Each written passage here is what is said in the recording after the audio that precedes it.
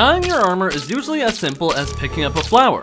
But in Skyblock, dyes are the rarest items in the game, with most people never even dropping one. The wild strawberry dye? 1 in 150 million from breaking crops. The mocha dye? A 1 in 100 million chance when you brew a tier 1 potion. The Necron dye? 1 in 2500 bedrock chest from the hardest dungeon floor in the game. There's 40 dyes total, and starting today I'm gonna push myself to the extremes of every part of the game to try and get as many of them as I can. But I'm not starting from nothing. I have my 2000 hour Iron Man profile. At Skyblock level 338 and nearly max skills, I've accumulated an 18 billion coin net worth, which includes a Hyperion, Terminator, and Golden Dragon pet. It's a decent start, but if I want to drop some dyes, improvements need to be made across the board. The deadline I've given myself is the big one, a raffle to celebrate the 400th Skyblock year, which is around 5 months away. But before we jump into day one, this video took me over 1400 hours across 5 months just to record, and will very likely be this channel's only upload this whole year. So if you want to support me, the best way to do that is by using code SQUID to save 5% off if you find yourself buying gems, ranks, or anything else on the Hypixel store. It gives you a discount and gives me a little kickback too. Thanks for your support. I started day one halfway through Skyblock year 370. There's a lot of things I want to get done in the next 5 months, so it's kind of hard choosing what to start with. But since this video is about dyes, I figured I should probably go talk to the NPC that can tell me all about dyes, Vincent. As a painter, I prefer to use dyes as a part of my work. Dyes drop from a variety of different parts of Skyblock and are extremely rare, so most artists just go with the flow and work with what they have. However, I feel like I'm different. Depending on what I'm painting, I need different types of dyes, but I always find exactly what I need. It's almost as if the dyes I use become more common for everyone. Nah, that would be crazy. Anyways, if you ever want to see what I'm currently painting, come speak to me again. The boosted dyes change at the start of every Skyblock year, so they will hold a lot of weight when deciding what I do during that 5-day period. The multiplied dyes for Skyblock year 370 are Mocha 2x, Livid 2x, and Aquamarine 3x, which pushes for me to make another decision. Which of these 3 dyes do I go for? Naturally, you would think I go for the dye that's multiplied 3x, but that doesn't always make the most sense. The aquamarine dye is from 1 in every 10 million successful fishing catches, while 3x, that makes it 1 in 3.3 million. With a perfect setup that would take around 4 months of non-stop fishing, and I have nowhere near a perfect setup. Next is the matcha dye. At 2x rates, it's a 1 in a quarter million chance from tier 5 Revenant bosses. I can kill them pretty quickly, but they cost 100,000 coins to spawn, and only about 150 mil of my net worth is in liquid coins. It would take 25 billion coins before I hit odds to possibly drop the dye, so it's basically off the table. Lastly, the livid dye. With a 2x multiplier, the livid dye is a 1 in 2500 chance out of the bedrock chest from floor 5 master mode in dungeons. This was the best option. So I got on my gear, and before going in, I remembered I can actually get my first dye. The chocolate dye. It's basically a freebie dye to get as it comes from the chocolate factory, which is basically cookie clicker and Skyblock. I was already pretty far into the chocolate factory progression, so I was able to get my chocolate dye pretty easily. Now it was time to start the first grind. We were running Master Mode 5 for a few hours, and I was dropping recombobulators and Legion books to upgrade my gear. But eventually, I decided that there's still so much time left before year 400 that my time would probably be better off spent preparing for when a dye actually goes in 3x rather than chasing one around when it's 2x. So I decided to go change the focus of the minions I had working on my island. I placed a bunch of different minions down, each with their own purposes. Enderman, Quartz, Flint, and Lapis to eventually get a second Terminator for Tentacle dye. Mycelium minions to buy the keys for Tentacle dye. Blaze and Magma Q minions to help me craft the items through Blaze Slayer progression for Flame and Archfiend dye. And Glowstone minions to help me with the Mocha dye. With my minions working in the background, it was time to do something that I've been putting off for literal years on this profile. Getting a Skatha pet. The Skatha pet is the best mining pet in the game for non-gemstones, and I had a lot of mining to do for things like skeleton keys or gold collection. The problem is, it's extremely rare and painfully annoying to get. Let me explain. In the Crystal Hollows mining island, if you mine hardstone in a tunnel, you have a small chance of spawning a worm. When a worm spawns, you have a 30-second cooldown before you could get another one, and there's a 20% chance of that worm being a Skatha. Killing a Skatha has about a 1 in 400 chance of dropping a rare Skatha pet, with the higher rarities being an even lower drop chance. But after looting and magic find is applied, it becomes about 1 in 100 chance. But at the time, there is a bug, or some would call a game mechanic, with the loot share system. For Skathas, if someone got a Skatha while loot sharing, everyone got a pet. This is huge. It essentially means that if you're in a group of 6, which allows for 1 person to spawn and 5 people to loot share, you should drop a pet in 1/6 of the time it would normally take, at least on paper. I invited 5 people for my stream, which, by the way, hundreds of hours of grinding for this video were streamed over on Twitch, and the VODs are up on my VODs channel if you're interested. I gave everyone the rundown of how it works and we got to tunneling. It turns out it's really easy to screw this up. Oh my gosh. Where the hell are you? It's just gonna die. Why? Why?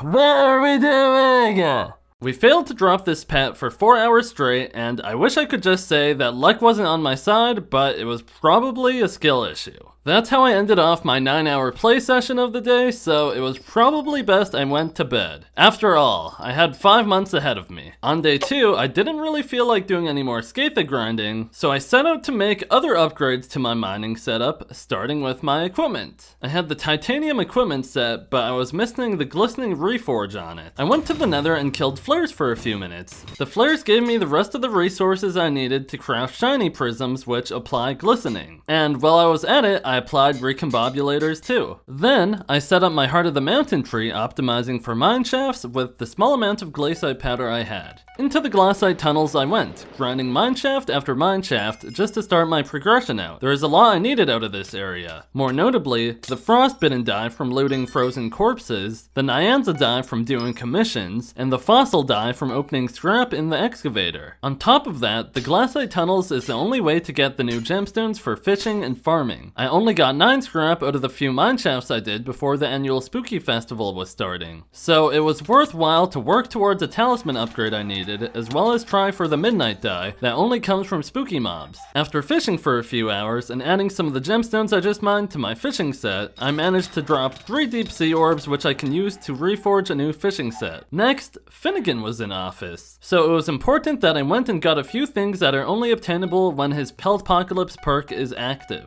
Brown bandanas and stinky cheese pots, both of which would help me greatly when I finally decide to start progressing through the garden. But I didn't feel like farming quite yet, so I did a few more mine shafts, then switched to ruby mining to try and get my bank up, as it was only around 125 million coins now. And during my mining, I was informed that my book of progression should actually be legendary and not epic. To fix this, I just had to take it out of my accessory bag to refresh it, giving me a little more magical power, which translates to damage. After a few hours of ruby mining, I sold what I had for 125 mil, doubling my bank, and I went to bed. As I was laying in my bed falling asleep, I was thinking about my day. Dang, I spent a lot of hours mining rubies, and I wasn't even rolling for any dyes, which is kind of the point of this video. So I made the decision to change my main money making method from mining rubies to farming. The trade-off is, farming makes a lot less money than mining, but farming also has 3 dyes it offers. The wild strawberry dye from breaking crops, the copper dye from visitors, and the dung dye from killing pests. All of these are incredibly rare, but if I'm gonna spend hundreds of hours collecting coins during this video, it would be nice if I could roll dice at the same time too. Moving on to day 3, it's already the last day of Skyblock year 370 since I started about halfway through, so tomorrow I will have a new set of dice getting boosted. Today was a big farming day for me. I wanted to use Mayor Finnegan's farming perks to my advantage to try and improve my farming progression. Off to the garden I went. First order of business, building some proper farms. I'm I'm gonna go through billions of coins on this journey, so if I build farms, I need them to be as efficient as possible. And there's a surprising amount of thinking that goes into it. It's kind of a science. Let me break down the garden for you. Welcome to the garden. It's Skyblock's farming island, added early 2023. You start off with a bunch of plots filled with debris that you have to clear out to put a farm there. The server offers one preset for each crop, but you can also build your own presets, which is basically a copy and paste function. While you farm, every time you break a crop, there's a small chance you attract pests to the plot you're on. The more pests you have on your garden, the less crop fortune you have, which really hurts your rates. So you can buy a vacuum and exterminate your pest problem, bringing your fortune back to normal. And as an added bonus, exterminating pests gives you some crops, some items to upgrade your farming setup, and a small chance at a double compressed crop, which is really where the money's at. That's just the basics, so let's get a little more specific.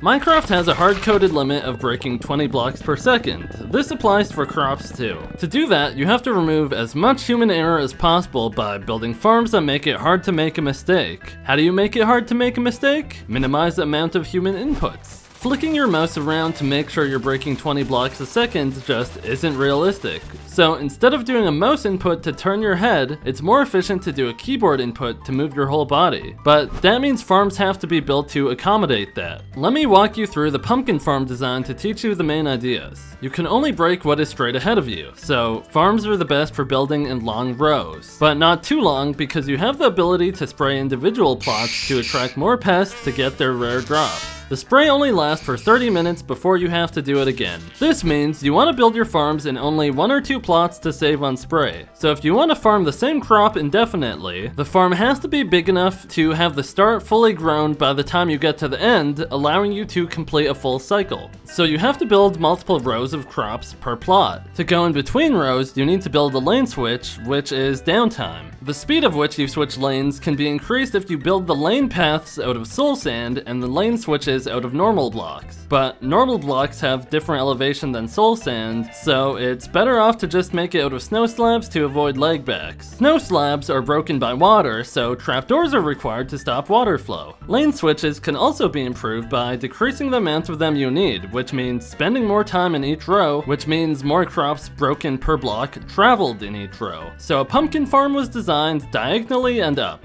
allowing for 3 pumpkins broken per block traveled instead of 2. There's a similar thought process for each crop's farm design, with the most important aspect being the avoidance of head movements and general player input. Other people designed these farms before I did, so I was able to just copy them and make slight tweaks, which saved me a lot of thinking. I built good farms for melon, pumpkin, cocoa, carrot, and potato, and saved all the other farms to be built for another day. I farmed melon and pumpkin for a few hours, killing any pests that spawned, leveling my bestiary the more pests I killed. From the pests I got pest terminator books to give me more pest chance on my armor, sunder to give me more fortune on my axes, and I got pretty lucky and dropped an atmospheric filter. It's an accessory that grants a farming buff depending on which season it is in game. I also serviced some garden visitors, which gave me flowering bouquets which I could use to reforge my farming equipment, and I'll tell you more about visitors later. But that was enough farming for me for the day, since I just wanted to get some use out of Mayor Finnegan's perks. It was time to return to M5 since it was the last day of Livid Die being multiplied 2x. I did about 100 runs, rewarding me with a good haul of loot like Legion books, recombobulators, and Master Stars, but I still didn't drop the die, and neither did anyone else in the party. Buying this loot drained my bank all the way back down to 133 millicoins, which, yeah, it sucks having no money, but these Legion books and Master Stars are gear upgrades I will need for later. Overall, my first Skyblock year of dropping dies, I was able to accomplish a lot, and even though I didn't drop any of the boosted dies, I got a chocolate die, which is a good way to just get my foot in the door for what's to come. Day 4, year 371. Let's take a look at the new dies. Mocha 2x, Livid 3x, and Byzantium 2x. So that's kind of nice because I was already running M5 last Skyblock year because Livid Die was just 2x, but it's also kind of bad since I don't have a lot of coins and I really need the Legion books and recombobulators from the chest for later grinds. Also with the new year comes the spring season, which returns Hoppity and his chocolate eggs. Scattered all across Skyblock, you could find some of these eggs. If you find one, you roll a random rabbit, and it gives you an increase in production for your chocolate factory, which is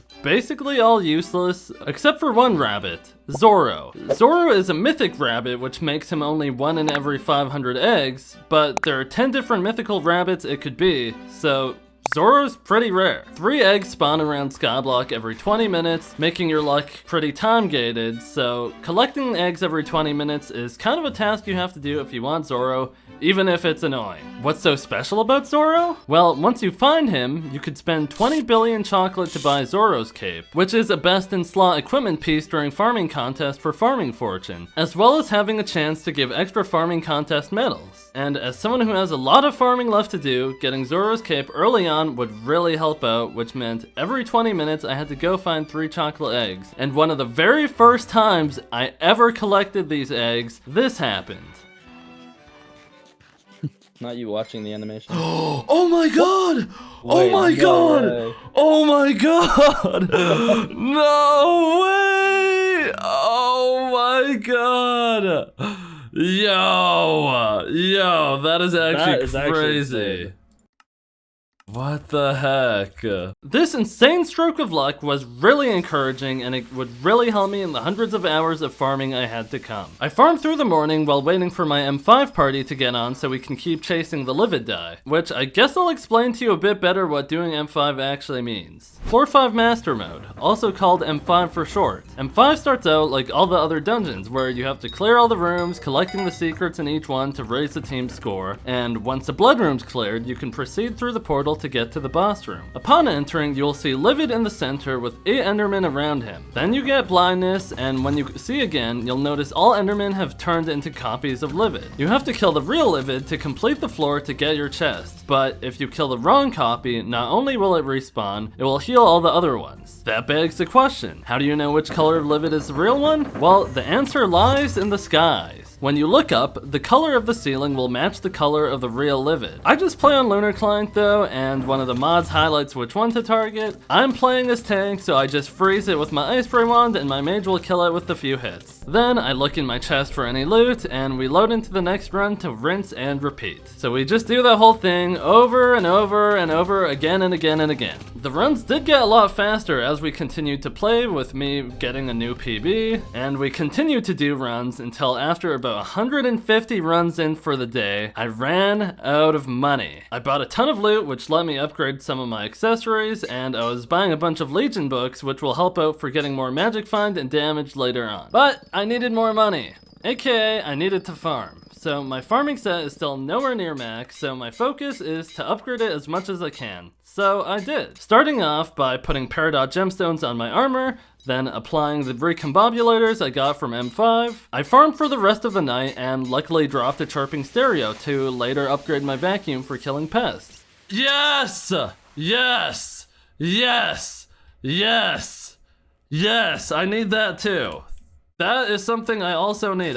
Thank God we got that. Oh my god. I upgraded 3 of my armor pieces to squash, which is a good jump in the amount of crop fortune I have. It was time to go to sleep, so I upgraded my chocolate factory in hopes to eventually one day save up 20 billion chocolate to buy Zoro's cape. Day 5. The year 371 mayor election is coming to an end, and I'm hoping Cole wins because if he does, he'll bring 5 mining fiestas, which double mining drops, which means really fast money. And that's exactly what I need since I'm poor and I want to do more M5 runs if I can. The main competition for Cole is Diana, bringing the mythological event. And for some reason, noobs really like the mythological event, so it will be pretty close. And Cole didn't win. It's not all bad though. After all, people like Diana for a reason. It's where you get Chimera, the most powerful enchant in the game. You apply it to your weapon, and at Chimera 5, it copies 100% of your pet stats. And when applied to a Daedalus axe, which also copies 100% of your pet stats, you can reach insane amounts of magic find that would otherwise be unachievable. One problem though, Chimera books are incredibly rare. I've actually only ever dropped 1, and I need 15 more. Here's how you get them. When Diana's mythological event is active, you can use an ancestral spade while you have a griffin pet equipped,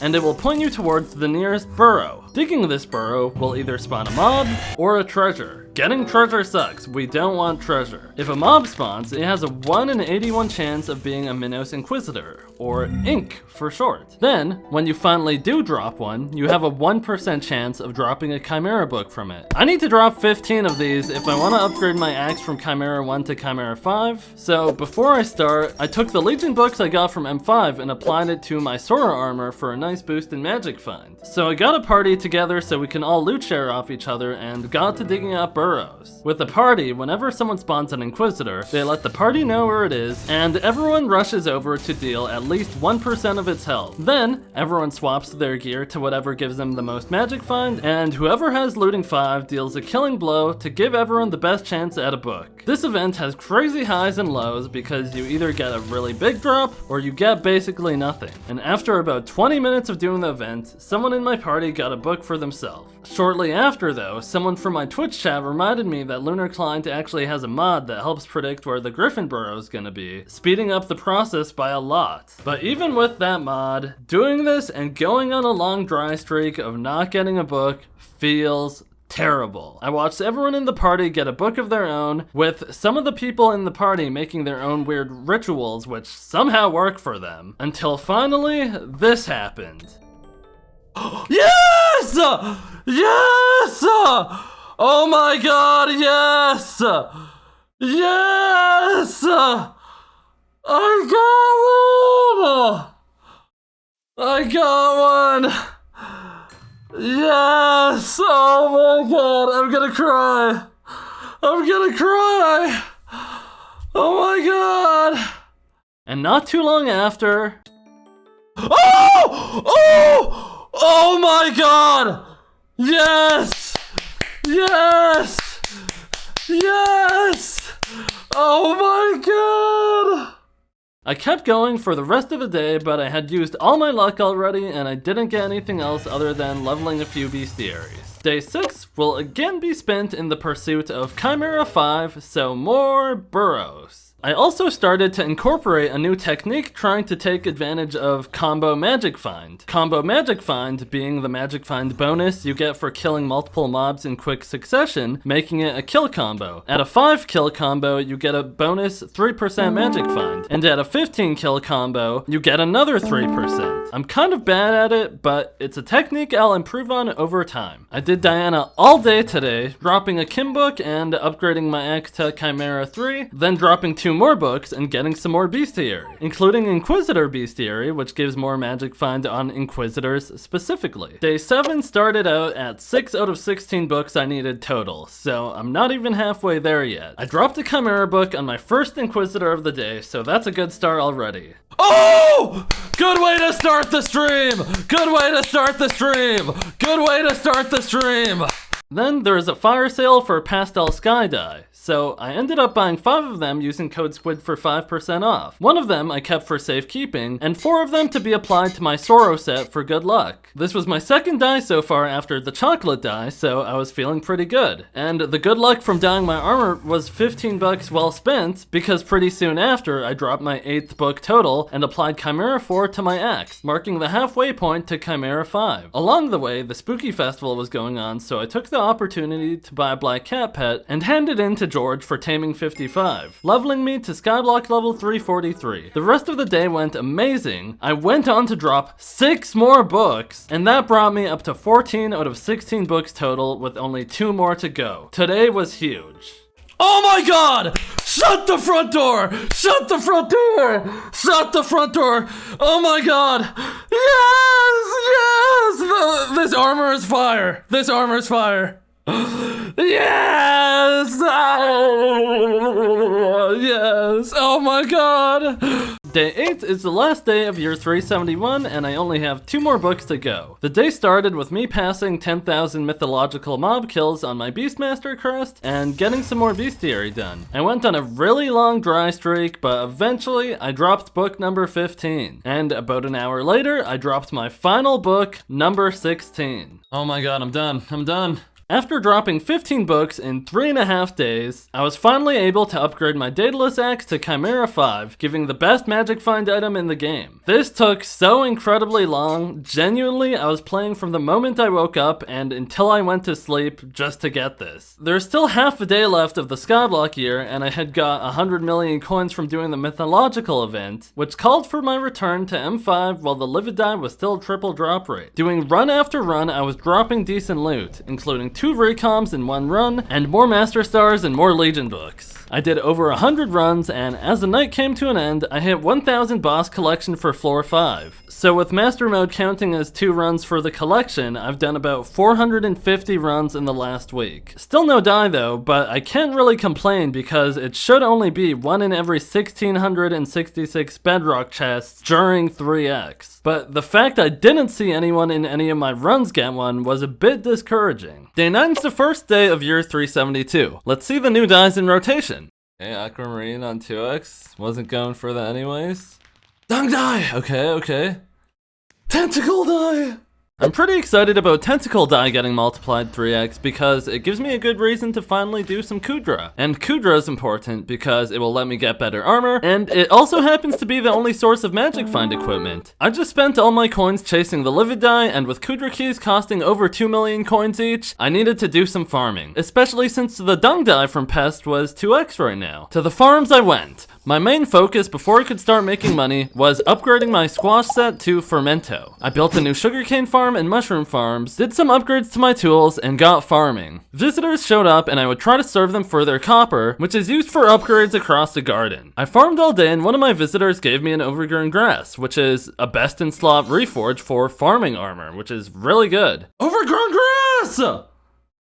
Overgrown grass! And a different one even gave me a green bandana, so I could put that on my elephant pet for the most farming fortune. The pests that were attracted to my garden were dropping pretty nice loot too. I got a bunch of pest terminator books and a wriggling larva for even more pest chance, and bookworm books to make my vacuum do even more damage to pests. I killed so many pests, I was able to upgrade my pest hunter ring into a pest hunter artifact, making it an epic accessory which I was able to recombobulate to legendary, allowing me to apply a magic find enrichment. The best thing I got from pest though was an epic slug pet, which for the moment was my new best pet for pest chance, giving me a better chance at dropping a dung die, especially after applying a brand bandana onto it from Finnegan. And to end the day off, I dropped a burrowing spore, which was a 1 in 250k chance when you break a mushroom, giving me the best farming reforge for equipment. It was a long and productive day where I made improvements to my farming setup in just about every way I could think of, including crafting my Fermento helmet, which I forgot to record. Day 10 was another whole day of farming and upgrades. I started by claiming all the farming contests I've been doing to upgrade my farming fortune through Anita's shop.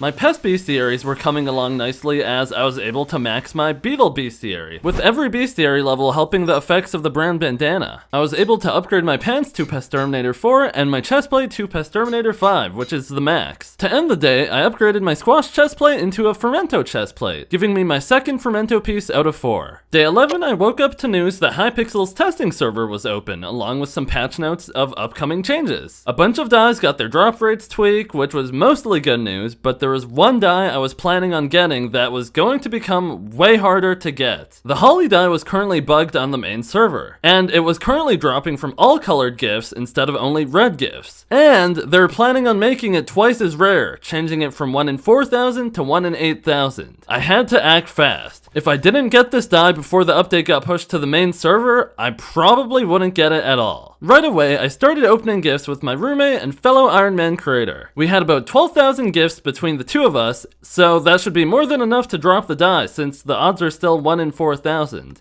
We're definitely doing it wrong. The reason why we're standing in such a weird way is because there's actually a sweet spot that lets you open gifts really fast. Oh my god, there we go! Don't stop! Don't stop!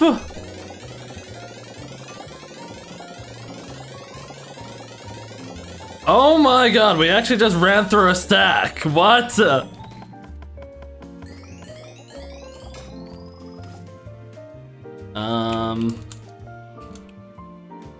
I'm out. That's all I'm good for. We didn't get it.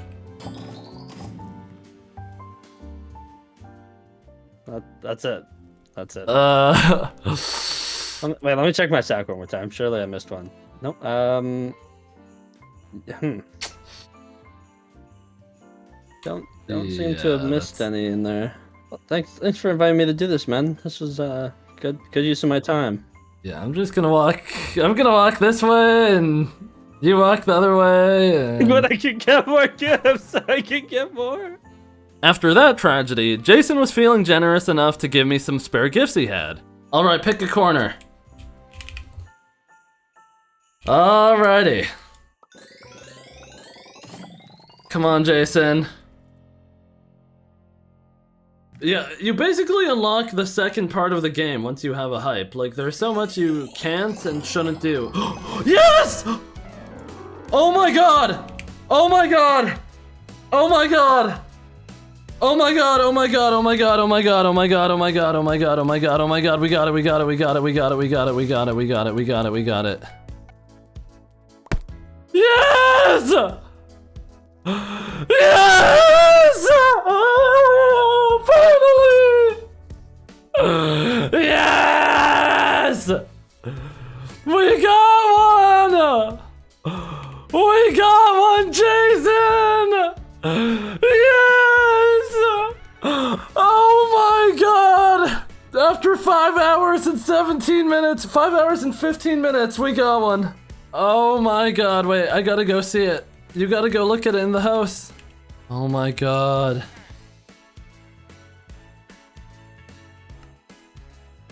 We dropped one! We did it!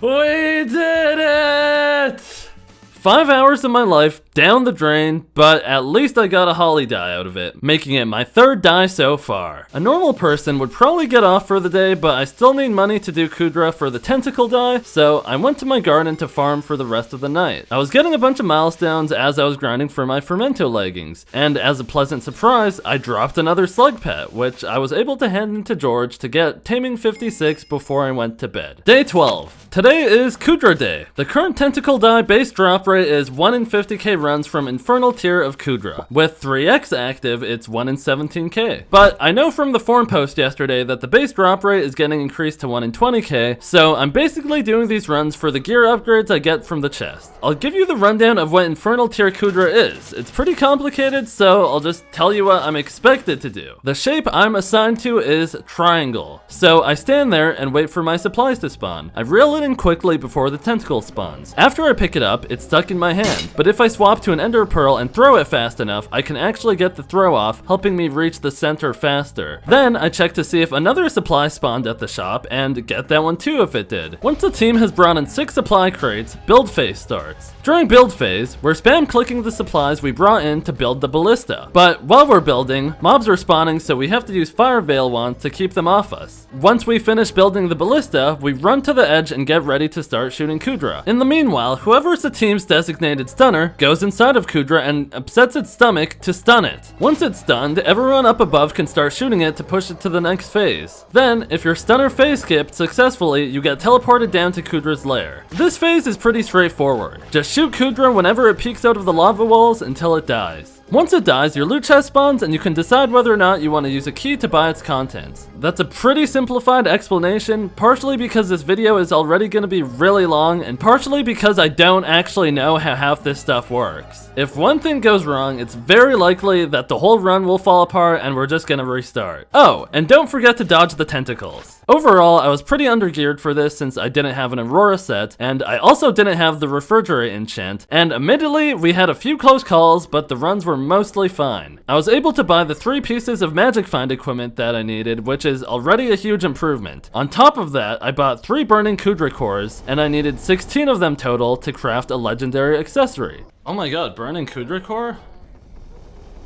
And every chest that I opened came with 1.6k Crimson Essence and 3 Kudra Teeth, both of which I needed to make my Crimson Armor and Aurora Armor useful for later grinds. After about 90 runs, I had 142k Essence and 256 Kudra Teeth, which includes what I already had going into this. Day 13, I had to spend all day farming because I ran out of money again. If you couldn't tell, this was going to be a reoccurring issue. So I farmed for a long time. Pest Terminator 5 on my leggings. Netherwart milestone 24. Wheat milestone 27. Beth visited me for the 4th time, allowing me to finish off her questline and get the Jake's plushie accessory. I upgraded my Netherwart hoe. My god pot ran out, so I drank 3 more, which should last me another 72 hours. Moth Bestiary 14. Cricket Bestiary 14. I put Sunder 6 on my Cocoa Chopper for more fortune. Slug Bestiary 15. Mushroom milestone 26. Potato milestone 22. Pumpkin milestone 24. Earthworm Bestiary 12. Locust Bestiary 14. I upgraded my Pumpkin Dicer from 2.0 to 3.0. Put Dedication 3 on my Wheat hoe. And finally, I was able to craft Fermento Boots to finish off my set, which means I can finally start selling all the crops I get for coins, instead of saving them up to upgrade my armor. I sold all my crops and I still didn't have a lot of money, so I decided to sell some enchanted sulfur cubes I had from running slime minions for ages on this profile. That got me enough to buy 27 more Infernal Kudra keys. Today Candy Pat was joining along the runs as well, so they're going very smoothly. On my second run, I got what's considered a god roll piece, Lifeline Mana Pool on Terror Armor, with the lifeline increasing your damage by 25% when you're low health. We finished 25 more runs to get through my keys, and I didn't get anything else noteworthy. Day 14, I woke up as the Skyblock year was about to end, so I figured I should probably go get the refrigerator enchant instead of just being a liability to my Kudra party forever. But before the year changed and the new dies came in, I just wanted to see if I could get a few more runs in to try and get the tentacle die when this happened. I opened a chest and got nothing special, but it would have been cool if I got a die. The year changed to 373 and the new die rotation came in. Cyclamen 2x, Frostbitten 2x, and Necron die 3x, making it a 1 in 833 chance from the bedrock chest from M7. This is kind of bad for many reasons. First of all, I have no money. Money that I need to buy chests, and money that I need to keep in my bank to make my golden dragon pet actually do damage. Secondly, I'm undergeared. I don't have the master stars I need on my gear. Thirdly is a skill issue. I don't actually know how to properly run M7, so I'm gonna be trying to learn the tank roll. I sold a lot of sulfur I had until I hit the daily sell cap and went into a run. Alright. Oh wait, I'm not supposed to kill all the skeletons because I don't even know what the hell killed me? Was it the lightning?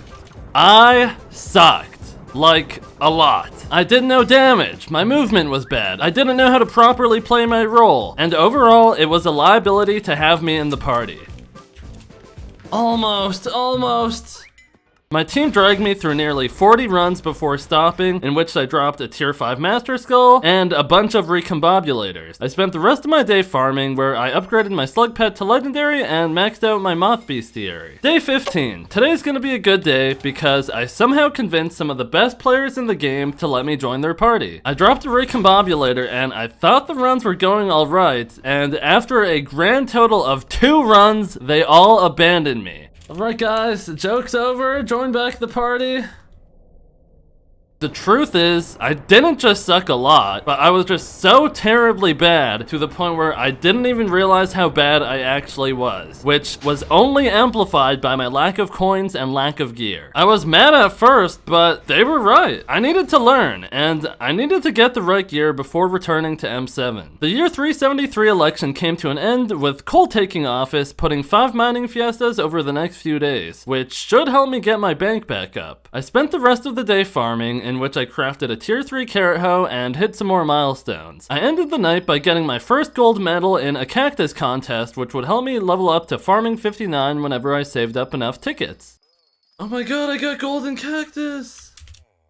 Day 16, I woke up at 7 AM to get ready for the mining fiesta. It's best practice to prep the lobby ahead of time, so I made sure to blow up all the stone and place cobble platforms to teleport around my ruby route. I know I said I wasn't mining for money anymore since it doesn't give any dyes, but mining gemstones during a mining fiesta gives glossy gemstones, which I need to craft the glossy mineral set. The lobby was pretty laggy at times, and I also thought I was gonna get griefed, but it was just a kind fella looking to get a cake soul from me. I ended the fiesta with 17 glossy gemstones and sold 114 million coins worth of ruby, bringing me up to 150 million coins. I continued on my pursuit of coins in the garden by doing a few enchant upgrades on my tools and hitting a few milestones before going to my second mining fiesta of the day. During the second fiesta, I mined about 30 million coins of ruby before I found a rare jasper grotto. So I used this opportunity to mine a bunch of jasper to apply to my Necron armor to eventually help me return to M7. Day 17, I woke up at 3 AM to do another mining fiesta for 117 million coins. Then I farmed for a bit, finally saving enough tickets to get farming 59, which also pushed me to Skyblock level 351. I was a bit tired though, so I wanted to take a quick power nap. I never take naps, but the one time I do also happens to be the one time I really needed to be awake. While I was asleep, an update rolled, reworking some aspects of the mining skill, as well as adjusting the drop rates of a bunch of dies. Overall, pretty good, a bunch of good changes. But for the first few minutes of the update, a few of the dies were bugged to have a 100% drop chance. My roommate Zach got a Celadon die for himself along with everyone else in his lobby. Then he came to wake me up.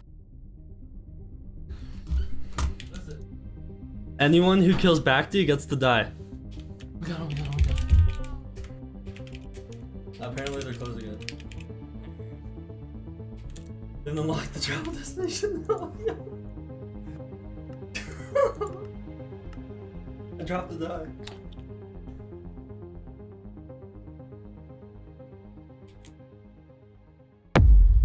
No.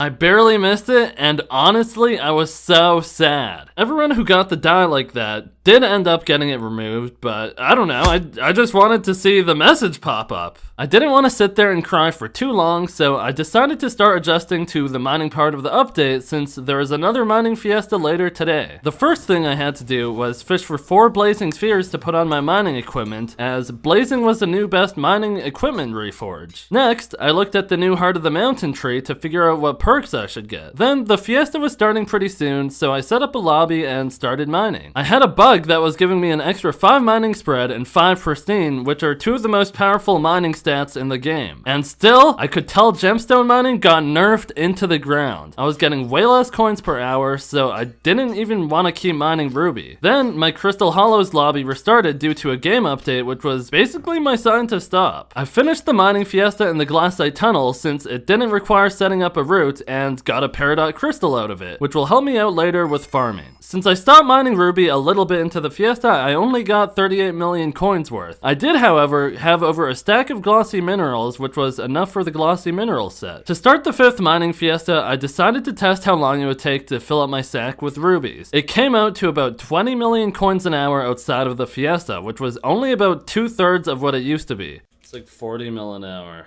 and we're in a fiesta.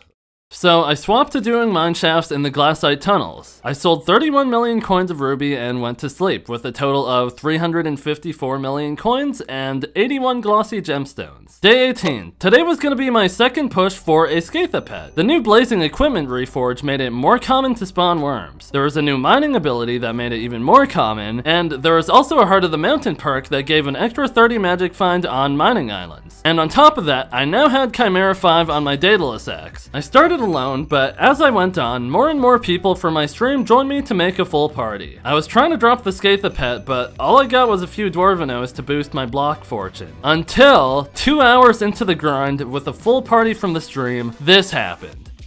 Skatha, Skatha, Skatha! Oh! Oh my god! Oh my god! We got one! Good job, guys! Good job! Yes! Everyone hold it! Everyone hold it! Everyone hold it! Yes! Good stuff, guys! Yes!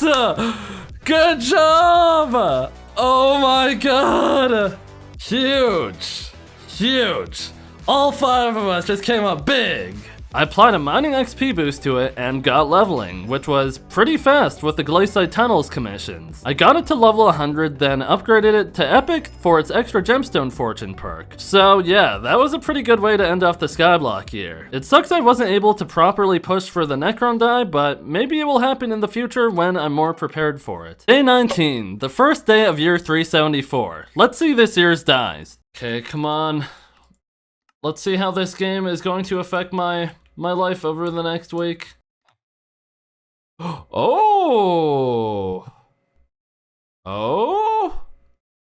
Oh! The bone die is about a 1 in a million chance from skeletons right now, which seems pretty rare, but it's something I really want to make a good push for. Not today though, because the admins have been a bit flip-floppy for what they want the powder mining rates to be, and as of today, it's the strongest it's ever been. At peak rates, it's over 2 million powder an hour. But first, I needed to make a Jasper drill to give me 20% more powder. I looked at the recipe and I had almost everything, so I fished for a while to get the 24 magma cores I was missing. After I was done with that, I had to wait for the drill components to finish in the forge, as well as the spicy goblin omelet, which would take a few days. With the time left in the day, I went to my garden and got more pest bestiaries, including maxing the one for locust. Another work contest was going on, so I made sure to participate in it for a gold medal, which was actually the last unique gold medal I needed for farming 60. And before heading to bed, I got my slug pet to level 100. Day 20, I woke up and my Jasper drill was finished in the forge. I used the morning to do some farming. I claimed the medals to get farming 60, which got me to level 357. I crafted a squash ring for some more magical power and farming fortune, and I did some more pest bestiary and upgraded my warthoe to turbo wart 5. Enough farming though. This video is about getting dies, and right now the bone die is 3x'd. I started by making sure I had as much magic find as I could get. First, I upgraded the magic find equipment I got from doing cudra as much as I could. Next, I set my beacon to magic find and made sure all my accessory enrichments were also set to magic find. And finally, I mined some emeralds to craft a lucky clover core to give me 7 more magic find on my golden dragon pet. The armor I'd be wearing is my renowned Soro set, paired with my Chimera 5 Daedalus axe. Oh, and I almost forgot to drink a wolf mixin for 7 more magic find. Now I just had to start killing skeletons. There's skeletons on the spider's den that respawn pretty fast, so that might be a good idea. And a lot of people drop their first bone die from doing dungeons, so that's also something to consider. But I decided to take a risk on something that I didn't even know if it worked or not. Killing skeletons spawned by minions. I know it would result in killing a ton of skeletons per hour, but the issue is, I don't know if skeletons spawned by minions can actually drop the bone die. You would think it would, since they're still skeletons, but I've never actually seen a clip of someone doing it. And it's the type of thing that wouldn't surprise me at all if it turned out to not work. But it was worth the risk, because any other method of killing skeletons was so slow, I almost definitely wouldn't get the die in the time I had. I came up with a design for a grinder where I put the minions on the outer edges, and the only valid places the skeletons could spawn are on top of signs, which immediately makes the skeleton fall down onto the same block, where I'll be killing them from. Next to the grinder, I set up an AFK pool for anyone who wanted to buff my Legion enchant on Sora armor. Most of the skeleton minions started at tier 1, so I had to make sure to upgrade them over time. I gave each minion a few minion expanders, boosting their speeds by 5%, and I fueled each minion with a foul flesh, increasing the minion speed by 90% for 5 hours, which basically meant I was committing to doing this for at least 5 hours, so I got to grinding. It was insanely boring, so I spent my time doing a rough calculation of how long it would take me to drop one with average luck, if it was even droppable. I was getting around 300 magic find with looting 4, effectively giving me 350 magic find, increasing the 1 in a million drop rate to about 1 in 222,000. I had 31 skeleton minions with an average action time of about 10 seconds, meaning I should be killing 3.1 skeletons every second. So on average, with my level of magic find and looting, on my setup, I should drop the bone die every 71,000 seconds, or about 20 hours. So I know it might seem pretty bad, but it's not impossible. I kept killing skeletons as they spawned, making sure to upgrade my minions whenever I collected enough bones. As I was grinding, I was informed that people in the AFK pool don't actually buff legions, so anyone who wanted to help me out had to make sure they're actively moving once in a while. 5 visitors on my island also put on Nutcracker armor because it has a perk that grants 1 magic find to every player within 30 blocks, stacking up to 5 times for 5 magic find.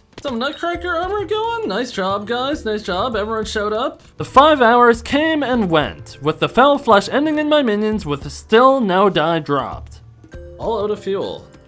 I know I'm still nowhere near the average drop rate for the bone die, but I was starting to question whether or not it was even possible to get one from this method, but I guess I'll just have to try again tomorrow. Day 21, I woke up bright and early, aiming to do a full 10-hour day of bone grinding. Someone from my community on Twitch was feeling inspired and was also trying to drop a bone die using the same method, and he let me know that he actually got one in the middle of the night. I don't know if Brody was lying, but Brody claimed to have gotten a die. Dude, like, where the hell did Brody put this thing? Surely it would be in his backpack. You know, Brody is more well organized than I would have thought. Oh, there it is. Oh, can I not see the age of it? I might have to go look at Skycrypt. Oh my god! Oh my god! Oh my god! Oh my god! Oh my god! Oh my god! Oh my god! Oh my god! Oh my god! Oh my god! Oh my god! Oh my god! Oh my god! How long have I been live? No! No way! Oh my god! Oh my god! What? Oh my god, there's no way! There's no way! What in the world? Oh my god, I'm actually in shock. I'm in shock. I just woke up. I cleared my whole schedule today. I was planning to do this for the next 10 hours. Oh my god. I went to Vincent and I dropped the 470th bone die on the server. Having acquired my 4th die, I was done my goal for the year, so I was able to start using my time to do whatever grinds I wanted. I spent an hour crafting and combining glowstone gauntlets for the veteran and vitality attributes, which would both help greatly whenever I started to push through Blaze Slayer. But I'm saving Blaze Slayer for a different time because today my spicy goblin omelet finished, which means I can go powder grind. I spent the rest of the day maxing out my gemstone powder, upgrading my Heart of the Mountain perks as the powder came in. Day 22, I had a lot of things I wanted to do. Mainly, I wanted to improve my Blaze Slayer setup in any way possible, whether it be through my armor, my weapons, my equipment, or my accessories. So to start off, I killed Arachne a few times, dropping 8 Arachne frags to craft a vaccine artifact. Next, I transferred 2 accessories I needed out of the rift. Then I did some M6, but before starting, I made sure to put Hecatomb on my Warden helmet to level up for some extra health. I ran M6 for a few hours, buying 9 recombobulators, some swarm books, and a 4th master star, which I desperately needed more of if I ever wanted to return to M7. Now for my armor. I unlocked the gemstone slots on my crimson boots, my crimson chestplate, and my Sorrow leggings, which would make up the full set I wear through Blaze Slayer. I applied any gemstones I had, some opal for true defense, and some jasper for strength. But I needed more perfect jaspers, so I went and did some Nucleus runs for jasper crystals to put in the forge, getting a Jade Emerald in the process. Next up, I put better enchants on the whole set, including some Legion books from M5, and I put Transylvanian on the Warden helmet. For my equipment, I transferred some Quantum books out of the rift to put on my necklace. Then I crafted a gallon of red paint to put the blood-soaked reforge on my cloak, which would really help keep me alive. For my daggers, I applied the swarm books I got from M6 earlier. As a final upgrade of the day, I did some spooky fishing and dropped an auto recom lucky hoof and upgraded it to an eternal hoof. Day 23, I did a chill morning of farming, maxing out the rat and mite bestiaries. My resources to keep my forge running were getting kinda low, so I decided to mine some diamonds since they take pretty long to turn into refined diamonds. I used the Jade Emerald I got yesterday and applied it to my glossy mineral armor that I crafted using the glossy gemstones from last year's mining fiestas. I also used the recombobulators I got yesterday on the 3 pieces of glossy mineral that had jaded on them to make them even better. And just to improve my rates a little bit more, I replaced the topaz on my drill with a jade, giving me more fortune instead of pristine. So I mined diamond for a bit and put them in the forge. This should last like a few days. The last thing I wanted to do today was Vampire Slayer. I needed to drop an unfanged vampire part because it was a legendary accessory, which is mythic when recommed, which means I could put a magic find enrichment on it. And it also had an added bonus of applying a natural regen tick whenever you deal melee damage. Vampires also dropped the Sangria die, which got its drop rates increased in the recent patch, making it a 1 in 10k chance from tier 5s and a 1 in 40k chance from tier 4s. Just one problem though. Vampire Slayer is one of the worst things to do in the whole game. I'm not exaggerating. Here's how my first attempt went. Okay, let's see how many times I die before I actually kill it once. I might be him though, so we'll see.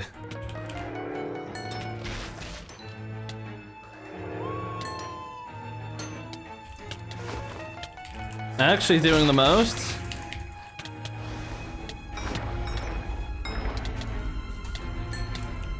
Can I kill you before I spring?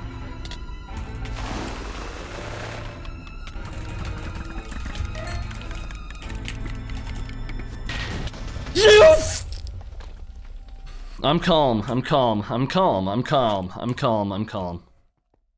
I died to the boss when I was able to kill it in one shot, and that was only a tier 4 I used to warm up. If I wanted a real chance of ever dropping the die, I would have to kill tier 5s. Let me break down the whole tier 5 boss fight for you. The tier 5 Riftstalker Bloodfiend has 3000 health and deals 1.5 damage to you every second. The boss starts in phase 1, which has 3 abilities active. Ability 1 is Spectral Form. When you get too far from the boss, it turns into a bat and flies around. Ability 2, Twin Claws. Every 7 seconds, launch 2 giant claws towards you and away from you, dealing 8 hearts of damage. Right before it hits you, you have to use Holy Ice to reduce the damage you take by 80% for 1.5 seconds. Ability 3 is the Blood Ichor. It spawns nearby and increases the boss's damage to 2 hearts per second. The Blood Ichor also insta-kills you if it isn't destroyed within 25 seconds, and the only way to destroy it is by making the twin claws hit it. Then it's Intermission 1, which is also made of 3 abilities.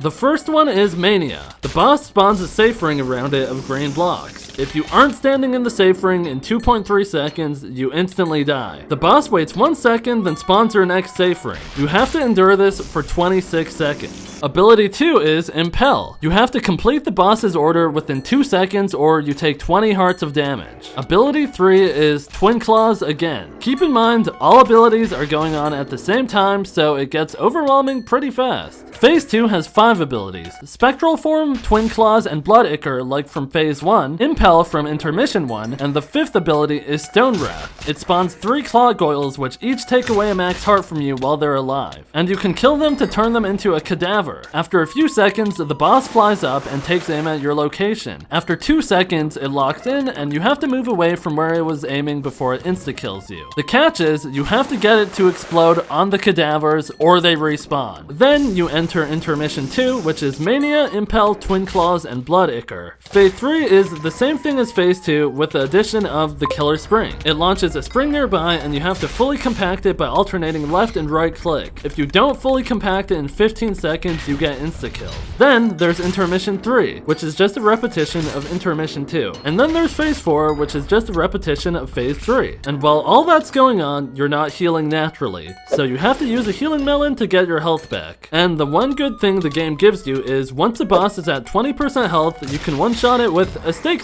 I killed a few tier 4s for some confidence and attempted a tier 5. Okay, lock in.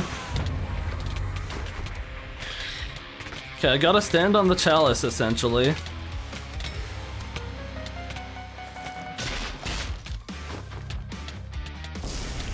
Okay, get in the middle, watch the impels, ice, go to the area, click down, up, ice, click up, jump, circle, click up, heal, jump, right click with ice, click up, snake, ring, snake, watermelon, click down.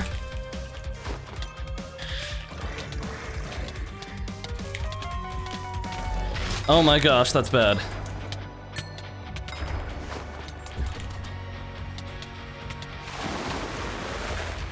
Click down.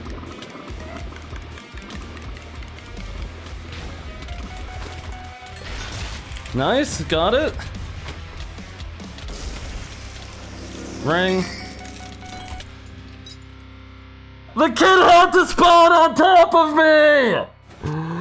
Oh my god! The kid had to spawn his boss directly on top of me, really? Okay, so watching that back, it doesn't really look like that guy did anything to me, but you gotta think, I'm already using 100% of both sides of my brain while fighting this thing. So if someone spawns their boss nearby, not only will you see the boss and the person fighting it, you will also see all the abilities the boss performs, and you'll hear all the audio cues. Sometimes someone else's mania will overlap with your mania, making it pretty confusing, which will basically guarantee you'll die. Maybe I'm just coping and this is a skill issue, but other players are the worst part of Vampire Slayer. Other people grief you while not even trying to, and it's way worse when someone else is doing it on purpose, basically forcing you to leave the lobby. What makes it even worse is that you can get griefed before you even spawn your boss. To spawn it, you have to kill about 30 of the mobs around the castle, with each of the mobs taking a few hits to kill. When you hit a mob, it has invincibility against you for a split second. This invincibility frame only applies to you and not other players. So if somebody wants to grief you, they can follow you around waiting for you to get your mob to 2 hits left, and right when you hit it again, they hit it during your invincibility frame, dealing the killing blow and taking kill credit towards spawning your next boss. And there's literally nothing you can do about it but swap lobbies. So yeah, other players are what really ruin you. I nicked and swapped lobbies to try and get one for myself, so I'm not competing for space. And on the very next attempt, I did it.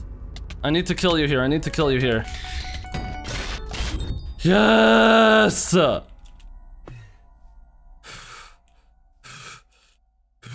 Then I killed another. I gotta kill it here.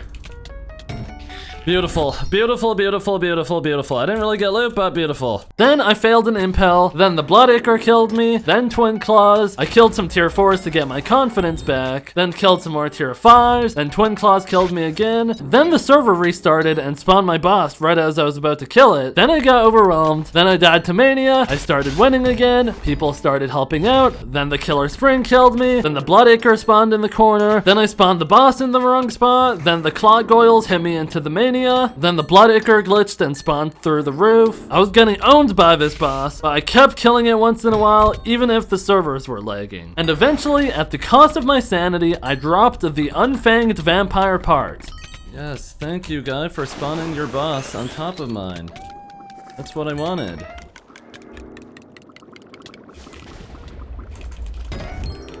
Oh my god, I got it! Mashallah! I quickly crafted it into a vampire dentist relic and exported it out of the rift to apply a magic find enrichment and recombobulate it before heading to bed. Day 24. It's almost the end of the Skyblock year now, meaning Jerry's workshop is open, so I spent the rest of the year winter fishing, getting a ton of bestiary done, as I hit fishing 47. Oh, I leveled up my fishing! The main drops I got were hunks of ice and blue hunks of ice, which are used to buy reforged stones for fishing later on. The mobs also dropped a good amount of ice essence, so I made sure to upgrade my cold resistance perk in the ice essence shop before the year ended. It's still day 24, now year 375, meaning we get new dyes in rotation. 1 in 250k fossil dye, wow, that is actually absurdly rare. 1 in 8.3k from legendary. I gotta get my spaceman, and then Holly. I have 33 scrap. You think I get in my last 33 scrap? Surely, right?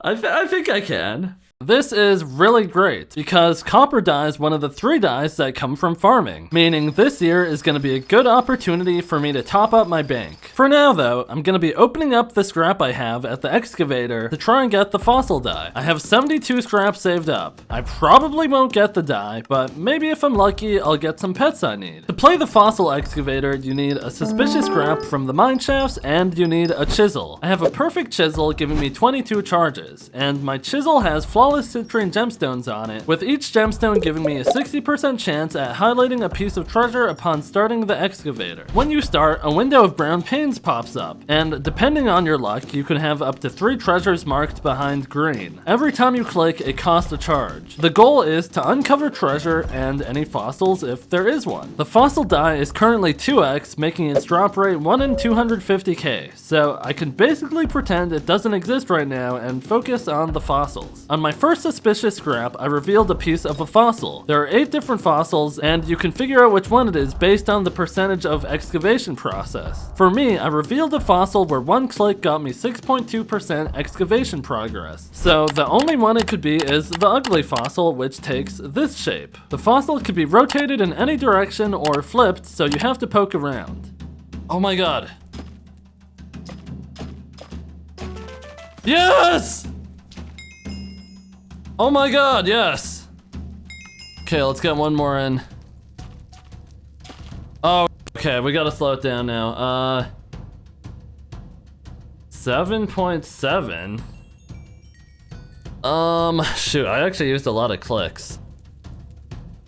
7.7, I think it has to be claw. I guess it could be footprint?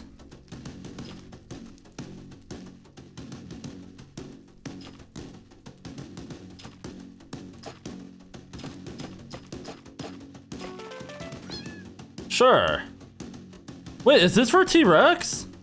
It was for T-Rex, but I had to donate it to the Fossil Research Center to unlock the T-Rex recipe, and I needed another footprint fossil if I wanted to make the actual pet. Oh, okay, that's actually pretty good. That's another one I'm going for. Nice. I went through the rest of my scrap and uncovered some fossils that weren't actually very useful. I'm definitely gonna spend some time this year to open more scrap to try and get a T-Rex pet and maybe a mole pet, which will help for Nucleus runs. I spent the rest of the night farming and going through visitors, with one of them bringing me my second ever overgrown grass. Oh my god!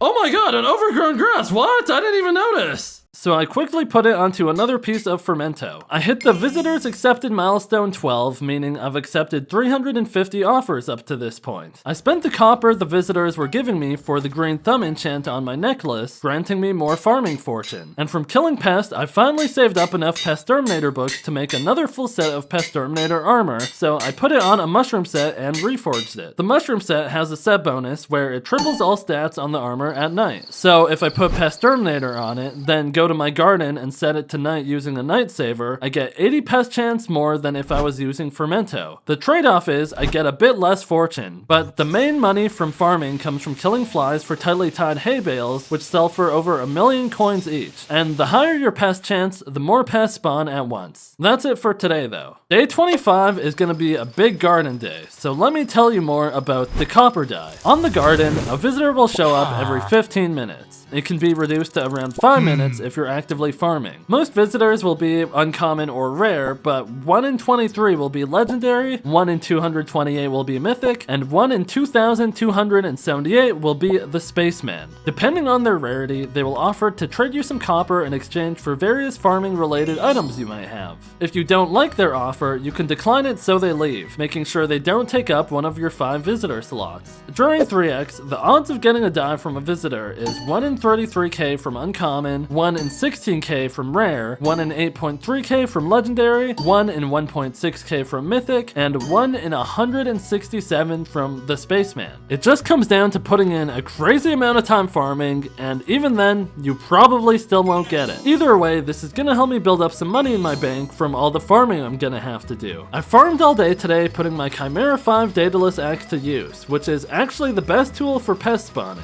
only because I have a brown bandana applied to my slug pet. Visitors were visiting all day long, and even with the May visit of mythic rarity, there was unfortunately no appearance of the copper dye. Like always, I was dropping tightly tied hay bales and hitting various crop milestones while making upgrades to anything farming related along the way. Day 26, I spent all of yesterday farming and it was pretty boring. So today I wanted to do something that I started prepping for last week. Blaze Slayer. For Iron Man progression, Blaze Slayer is one of the last things you do in the entire game because doing it efficiently needs good Crimson armor, which you get from Kudra, which requires a hype, a term, and a warden helmet. So I haven't really touched much of it at all. But Aatrox is in office, giving an extra 25% Slayer XP, and I need to get into it anyways since there's 2 dies that come from it. The Flame die, which drops from 1 in 500,000 tier 4 Blaze bosses, and the Archfiend die, which comes from rolling a 7 on an Archfiend dice, which rarely drops from tier 3 and tier 4 Blaze bosses. I've never even killed a tier 2, so I have a long way to go since I want to be able to kill tier 4s by the end of today. The first thing I did was turn off my smoke particles because they make it a lot harder to see what's going on. My very first tier 2 boss, I accidentally had a lucky clover on my golden dragon pet from when I was grinding out the bone die. I fixed that up pretty quickly, making tier 2s a breeze, so I went on to kill a tier 3. But first, let me explain to you how this boss actually works. The boss deals a percentage of your max health as true damage every second.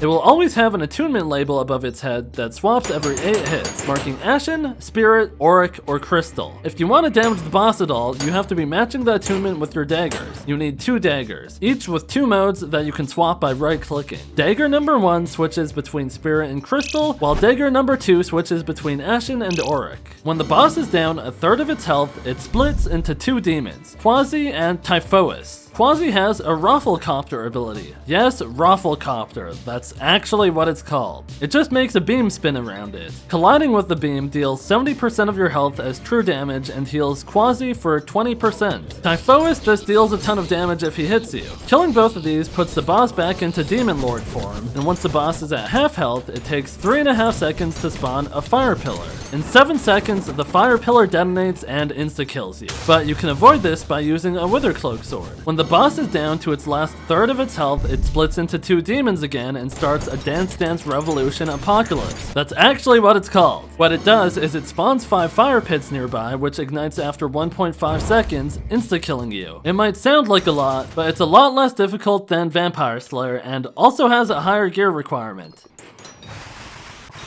I didn't mean to spawn it here. Oh my god. Oh my god.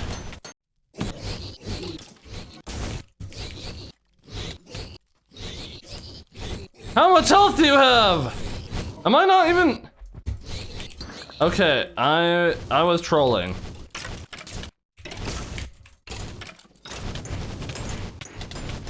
Okay, I don't even know what killed me. I died a lot of times trying to learn from each death. I just had to lock in and tough it out until I could craft tier 2 daggers, which would make the boss a good amount easier.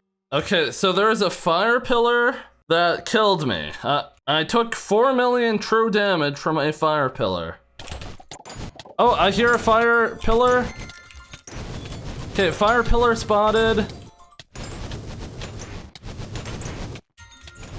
No! Shut up, alarm! Shut up!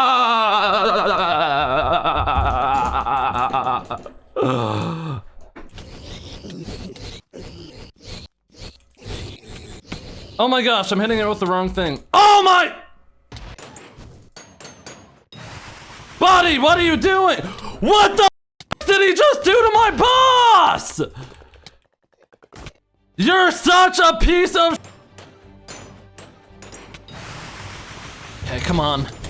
Ashen. Spirit. Auric. Auric. Okay, I hear the bubbles, I hear them.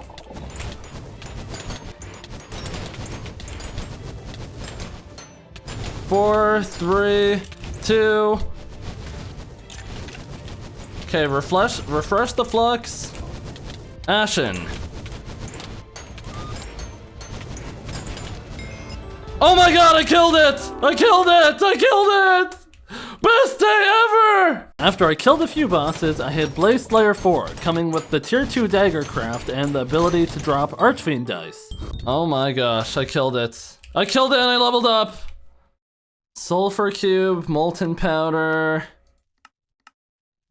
Gold magma fish? I might not have one of those, but I could definitely get one.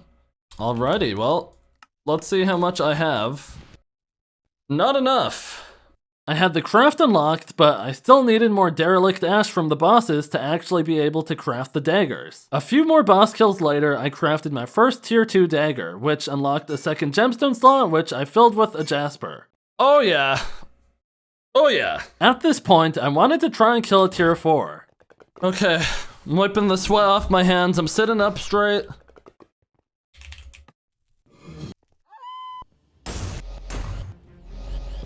Uh-oh. Oh my god, what the? Ashen. Okay, I'm mainly fighting against time here. Crystal, okay, there's a fire pillar.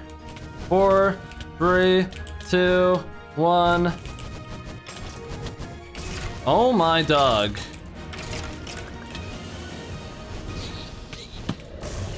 Damn it! The beam! I can't lie, I was getting smoked until this happened. Okay, I pushed it to the next phase, that's good. Ashen, I gotta keep my range from this guy or he'll kill me. The leg! The leg! I died to leg, but I was so close and I kept on trying. Oh my god, oh my god, oh my god! I never gave up. Ashen.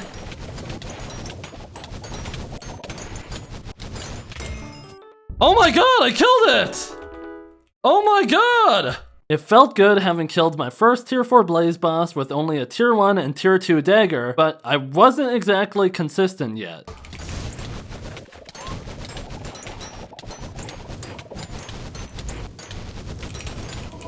Fire pit.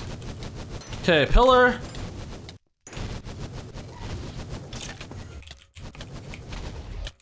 How did I die? It's a dumb blaze! Oh my god, that single blaze got me killed. That dumb blaze. So I decided to just stick to tier 3s until I got my second tier 2 dagger, which would make this way easier. It was only a few more tier 3s before I was able to make it. Oh my gosh, there we go. Nice. Before I continued, I went to the rift to get reflection on my chest plate, giving me more true defense. And I also extended some of the potions the boss dropped, which would also give me more true defense. It was way easier now.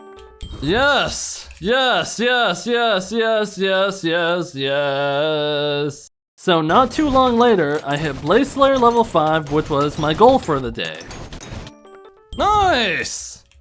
Oh, and we leveled up our Blaze Slayer, look at that. With the derelict ash I had left, I placed and crafted 10 Inferno minions so they could start their production of Gabagool for tier 3 daggers in the future. There is still a bit of time left in the day, so I farmed for a bit. I dropped a Burrowing Spore and applied it to my Lotus Belt, and also applied Green Thumb 3 to my Lotus Bracelet. No sign of the copper dye though. Day 27, I started the day off by setting up my Heart of the Mountain tree to do some mine shafts to get a bunch of scrap, which I uncovered a fossil footprint out of, as well as some other fossils. At this point, I had 2 of each fossil, but no claw fossils, which was the other main one I needed. I didn't want to spend too much time mining though, since it was a good time to farm, so I started making the 6 pets I could in the forge. I started farming, getting more tightly tied hay bales, more visitors including Maeve, more crop milestones, and more fermento, which I used to upgrade my squash ring into a fermento artifact, giving me more fortune. I went from wheat milestone 37 to wheat milestone 43, which is about 18 million wheat just from flies, so that kind of gives you perspective for how long I was farming for. Day 28, I started the day by selling the crops from yesterday for 178 million coins, bringing me up to 415 mil. But I spent 50 million coins to upgrade my bank to actually be able to hold 1 billion coins eventually, which left me with 365 mil. I upgraded my sugarcane farm to put white glass over it, which makes the pest spawn on the top layer and also makes the pest a lot easier to see. I was using a sugarcane farm optimized for pest farming that I designed. Originally, I used to have a cane farm design that required you to reset back to the start point, but I came up with a new farm design that allowed you to farm backwards and then drop down a level to farm forwards, before looping to the starting point on the first level. I took a break from farming to buy the RGB Armadillo Fire Sale skin, using code SQUID to save 5% at checkout before getting back to farming. At this point, I was out of stinky cheese potions from when Finnegan was in office, so I started splashing splashing myself from an alt account. It was another full day of farming with more visitors and more tightly tied hay bale drops, which led to me maxing out my wheat milestone. Day 29. It's the last day of year 375, so I really had to give it my all for the copper dye. I started by giving in my contest tickets to Anita to max out my crop fortune upgrades, pushing me to level 368. I took a pause from farming to put bottles of gyre and cocoa truffles in my inventory because I needed to hold on to them for 300 hours of playtime to evolve them into permanent upgrades. While farming, I processed visitors all day long, including 2 May visits, but never ended up getting a copper dye. I did have over 500 million coins to show though. To end the year, I used some of the hunks of ice I got last year to buy some festive baubles in case I needed to upgrade a fishing set in the future. Day 30, year 376. So it's a new Skyblock year, new dyes in rotation. Both of the 2X's are Slayer dyes. Brick red for Tarantula, which is fun. I like Tarantula Slayer. Mocha dye for Revs, which I actually do need to do some Revs. So we are going to do Revs all day. And Carmine dye. This is 3X for lava sea creatures. Meaning I'm gonna have to lava fish, which I really haven't really done. I don't even have full thunder yet, so I mean, I think that says enough. Even though the dyes dropped from Slayer bosses are pretty unrealistic to get, I needed some drops from the Revenant boss anyways, so now was a good time. I looked in my chest and I already had 2 shard of the shreddeds, and I needed 2 more to make an axe of the shredded to properly play tank role in M7. I also needed 8 scythe blades to craft a Reaper orb, which is a legendary accessory. Before starting, I set my auto pet rules. Whenever my Slayer would start, it would equip a ghoul pet for me for more combat XP, helping the boss spawn faster. When my Slayer boss spawns, it auto-equips my golden dragon pet, giving me extra magic find and damage. I put my magic find equipment on, making sure to get the last hit on my boss with my Chimera 5 Daedalus axe, and on my first one of the day, I dropped a scythe blade, which has a base drop rate of 1 in every 970 bosses. Oh my god! You're joking! I just put it on the meter like minutes ago. No way! Killing these bosses was pretty easy and honestly not the most mentally draining thing to do, so I kept killing bosses for another 8 hours straight. Oh, Scythe Blade! Let's go, Scythe Blade number 2. Scythe Blade! Okay, well, I guess I'll meter Shard of the Shredded now. Another Scythe Blade number 5.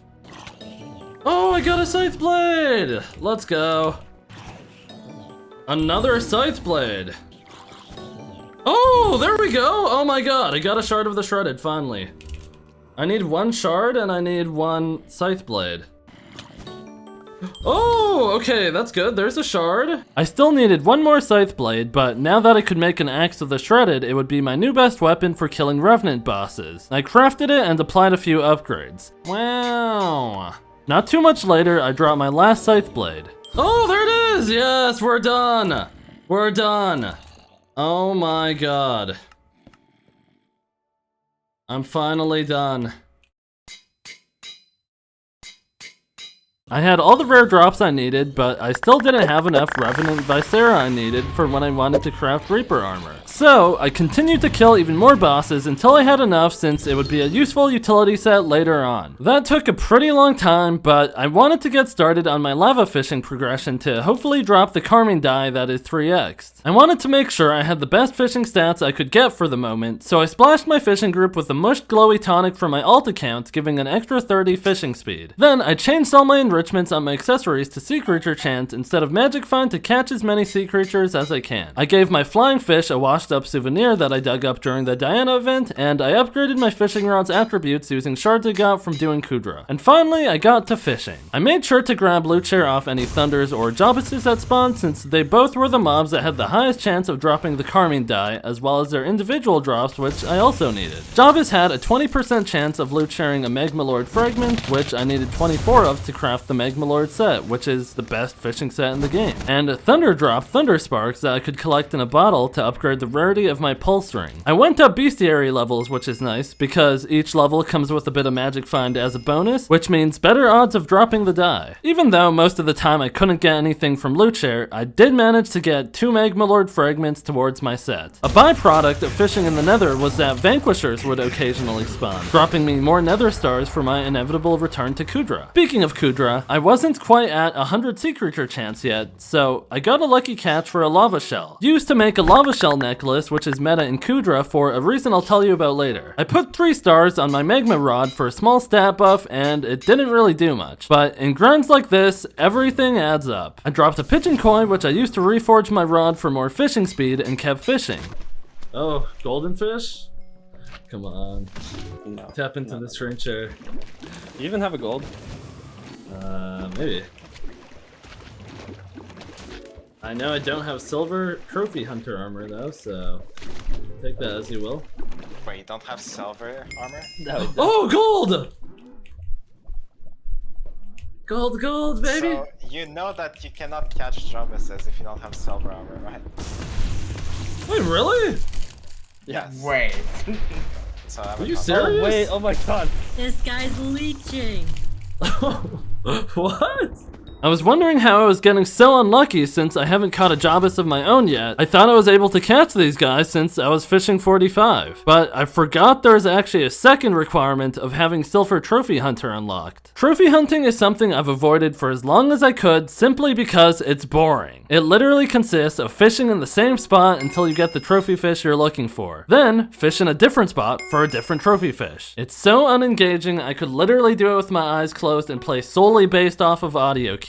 For Silver Trophy Hunter, I needed to catch each trophy fish in silver tier or higher, which shouldn't take too long, so I did that for the rest of the night, getting a second lava shell in the process. Lava shell! I got the last trophy fish I needed and hit Skyblock level 371 before calling it for the night. Day 31. Today was definitely gonna be a better day than yesterday since I wasn't even able to catch the main mob I was going after, Lord Japieeh. I got to fishing and to start the day I unlocked Magma Fish Collection 10 at 100k Magma Fish collected, which is a fifth of the way there to unlocking the Hellfire Rod, which would be my best in slot rod for lava fishing. Today was already starting out better than yesterday with the Thunders dropping me some flash books that are only a 1% chance, letting me upgrade my rod to flash 3. I was getting more bestiaries and more Japieeh loot share attempts when this happened.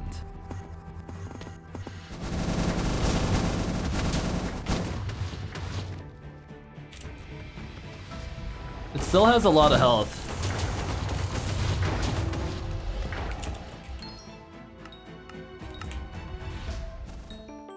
Oh! Oh my god! Oh my god! Oh my god! Oh my god! Oh my god! Oh my god! Oh my god! Oh my god!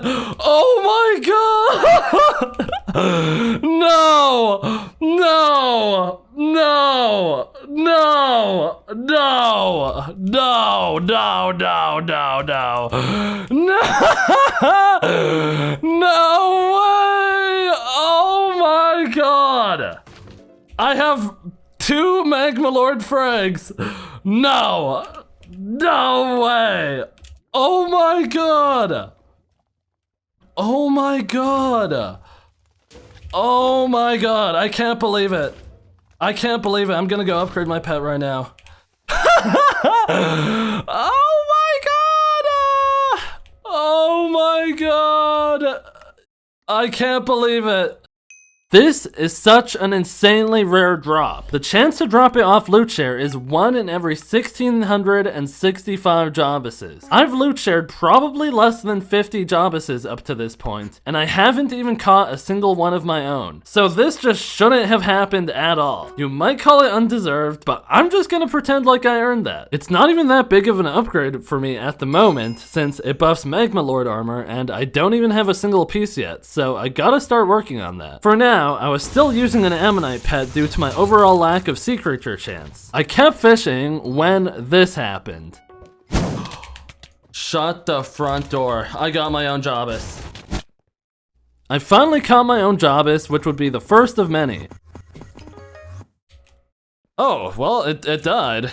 I loot shared my 4th frag and crafted boots. I was hoping to see the Blazing Fortune or Magic Find attributes, but I think I used all my luck for the day. Either way, I applied the Festive Reforge that I bought at the end of last Skyblock year for more fishing speed, and I applied a gemstone in one of the gemstone slots for extra sea creature chance. Not too long after, I leveled up to fishing 48, 2 more levels until max. I spawned more of my own thunders, including some rare double hooks that were only a 2.5% chance since my rod only had double hook 5 on it, getting me to bestiary 13. I loot shared a bunch more Japiehs and even caught a bunch of my own, which let me craft a Magma Lord helmet. This time I got lucky and got a Magic Find enrichment on it, so I applied the Reforge and a gemstone onto it as well. I wanted to make more upgrades, so similar to what I did with glowstone gauntlets back on day 21, I crafted and combined a bunch of magma rods to get better attributes to bring my rods to fishing speed 7 and double hook 7. I loot shared some more frags and even double hooked my own Japieeh. Oh, I just double hooked it. I loot shared a frag for the 8th time today, which let me craft my Magma Lord pants, and obviously I applied Festive onto them. I was out of gemstones to apply at this point, so I loot shared one more Magma Lord frag before I decided to go mine more aquamarine from mine shafts. I mined enough to put a perfect aquamarine in the forge and got 50 suspicious scraps in the process. Day 32. It's been about a week since I put my fossils in the forge, so today I had 6 new pets to claim, including my T-Rex pet. I wanted to level it at least a little bit, so I put a mining XP boost on it while I mined more aquamarine for my armor. I got pretty lucky through mining and got more aquamarine crystals, which I forged into perfects and also claimed my perfect from yesterday. It was time to return to fishing though, so I applied more gemstones onto my armor and put fuel in my beacon for more sea creature chance. With all the extra sea creature chance I was getting, I was able to start using my flying fish pet instead of my ammonite pet, trading off any unneeded sea creature chance for fishing speed. My magma fish collection hit level 11, marking the halfway point to unlocking the best rod in the game, the Hellfire Rod. Then I got some more fishing bestiaries. I had 1 fishing level to go until max, so I kept fishing when this happened. Yes. Oh, lag.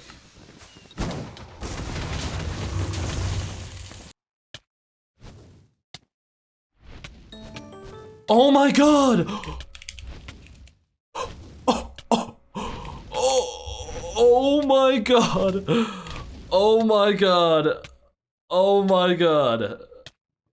The fact I got a second one of these is just absurd. I didn't even need it for any reason, but cool, I guess. I kept fishing, hoping that my luck continues in the form of a die rather than a 3rd vial. My flying fish pet finally hit level 100, but the upgrades don't stop there. I dropped more flash books from Thunders and got my rod to flash 4. I got enough Magma Lord frags to craft my chest plate, which I reforged and put gems on. Then I spam crafted magma rods again to upgrade my rod from 7.7 to 8.8. As the night came to a close, I caught a thunder that pushed me to fishing 50. Let's go! Fishing 50!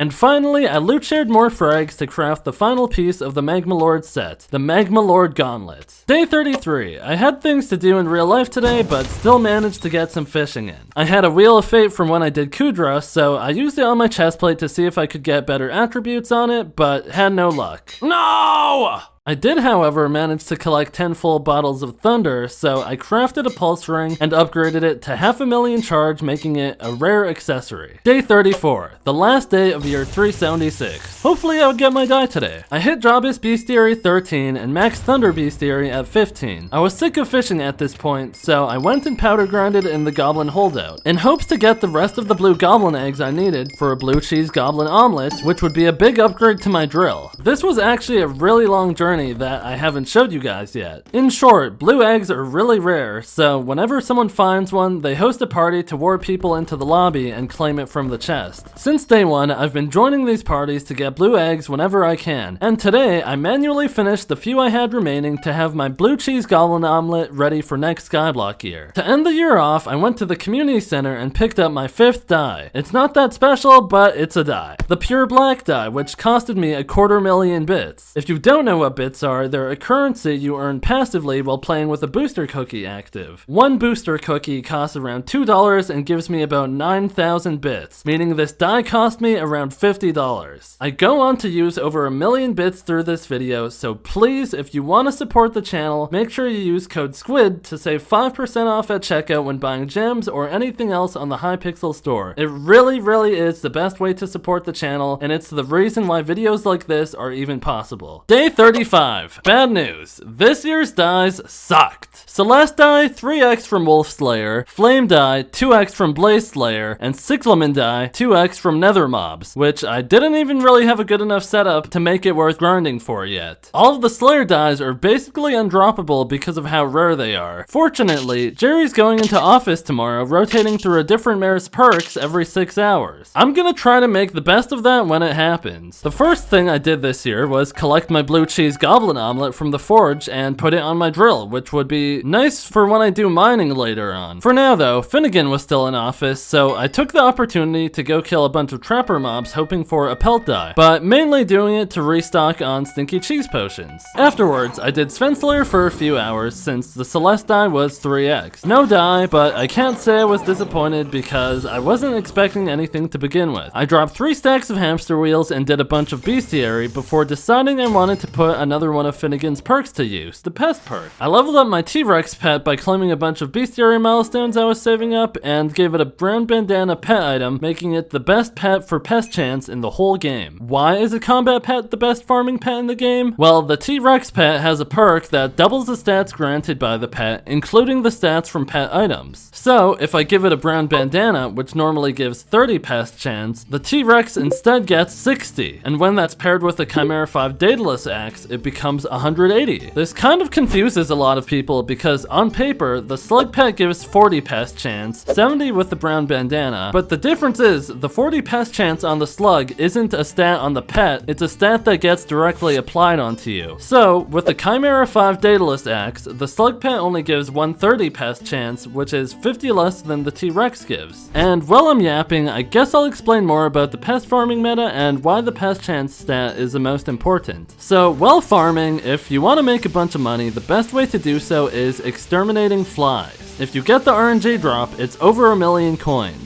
And even if you don't get the RNG drop, if you killed the fly, it gave 17 enchanted hay bales, with each enchanted hay bale being worth 7,800 coins. That would make each fly worth about 132k coins. But if you killed it with the BD Reforge on your vacuum, you got an extra 3 enchanted hay bales, bringing it up to 20, which is worth about 155k coins, even if you don't get lucky. A bunch of different pests can spawn in the garden. They won't always be flies, but you can bring up the chance of it being a fly significantly if you do both of the following. You have to have a max vacuum with the Pretty Fly vinyl playing, and you have to be spraying the plot you're currently farming with dung, since flies are attracted to dung. That probably breaks some sort of health code, but who cares? More money, right? And now for the Pest chance stat. Off base stats, you spawn 1 pest, and every 100 bonus Pest chance after that, you spawn another pest. And anything that's left over before getting to the next 100 is the percent chance you spawn an additional pest. So if you're at the max of 450 Pest chance, you will always spawn at least 5 pests, and there's a 50% chance you spawn 6 pests. Pest can only be spawned if you're off cooldown, which can be reduced in 3 ways. 1 is the Pest Vest from Talbot's shop, 2 is spraying your plot, and 3 is Finnegan's Pest Eradicator perk. And that's basically it.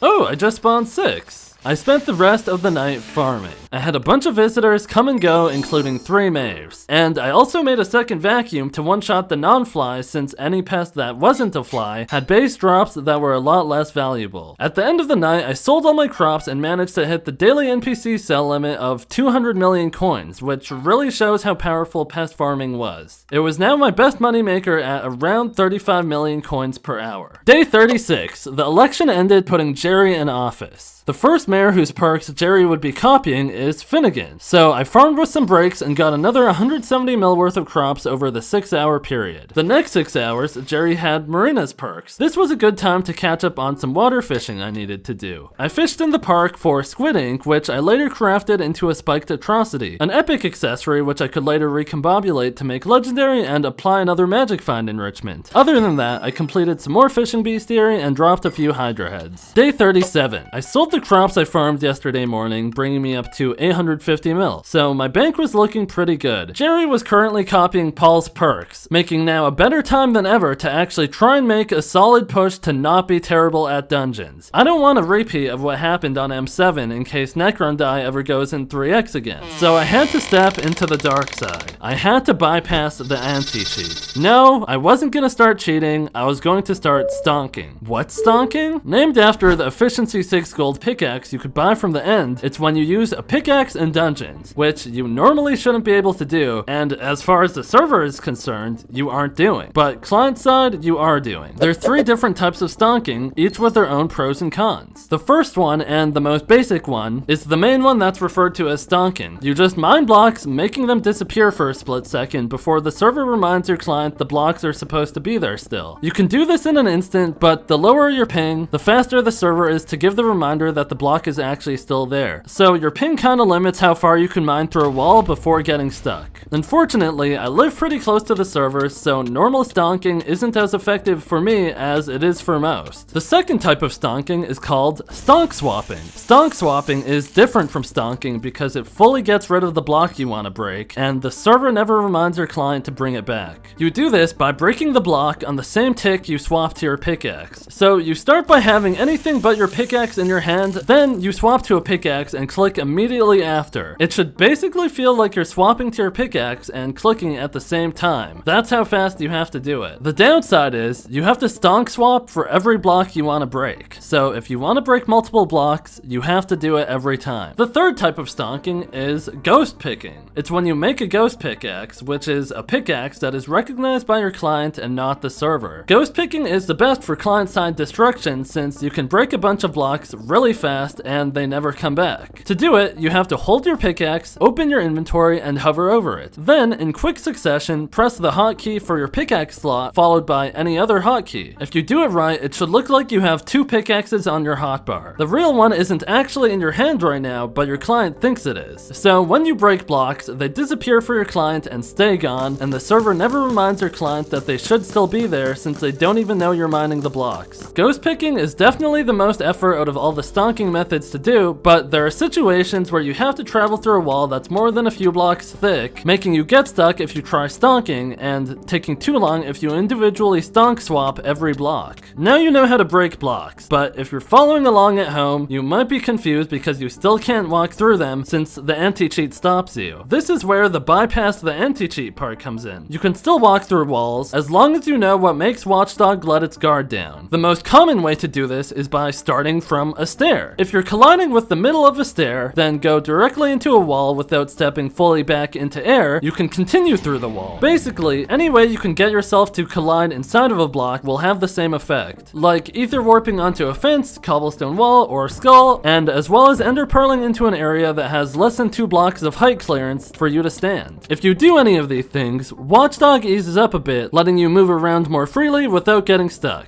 There are also more specific things I learned, like if you stonk swap an iron bar, walk against it, and through an ender pearl, you will pass right through. This is a lot to take in, and for it to actually be useful, you have to know when and where to use each technique. This is where secret routes come into play. I already told you guys about secrets and how one of the main things you have to do when clearing a dungeon is finding the secrets in each room. Beginners know where some of the secrets are and collect them as they see them. Intermediate players have the secrets all memorized or have a mod that shows where they all are, and they make sure to get each one. Advanced players have an optimized path between all secrets in each room memorized. But the expert players, they know the fastest path to each secret without being limited by the bounds of the room itself as they incorporate stonking into their routes. And being honest, I'm probably an intermediate player on a good day. I have a lot to learn. Meet Remittle. He's one of the best dungeon players I know. If the other guys I was playing with before were any good, I would probably call Remittle the LeBron James of Skyblock. If you don't believe me, this is a picture of his room. Yes, that's a Hyperion body pillow. He loves the game. He was nice enough to agree to teach me for a bit to pass on some of his dungeons knowledge down to me. I made my efficiency 10 diamond pickaxe, which is important because efficiency 5 isn't enough to insta-mine through all block types. I went to the hub to practice for a second before entering a run. Oh. I did my best to absorb the info Remittal was putting into my brain, but again, it's a lot to take in all at once, and it's something I'll get better at over time. I would say this was my main weakness in dungeons, but my second weakness was my gear. I was missing a lot of master stars, and each one improves a piece's stats in dungeons by 5%. It might not seem like a lot, but if I'm missing 5% for each star across multiple armor pieces, that adds up pretty fast. So I went back to M3 where the first master star drops from to hopefully work my way up the floors to get master stars for my gear. I dropped a first master star and put it on my Necron head. I'm predicting the dungeon star. Oh my god, a broken clock is right twice a day.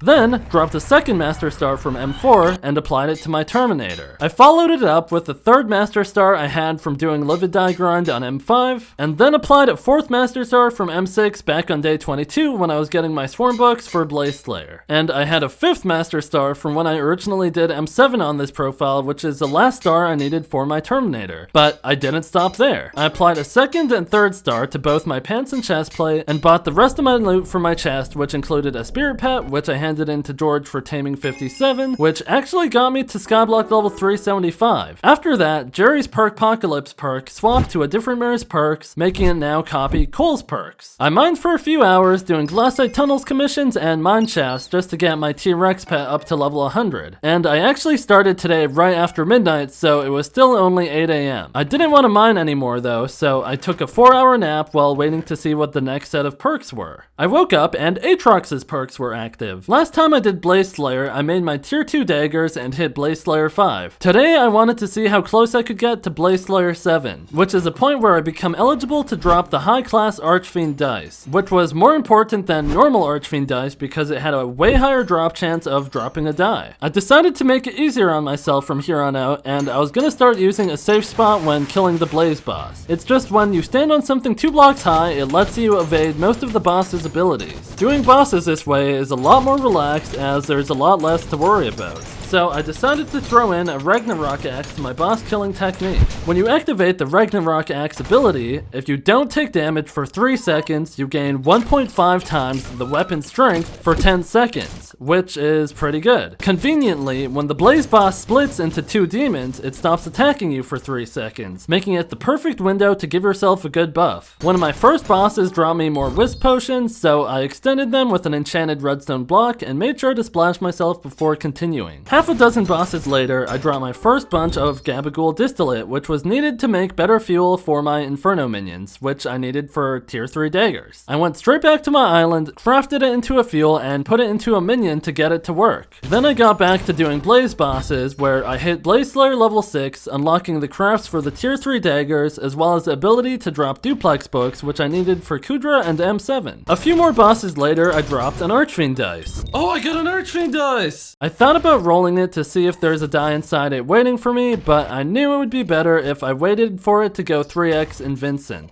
From killing the Blazes, one of them dropped me an auto-recommed Netherrack Sunshade, which I swapped out with my non-recommed one for more magical power, which, if you forgot, magical power basically just means more damage. I killed Blazes until the next mare changed and dropped lots of loot that I needed. Scorched power crystals to fuel my beacon and give me extra magic find, another duplex book to put on my last breath for debuffing, and more mana disintegrators to make my overflux orb less mana to use. I stopped killing more bosses about 50k XP from level 7 as Aatrox's perks were about to switch out for something else. The next mayor's perks Jerry was copying was Diana with the mythological event. I spawned a few Inquisitors but dropped nothing. And during the Diana grind, the election office opened, so we knew the next real mayor would be a full 5 days of the Diana event. So I decided it was best not to do any Diana until then. So I went and took a power nap before Finnegan went in again. The visitors waiting on my garden were really kind to me, and they gave me my 3rd overgrown grass, which I put onto my Fermento leggings. And while I was at it, I put Green Thumb 4 onto my Pest vest. I farmed until the garden server started having issues, kicking everyone off. And at this point, I probably played for 16 hours today, so it was kind of just a sign to go to sleep. Day 38, I started the day by selling yesterday's crops, bringing me up to a new all-time high of 875 million coins. Next, I collected my Inferno minion, yielding me 25 chili peppers, unlocking me the reheated gummy polar bears, which is a consumable that will help me do Blaze Slayer when Aatrox goes in again. Jerry was currently copying Paul's perk, so it was time to head back into dungeons. I went to M4 to get more second master stars, eventually dropping one. Right away, I put it onto my diamond Necron head for M7, and I also applied a third master star, which I still had more of from when I did M5. I went on to M6, now for 4th stars, dropping a bunch of stuff like swarm books, more recombobulators, and even a giant sword. Giant sword! Oh my god! Oh my god! Oh my god! What the heck? After a bunch of runs of trying to remember and improve on what Remittal taught me, I dropped a 4th Master Star and applied it to my leggings, and a second 4th Master Star for my chestplate. I upgraded the Giant Sword since it would be my new best weapon for melee damage outside of dungeons. I took the Swarm books I got from M6 and upgraded my second Blaze Dagger to Swarm 4 for the extra damage boost during Blaze Slayer. Cole's perks were next in rotation, so it was time to do more mining and a mining fiesta. Right away, the server was having issues, but it eventually recovered. So I was able to grab a few crystals to make perfect gemstones as well as 30 glossy gemstones. Aatrox's perks were next after that, so it was time to keep doing Blaze Slayer. This time was a bit different. Earlier, I unlocked the craft for reheated gummy polar bears. I crafted some and consumed one, which gave me 10 combat wisdom, increasing boss spawn times, and the main thing it does is it makes nearby blazes not hit you when fighting the blaze boss. This would help my rates a ton. Every boss up to this point, I would spend a lot of time pulling a blaze outside to my safe spot to spawn my boss. Now I didn't have to do that. Instead, I could kill my bosses deep in the smoldering tomb with the blazes around me, which makes my dagger stronger due to the swarm enchant I had on. And on top of that, I had 800 million coins now for my golden dragon bank, which I didn't have last time. I dropped 2 archery dice and a bunch of duplex books for whenever I get a second terminator. Towards the end of Aatrox's perks, I came across a player named Worthy, who is actually the guy who holds rank 1 on the Blaze XP leaderboard, and he was nice enough to one-shot a few of my bosses for me. I kept going after he left and got myself to Blaze Slayer 7, which unlocks the ability to drop the high-class Archfiend dice, which I would also select on my RNG meter. Day 39, I started the day off by putting in another hypergolic fuel into my best Inferno minion, hoping to get more chili peppers, and maybe some vertexes to start working towards tier 3 daggers. I also realized I was out of available bits for my cookies, so I bought another $100 gem package, or $95 since I used code SQUID, and I ate a dozen cookies. Finnegan's perks were active, so I started the day by farming. I had another Mave show up, as well as another visitor that brought me my 4th overgrown grass. I farmed until Finnegan's perks ended and went through a ton of visitors, which included 2 more Maves. The crops from this brought me up to 923 million coins in my bank, which was a new all-time high. Marina was next in rotation, so I got my perfect aquamarine out of the forge and applied it to my Magma Lord helmet. Then I used the recombobulators I got from dungeons yesterday on my full Magma Lord set and Magma Rod. At this point, I had reached another 250,000 bits, so I bought a pure white dye, which is my 6th dye so far. It was time to start fishing though, and I had the goal of upgrading my Magma Rod to an Inferno Rod now that I had AA attributes on it. I got to fishing. I got more flashbooks from Thunders and kept fishing as usual. Oh, I got a flash! Let's go! There were a few complications with people trying to loot share the party's mobs, but after informing people they're griefing us, they were pretty understanding. Most people didn't even realize they're griefing, so let me better explain how the loot share mechanic actually works. So normally, if you deal at least 1% of a mob's health that you didn't spawn, you get entered into the loot share pool. Only 5 people can loot share off a mob, which doesn't count the person who spawned it. If more than 5 people are entered for loot share, the loot goes to the top 5 damagers. This is an issue because if someone shows up who isn't in your party and out damages one of you, someone in the party is missing loot share. And you don't want people competing for damage because you want to make sure everyone has enough time to properly magic find swap. And you also want to make sure the last hit on the mob is done by someone with looting 5. So other than a few hiccups, it went fine. I loot shared more Magma Lord frags, which I was now using to star my armor for a very minor stat increase. At the end of Marina, I upgraded my rod to an Inferno Rod and unlocked the new gemstone slot on it. Before I went to sleep, I checked on my Inferno minion and it had its first vertex in it. Oh! Oh my god, I got a vertex! I got a vertex and there's still 12 hours left! Huge! I needed 15 more of these to make my daggers into tier 3. It was time to sleep now. The plan was to sleep through Paul and wake up for coal. Day 40, the last day of year 377. I woke up from my siesta for the fiesta and got to mining. Shortly after starting, I had enough glossy minerals, so I put a Devon's powder coating into the forge, which would give my drill an extra 500 mining speed when it finished. My focus for the fiesta was mining gemstones to upgrade my armor. I upgraded the Peridot on my Fermento set and the Aquamarines on my Magma Lord set. It was nearing the end of the Skyblock year, so Jerry's workshop was open. I did some more winter fishing to buy snow globes to reforge my Thunder Necklace and my Magma Lord Gauntlet, and I also got some bestiary along the way. It was still day 40, but now it was year 378. With this came a new set of dies. Pelt die went in 3x, which meant I had to go kill trapper animals. This was really boring. I already didn't like doing this to upgrade farming minions to tier 12, but now I had to do this for the next 5 days unless I drop a die. I didn't want to jump into that grind quite yet though, since Jerry was still in office. Instead, I planned to do Blaze Slayer until Aatrox's perks were out of rotation. But first, I upgraded my draft pet from uncommon to rare, then rare to epic, and handed it in to George for taming 58. Boom!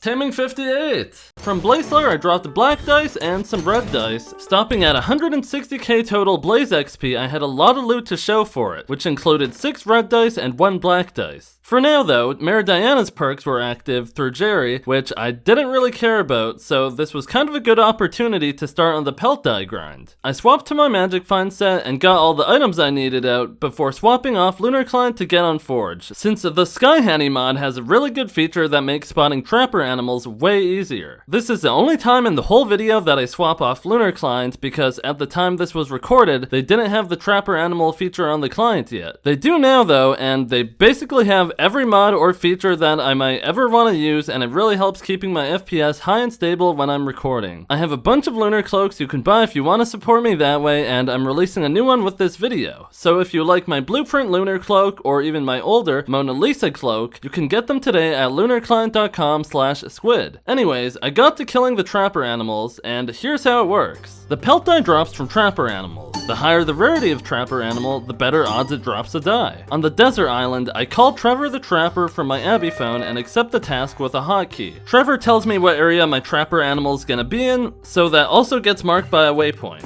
I rush to the area my mob's in, and if I see it at all, it gets marked by another waypoint. I then fire towards it with my glacial scythe, but before the projectile hits the mob, I swapped my Chimera 5 Daedalus axe while having my golden dragon pet equipped for a ton of magic find. I rush back to my little rock that I chose since it's kind of a central location between all areas the mobs could spawn, and I get ready to call Trevor again for another trapper animal once my 20-second Trevor cooldown is up. Then I just repeat that over and over until I drop the die. I did this until Jerry switched to Finnegan's Perks, where I farmed for 68 million coins, bringing my purse up to almost 1 billion, which ended my extremely long day of playtime. Day 41. Paul's perks were being copied by Jerry, so I took the opportunity to go to floor 7. My main goal in doing this was to claim recombobulators with whatever score I had left on my RNG meter, since I had no reason to ever go back to floor 7 due to Necron die only dropping from M7. I went until I didn't have any more meter left to claim. Oh, double recom! Huge. Huge. I used all of the recombobulators I bought to upgrade my accessories. Next, I wanted to improve my Inferno minions more, so I upgraded my main one to tier 7 and put a hypergolic fuel in it. I also picked up a bunch of my other minions to make room for more Inferno minions to produce Gabagool faster for the better fuel. At this point, my Devon's powder coating finished in the forge, so I claimed it and applied it to my drill for 500 more speed. Now that I had my random tasks done for the day, I was ready to grind more pelts. I wanted to see an elusive mob since I had the best chance to drop the pelt die. Elusive animals should be 1 in every 100, but I didn't get a single quest for one until I had over 400 trapper animal kills. Oh my god.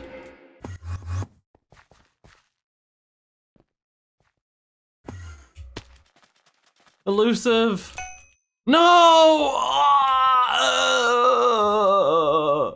It died in a wall before I could kill it. This happens to about 10% of trapper animal quests, which sucks because if I'm not ready for it to die, I won't have my Daedalus axe in hand, which by the way, I'm not even sure if I could get the die if the animal dies without me hitting it, but the main issue with that is I'm missing out on the magic find. And I don't even know if magic find affects the die or not. It was only a few kills later which I got my next elusive animal. No.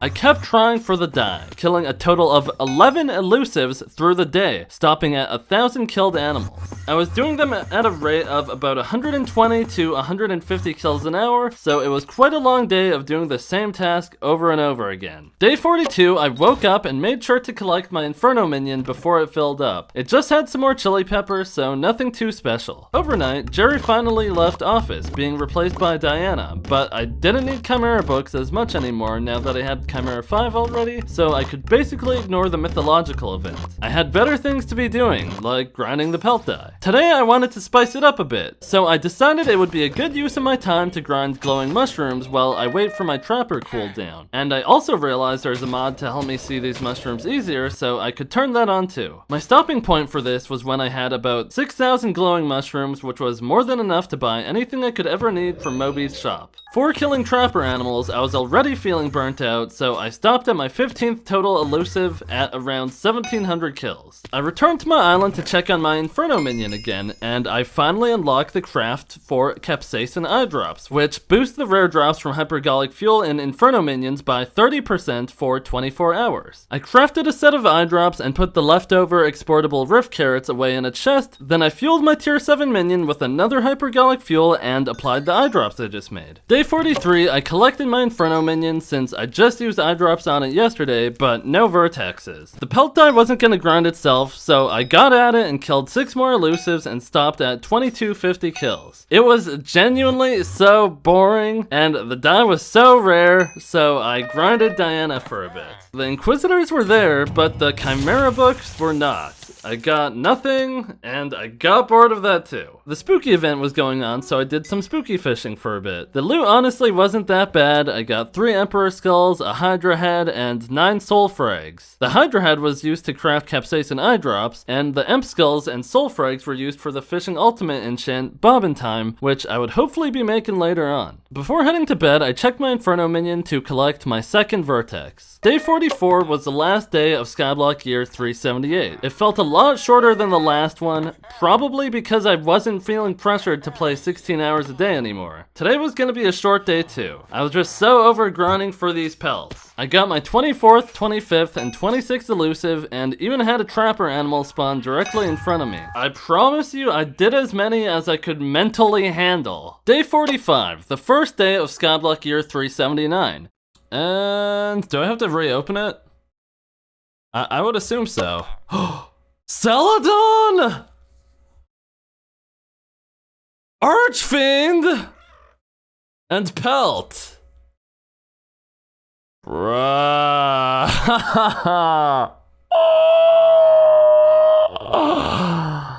I have to do the rift. I can't lie, last year was kind of rough and I didn't think this one was gonna be much better. I was not excited about this at all. Killing Bacti is such a painful thing to do. Partially because the other players make it annoying, and partially because the boss fight itself was incredibly stalled out. Let me explain. To activate the Bacti fight, you have to hit slimes into B sitting in the middle of the Rift Coliseum. You do this by dealing the killing blow to the slime while looking in the direction you want it to move. After you launch enough slimes into B, he spawns a tentacle. You have to hit 4 slimes into the tentacle to break it, and once it breaks, a blobber cyst spawns. After you kill the blobber cyst, B shrinks and becomes vulnerable, allowing you to hit him down to 800 health. Doing so turns B into Ba. Ba starts sending tentacle spikes out of the ground to try and catch you off guard, and you're supposed to avoid these. After 25 seconds, Ba spawns 2 tentacles this time. You have to break these and kill the blobber cyst, then hit Ba down another 200 health, turning him into Back. back, and also growing in size. Back starts sectioning off the arena, and you're supposed to make it to the safe slice before the 5.5 second timer gets to 0. After about 30 seconds of that, back also starts sending the tentacle spikes out of the ground. And you have to survive both of these at once for 30 more seconds before 3 tentacles spawn this time. They gotta be killed, then the blob assist, then you do 200 more damage to him and he turns small, he turns big, becoming backed, and starts with a slime copter. You're supposed to jump over it to not get hit. Then,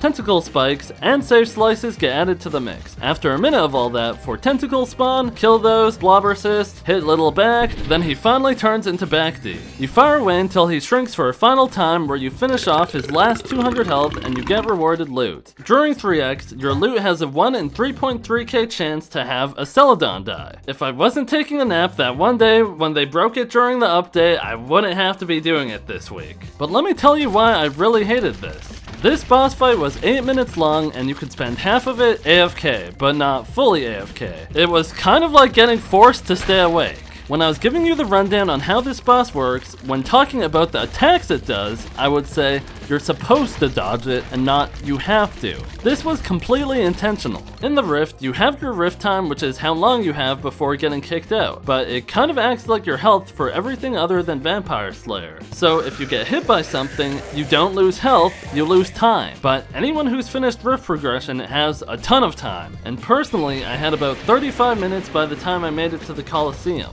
This was so much time that I could just tank the attacks while I wait for the next phase of tentacles to spawn. I would still take knockback though, so if you get pushed against the wall of the arena or outside of the arena, you get kicked out and the boss fight resets if no one else is there. This kind of acts like an anti-AFK mechanic, which is just really annoying. I got a party together for my stream and we started farming the boss over and over until this happened. Boom. Is rift time really 8 minutes? Bro, like I can't do back in 8 minutes. Like I'm sure I can, but like... Why?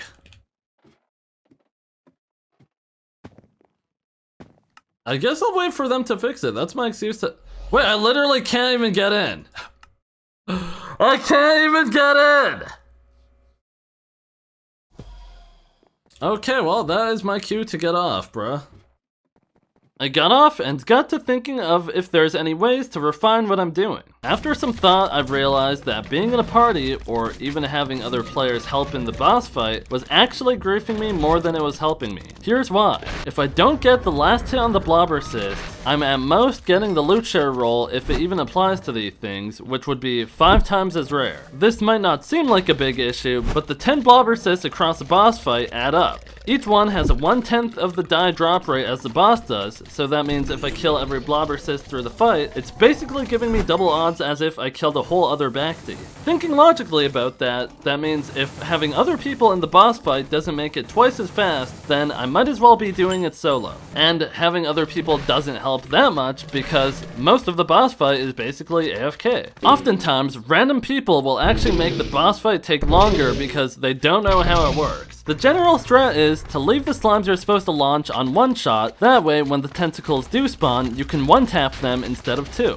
That's even a more advanced concept for these people because some of them were completely clueless and would keep trying to either hit backday doing no damage or even launch the slimes into him also doing nothing. So yeah, I tried to stay solo most of the time. After a while though, I came up with a great idea. I was gonna put my ult account to work. My ult account was already progressed through the rift, so it had a lot of rift time. I would place it AFK close enough to the arena so it could see the backday fight. If the fight was close to ending, I would warp my main account into the lobby to help finish the fight to have a chance at the die. And generally I like playing unnicked in case someone wants to take a screenie or something, but it kind of attracts people to me and they think they're helping me kill the boss, but they're actually hurting my chances of getting the die. Shout out these guys though. I really hated doing this though, so I stopped when I had about 2 stacks and 16 backday fragments, which was 18 backday kills. Day 46, I collected my Inferno minion and it had a vertex in it today, which put me to 3 out of 16. Overall, I was really feeling the burnout, so I took a day off, only killing a few back days.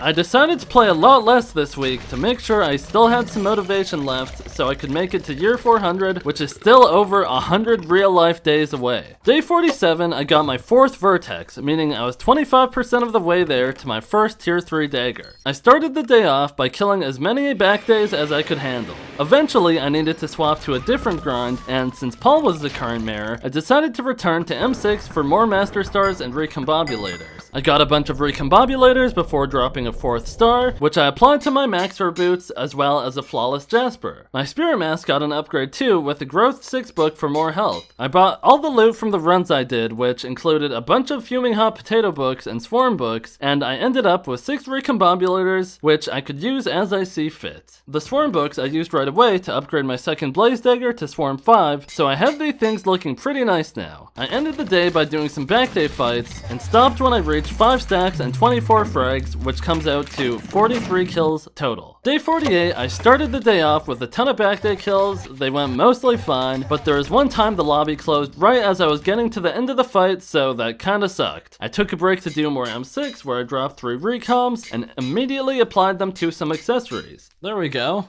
Back to backd for the rest of the night, where I stopped at 11.5 stacks of backd frags, or 92 kills worth, leaving me mentally ruined.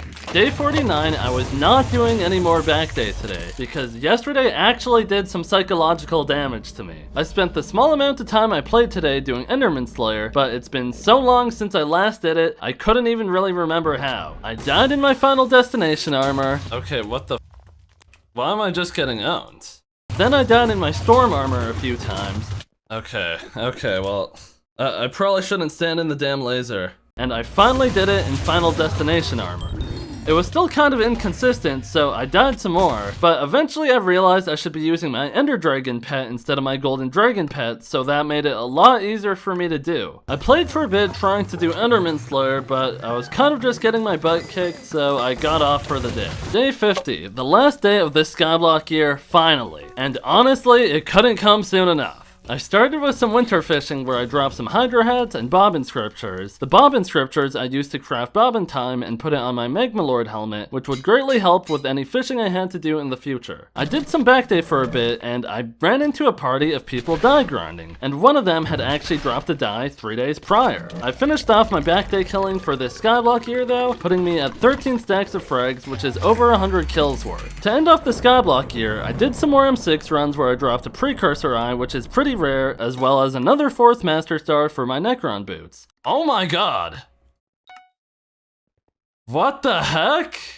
M6 was giving me a lot of Catacombs XP, so I got to Catacombs 47. So that should help me quite a bit when I return to M7. Next I went to Vincent's house to watch the dies change. Oh snap! Celesti, Mocha. The 3x for year 380 is the dark purple die, which has a 1 in 134 chance to appear in a dark auction. This was really good because I could probably get this one. My bank was sitting at around 870 million coins, and on the auction house, the things were going for roughly 400 mil. I just had to hope I even saw one in the dark auction. I looked into how it actually works, and it's not as rare as it leads on. In the dark auction, what Sirius puts up for sale isn't completely random. Item 1 is always from the item pool, item 2 is always from the book pool, item 3 is always from the item pool, and item 4 is also from the item pool, and item 5 is the flower minion. The wording on the die is a 1 in 134 chance to appear in a dark auction. What this actually means is the die has a 1 in 134 chance to appear in each item roll in a dark auction. There's 3 item rolls per dark auction, meaning I should see a die every 45 auctions I attend. I just have to remember to make sure I go sign up whenever it's happening if I'm not in the middle of something. I spent the first few hours of this year doing M7 since Paul was in office. It was a good time to feel any improvements I had made. Since the last time I did M7, I leveled my Catacombs level, I got more Master Stars across my gear, and more magical power from my accessories, and I did my best to learn some of Remidal's secret routes. I had absorbed a lot of the information, and I wasn't dying. I still had a lot to learn though to properly play tank. There were improvements to be made towards debuffing the dragons more effectively, but Rome wasn't built in a day. Okay, that was kind of bad by me. The loot wasn't too bad either. There was no Necron die, but I did get 6 more recoms which I used on my accessories. Before heading to bed for the night, I wanted to hit a few dark auctions. The first one I went to, I only had 810 million coins since I just blew a bunch on dungeon chests. I made sure to nick just so people don't outbid me just to be jerks. Let me in, please.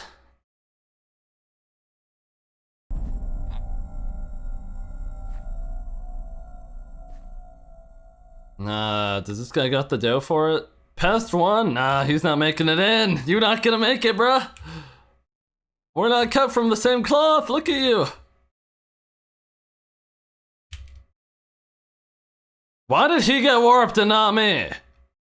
I missed it because I only clicked on the serious NPC once, and I needed to click on him again to continue the sign-up dialogue. I went into the dark auction again, but no dice showed up, and a third time after that with no luck, and that's where I called it for the night. Day 51. I started the day slow just by hitting the dark auction every hour. I got nothing from the first one. The second dark auction I went to is when I realized something that could be a big issue. Other die hunters. Even though the die was only 400 million on the auction house, some people didn't want it just for the item. They also wanted it to get the one in Vincent's menu. Some of these guys I knew I wouldn't be able to outbid, but I would stay to watch just in case. I went into dark auction number 3 and there was nothing. Dark auction 4, also nothing. I still wanted to get better at M7 for Necron die, and it was the last day of Paul's perks, so I played M7 until this year's election ended. I dropped a few recoms, and on my 5th run of the day, this happened. Oh, 5th Master Star! That is actually a huge pull. That is a huge pull. That is actually huge. Oh my god. Huge pull. Tortillo got Necron die! Bruh, you wanna trade? Oh my god. Come on, Tortilla, what the heck? That really easily could have been me, but sometimes you just gotta take what you can get. I dropped a bunch of RNG drops after that too. A shiny Wither chestplate on my 8th run of the day, a Thunderlord 7 book on run 10, and finally on run 11 of the day, this happened. Wither shield! Ugh, guys, I'm not buying it. I hate to do it. I'm poor already, I don't wanna buy it. I don't wanna buy it, I don't wanna buy it, I don't wanna buy it. I literally have 2 of them. I'm re-rolling it. Hold on. 2 runs later, I dropped an implosion book. An implosion and Maxor the fish. Oh my god, Maxor the fish is more rare than Handle. This was the last book I needed to have another full set of scrolls if I wanted a second hype, so I bought it. I was getting better and the loot was showing up, just not quite in the way I wanted it to. During these runs, I made sure to keep the thunder bottles in my inventory, and eventually I gathered enough charge to upgrade my pulse ring to legendary, then enriched it to more magic find. Paul came to an end though with Diaz taking office, so that's where I stopped running dungeons for the day. Before I went to bed, I used the recoms I dropped that day to upgrade 3 more accessories. Day 52. The plan is to go to a bunch of dark auctions today. Before going into my first one, I replaced one of my blaze minions with a ghast minion. This will help my chances if the mocha die ever goes in 3x. I waited to enter my first dark auction of the day, and when I got in, I saw another die hunter. So thank god the die didn't pop up. In my second dark auction, I saw the same guy for a second time. Dark auction number 3 had different high levels who were there for the die as well. Bruh. While waiting for the 4th dark auction, I was farming to kill time and the server went down. I was able to reconnect after a while, and I decided to do something I was putting off for a long time. Abby phone contacts. So in Skyblock, there's a thing called an Abby phone. You can use it to call a bunch of NPCs instead of having to travel to where they are to talk to them. But you can only call them if you have their contact, which can be unlocked by clicking them with an Abby phone in your hand and giving them the items that they ask for. I don't really have any contact since there's not really a reason to talk to most of the NPCs in the game, but if you have an Abby case, every 2 contacts grants you 1 magical power, which again, basically just means more damage. I'm gonna stop reminding you of that now. More magical power equals more damage. Remember that. So yeah, it's worth getting as many contacts as you can if you want to maximize your damage, so that's what I spent the next 45 minutes doing. Boom. Nice. Oh my god, I leveled up again, 384. I didn't get all of them because some of them are pretty expensive, but I got most of them before heading into the dark auction number 4 of the day. A die didn't pop up. I went to 4 more dark auctions before the day ended and never saw a die. I can't even be mad because since the dark purple die went in 3x, I've only attended 15 dark auctions when the odds are 1 in 45. Day 53. I was aiming for at least 8 dark auctions today to match yesterday. I'm signed up! I'm signed up! Get me in that dark purple! In the very first one I went to, some guy paid 1 billion coins for a Midas sword. These are the people I could be competing against if a die pops up. In my second dark auction, the rank 3 Iron Man was in there, so I probably wasn't outbidding him. Dark auction number 3 had the German die hunter in it again. Dark auction 5, 6, 7, and 8 I had a fighting chance in. Dark auction 9, this happened. 3, 2, 1. Please give me the die. I don't want to have to keep coming here. Oh my god, are you gonna let me in? Oh my god! Are you joking? Not letting me in. Great! Now I gotta wait another hour. Great, great, great, great. I got off after that. Day 54, I was hoping to at least see a die pop up, but I went to 7 dark auctions with no luck. Day 55, I was just feeling bad for myself at this point, so I bought a second chocolate die since my other chocolate die was used for the bucket of die accessory. During the downtime between dark auctions, I was doing more Blaze Slayer since Aatrox was this year's minister. I managed to drop a high-class Archfiend dice, so it was a pretty good use of my time. Oh my god!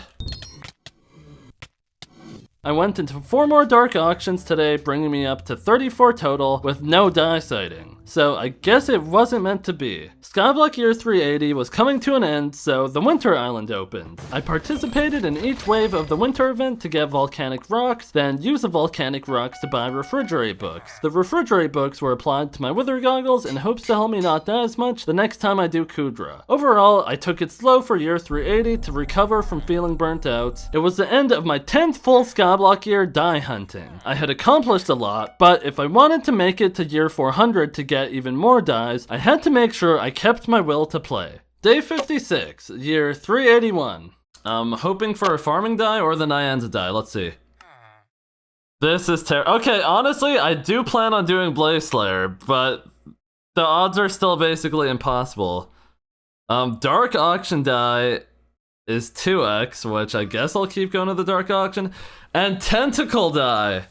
That is actually very interesting because we do know on the alpha server, it's actually 2 years ahead. So we do know that the next die rotation after this Skyblock year is going to be 3x brick red, 2x tentacle, and 2x something else. I don't really remember, but those are the 2 main ones. So actually, let me go show you guys on the alpha server.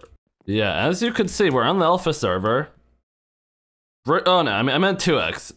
Tentacle 2x. Brick Red 3x and Midnight Die 2x. And if we look at the calendar, it's actually Year 382, which means we're a whole Skyblock year ahead, which is kind of interesting. So we could kind of put off our cudra until next week, and then we're gonna do like, what, 250 keys worth? So yeah. Back to the main server though. Flame died 3x, which means I'm doing Blaze Slayer this week. Aatrox is a current minister and will probably win the next election with full perks, so hopefully I'll be able to level up to Blaze Slayer level 8. On top of that, Dark Purple dies 2x instead of 3x, so it's probably still worth going to the Dark Auction if I'm not busy. I started my morning with Blaze Slayer and got an RNG rune drop. Okay, oh my god. Oh my, that was an RNG drop, what the heck? I took a break to go to my first dark auction of the Skyblock year, but I didn't see a die. But I did end up getting a few dies from the fire sale. I bought 5 lava dies. Go! 1, 2, 3, 4, 5. 4 of which I applied to my mushroom armor, and a 5th one for safekeeping. I got back to doing Blaze Slayer, but I was doing a lot less damage since I forgot to put the coins in my bank after withdrawing them to attend the dark auction. And the server is lagging? Yeah, it's cooked. No, it's not. I could finish it. I could finish it. I could finish it. I could finish it. No, it was on 1! I'm not a crash out. It's okay. I eventually realized and got back to getting actual successful kills. Dark Auction 3 came and went. Back to Blaze Slayer. This time I died because my reheated polar bear gummy ran out, so I ate another one. I dropped a black dice and another red dice before attending my 4th Dark Auction. Jellyfish pet, bye bye. I went to my 5th Dark Auction as well before getting back to Blaze Slayer. Oh my god! Yeah, that thing's basically useless, but it's just pretty rare. Nothing from Dark Auction 6, more Blaze Slayer for my 2nd red dice of the day. Dark Auction 7 was a dud, more Blaze Slayer but the lobby's laggy. Dark Auction 8 was the same as the rest, more Blaze Slayer for my 2nd black dice of the day. Oh my god, another dice, let's go. And before I went to bed, the admins opened the alpha server again. So we're on the alpha server and the Skyblock year changed not too long ago, so in theory we should be able to see the die rotation for the Skyblock year in 2 years on 283, and on the main server it's actually only 281 right now. Frostbitten die is gonna be 3x for year 283. Which means I should probably get my forge running consistently, which will be pretty hard. So I might want to get mining. And dark purple dye is gonna be in again somehow. And aquamarine, which I don't really care about, but oh my god. But at least I have like 2 weeks to get mining. I gotta get as many skeleton keys as I can before then. Day 57. The election for year 381 ended with Aatrox winning full perks, which is good for Blaze Slayer. I'm not gonna do that yet. For now, I'm gonna be mining resources for skeleton keys because I got the early insight from the alpha server that the Frostbitten die is gonna be 3x in 2 Skyblock years. This was really good to know ahead of time because the Frostbitten die is pretty time locked. I'll explain it more in depth when that year comes, but just for now this means I'm gonna have to keep my forge filled. I mined for most of the day in the glassite tunnels, getting umber, tungsten, and even a bunch of crystals for more perfect gemstones. Mining could get pretty boring, so I made sure to hit the dark auction every hour to break it up a little. Alright, well, I'm gonna go switch to Blaze Slayer now, cause mining's honestly getting a bit boring, but we almost got 2 full stacks of scrap, and we managed to forge up a bunch of stuff, which is nice. So let's hopefully get some more dice for Blaze Slayer.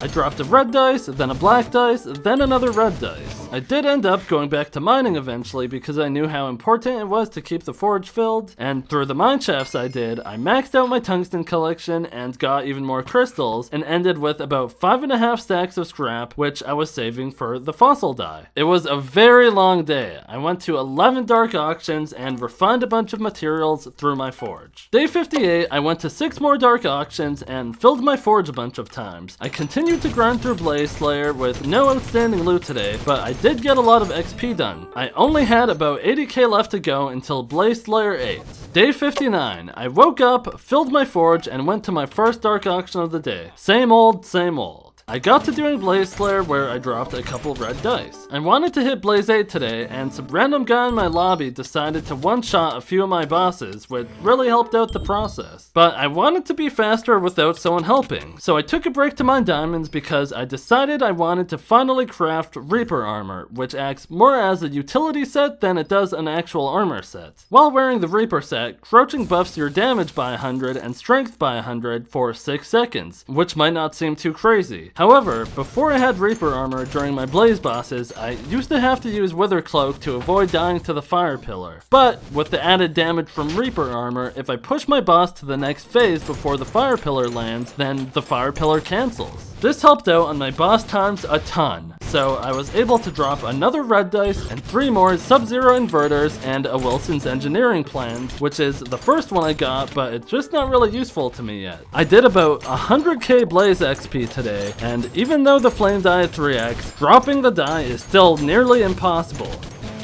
Okay, why did I almost die there? Okay, well, I did it. Now, if I do this... Here, let me warp out of here. Never mind, I'll just claim it. Boom. Huge. Blaze Slayer 8, finally. +2 true defense, I guess that's good. What else do we get? 20% pet XP from feeding Wisp with Gabagool and a level and a half. So I guess that's something. That is definitely something. Boom. Yay! Despite being locked in with Blaze Slayer, I did make sure to go to 3 dark auctions in total today and took breaks whenever I needed to mine materials for my forge. Day 60, I started the day by mining a bunch of red sand and a bunch of mycelium. I needed these to craft a burst stopper artifact, which is an epic accessory, meaning I could recombobulate and enrich it in the future. I continued to do Blaze Slayer today, starting the push towards Blaze level 9. My collection of loot was growing bigger, which led me to apply mana disintegrators to my gyrokinetic wand since it was sometimes useful in dungeons. I dropped another red dice, which made me realize it's been about 200k XP since the last black dice I dropped. There is nothing I could do about that really but keep going, so that's what I did. I passed the 500,000 mark for Blaze XP, marking the halfway point to Blaze 9. Not too long after, I dropped another red dice. Then, this happened. Oh my god, I dropped it. Wow, just before my meter went off. I was like 3 bosses away. Wait, actually, yeah, that's what happened, but at least I got one. God, finally. I mean, if we scroll up in chat, we were 227k out of 230k, so we basically had to meter it, but we didn't, so I guess I saved a few bosses. That's where I stopped my blaze slaying for year 381. I might not have dropped the flame die, but I had a ton of loot to show for it. I had amassed 16 red dice and 6 black dice. This wasn't quite enough to drop the Archfiend die at odds during 3x, but it was a good start for sure. It was the season of Jerry again, so I crafted Nutcracker armor to get better loot from the Winter Island event, while I worked towards upgrading my Wither goggles from Refrigerate 4 to Refrigerate 5. No new dies for year 381, but I would say it was pretty productive nonetheless. Day 61. It's the first day of year 382, and according to the alpha server, the dies should be Brick Red 3x, Midnight 2x, and Tentacle 3x. And the alpha server was correct. Midnight die was only 2x and already hard to get, so I ignored it. Brick Red die is from Spider Slayer, but all the Slayer dies are so rare they just aren't really worth doing. Especially since I don't have good armor sets with good attributes from Kudra. Tentacle die is 2x, so it's a good opportunity to do some Kudra to actually make my armor sets better. This year was gonna hurt my bank a lot since Kudra keys are 2.3 mil each, but it would be really worth it. Since the last time I did Kudra, the drop chance was changed from 1 in 50k to 1 in 20k, and with 2x, that means it's only 1 in 10k right now. It's still pretty unlikely, but I needed the Kudra loot anyways, so before starting, I applied 10 mana disintegrators that I got from doing Blaze Slayer onto my Fire Veil wand to try and help me not run out of mana as much during the build phase. Nice. I bought an Ender Chest page of 45 keys and got to doing runs. The runs went pretty well, but I was far from perfect, so I did my best to learn from my teammates. Most of the loot was pretty insignificant, but it all adds up. Getting a single piece of Kudra armor to Infernal tier was over 50 keys worth of essence, and I have high hopes for what I can pull together by the end of this Skyblock year. The best drops I got today was an Inferno book, which is 1 in 700 runs, as well as a Burning Kudra core, which I needed 16 of for a mythic talisman when recombobulated. Day 62, I started the day getting some mining done to keep my forge cooking. One of the things I put in my forge was a diamondite. It was used to give drills and pickaxes the fleet reforge, but it was actually currently bugged and gave extra mining spread to all blocks, making it pretty strong, so I put it on my drill for now. I bought another 49 Kudra keys and got to doing more runs. Today was a lot more of a struggle as we were failing some runs. Then, something terrible happened. Did someone albeit? Oh my god. What the? No! No, no, no, no, no. What the f? No! No! Are you kidding? Why can you do that? That just put me back 250 hours! What the fuck? If you're confused on what happened, back on day 29, if you remember, I put cocoa truffles and bottles of gyre in my inventory. I had to keep them there for 300 hours of playtime. In the midst of swapping my items out of my hotbar, I accidentally hotkeyed a cocoa truffle where my terminator was, and then I tried to shoot my terminator, eating the cocoa truffle. It was at 243 out of 300 hours. I was already annoyed about failing runs, but this actually triggered me, so I logged off for the day. Day 63, I started the day by collecting my forge, in which I had a perfect peridot finished. I applied it to my relic of power, which upgraded it from legendary to mythic for more magical power. Nice, and it went up a rarity. The mineshafts got me more crystals to make more perfect gemstones, and when I stopped mining, I had over a stack of scrap. Before getting into the cudra runs, I looked through my loot from the last 2 days and realized I had 4 burning cudra cores, which I was able to combine to a fiery cudra core, giving it a rarity upgrade. A few runs in, I dropped another Inferno book, which was kind of unfortunate because this enchant is pretty useless even though it's extremely rare, but I'll take it I guess. Oh, another Inferno book. I was keeping an eye on my forge, so I'd take a second between runs to cycle some more items through. I got some decent loot and even passed my 4th Kudra milestone reward at 2,000 collection, which means I've done about 4,000 runs since Infernal runs count for 5 each. Alright, summon the pet. There. Now we have epic rarity Kudra pet, nice. The keys I had from yesterday were all used up by now, so I bought 49 more. I only went through a few of this next batch before calling it for the night, but I had a ton of loot to show for my work today. Day 64. Today was basically the same day as yesterday. I started by filling the forge and doing some mining, then I got to doing some Kudra runs. Okay. Off! I think it actually bugged or something. It started out a bit rocky, but we eventually found our footing as a party. The loot I was getting was interesting. Mana pool, mana regen on fervor leggings. Okay, so the game actually hates me. GG. Magic find vet hollow chest plate. Wow, that's just what I wanted. That's just what I wanted. I was getting god roll attributes, but they were just on the wrong pieces. The fervor leggings were mana pool, mana regen, and this was considered a god roll for an aurora piece. The hollow chestplate was magic find veteran, which is considered god roll for crimson pieces. I still don't have any god rolls, but here are all the attributes I'm looking for, which is how I decide if I want to spend my key on a chest. I buy the chest if it has any level 5 attribute that I need, or if it's a shard, I'll buy it if it's even level 4. I ended the day with more mining.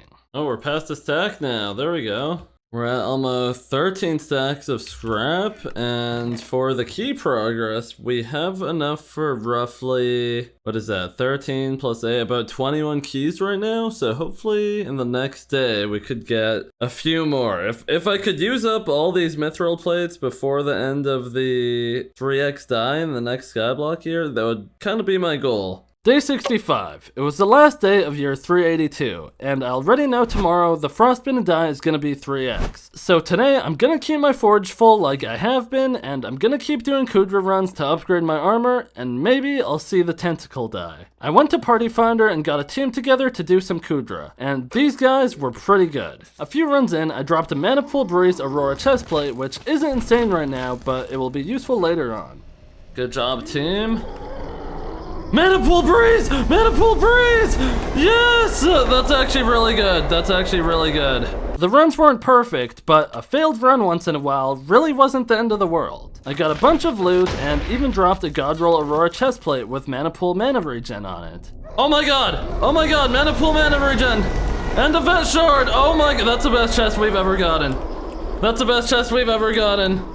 Although I didn't want to stop the run since we had good momentum, I took a pause to apply Necrotic on my Ember armor to help me avoid running out of mana. I refilled my keys when I ran out and managed to join a really good party. As a team we were doing runs in about a minute and a half compared to the 2-minute runs I was used to. I got through the rest of my keys and I got off for the night. Through the day my forge was running all day long, so I should have a leg up on tomorrow. Day 66, year 383. Frostbitten die is now 3x, and it's something I had started preparing for back on the first day of year 381, and honestly even before that. The Frostbitten die is 1 in 83k Lapis corpses, 1 in 33k from Umber and Tungsten corpses, and 1 in 3.3k from Vanguard corpses. With the die rolling multiple times per corpse, it actually turns out to be 1 in 17k Lapis corpses, 1 in 5.8k Umber and Tungsten corpses, and 1 in 500 Vanguard corpses. But it actually goes deeper than just opening the corpses because you actually have to find the corpses to open them. When you enter a mineshaft, the game chooses one of 16 different mineshaft types. With the right perks, the mineshaft will have 2 to 4 corpses. Each corpse has a 50% chance of being a Lapis corpse and a 50% chance of being an Umber or Tungsten corpse. Lapis corpses don't need a key to open, meaning it's basically a free roll for loot, even if the odds are the lowest. Tungsten and umber corpses require keys to open. The keys cost 192 enchanted umber or tungsten, and the die drop rate from these two corpses is only triple the drop rate from lapis corpses, making the keys never worth forging. The best corpse is the Vanguard corpse. Of all the 16 mineshaft types, it only spawns in one of them, the fairy mineshaft, which only makes up about 5% of mineshafts. It's the rarest corpse by far, and to go along with its rarity is the ridiculous price of the key, resource-wise and time-wise. The skeleton key takes 30 minutes to forge from a perfect plate and a bejeweled handle. The bejeweled handle is basically free. It costs 3 glassite jewels dropped from the mineshaft mobs and only takes 30 seconds in the forge. The perfect plate is where all the cost lies. It consists of 1 umber plate, 1 tungsten plate, and 1 mithril plate, and takes 30 minutes in the forge. The umber plate is made up of 4 refined umber and a glassite amalgamation. The glassite amalgamation is 4 stacks of enchanted glassite and 4 finds of each glassite gemstone with a forge time of 4 hours, while the refined umber costs 160 enchanted umber and takes an hour in the forge. The tungsten plate is the same as the umber plate, but with tungsten instead of umber. The mithril plate is the most forge time out of everything. It's made of 1 refined titanium, 5 refined mithril, a gold plate, and an enchanted iron block.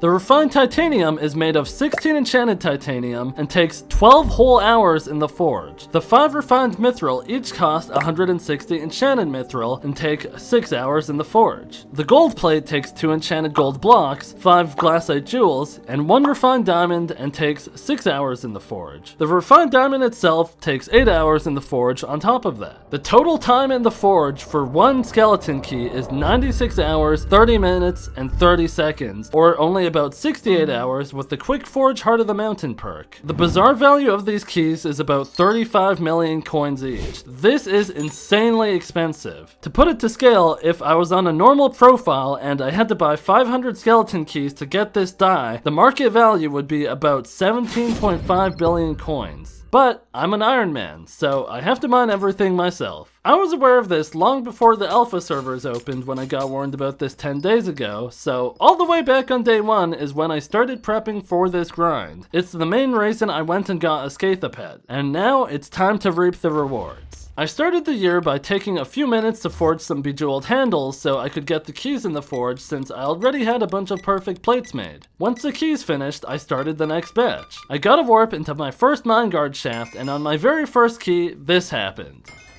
Oh my god, I got frickin' baited. I got baited. Honestly, not terrible. That we could actually eat this and we get more fortune, so that's good. We basically got the key back, which is nice. Oh my god, I thought I got a locket. I thought I got a locket. My heart is actually racing. Oh my goodness. That is so funny.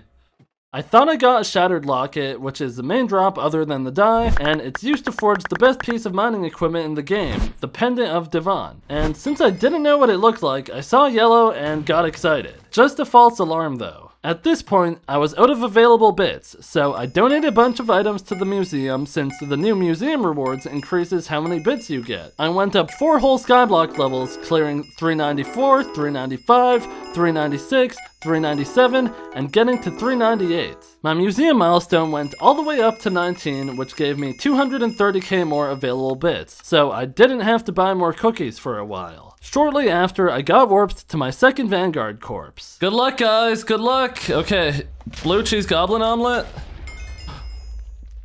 A tungsten key? You know, this isn't bad. This isn't terrible. A flawless onyx, that's actually good. Wait. I used the tungsten key, which I got from my second Vanguard corpse, and was rewarded with a nice cold book, which I immediately applied onto my chestplate. It's an armor enchant that grants more cold resistance, so when mining in the glassite tunnels or mine shafts, your mining speed isn't affected as quickly. I had a party going, and we would warp each other into mine shafts with multiple lapis corpses to hopefully get the die that way. But the main thing we're searching for was more Vanguard corpses to use keys on. Boom! Okay. Ice cold book, flawless peridot. Amalgamations, we got some crystals, which is pretty interesting. Key 4 had another ice cold book. Key 5 had 2 more dwarven O's to consume for dwarven metal fortune. Key 6 had 2 ice cold books. Key 7 was bad. Key 8 was some refined umber. Key 9 had a mithril plate and 4 refined umber. Key 10 had a peridot crystal and an ice cold book. Key 11 had a tungsten plate. Key 12 was terrible. Key 13 had 4 smaller keys. Key 14 had 2 ice cold books. Key 15 had a citrine crystal, so I stopped to put some perfects in the forge. Key 16 had an umber plate. Key 17 had a 4th dwarven O's. And then finally, on key 18, this happened. Glassite golem out.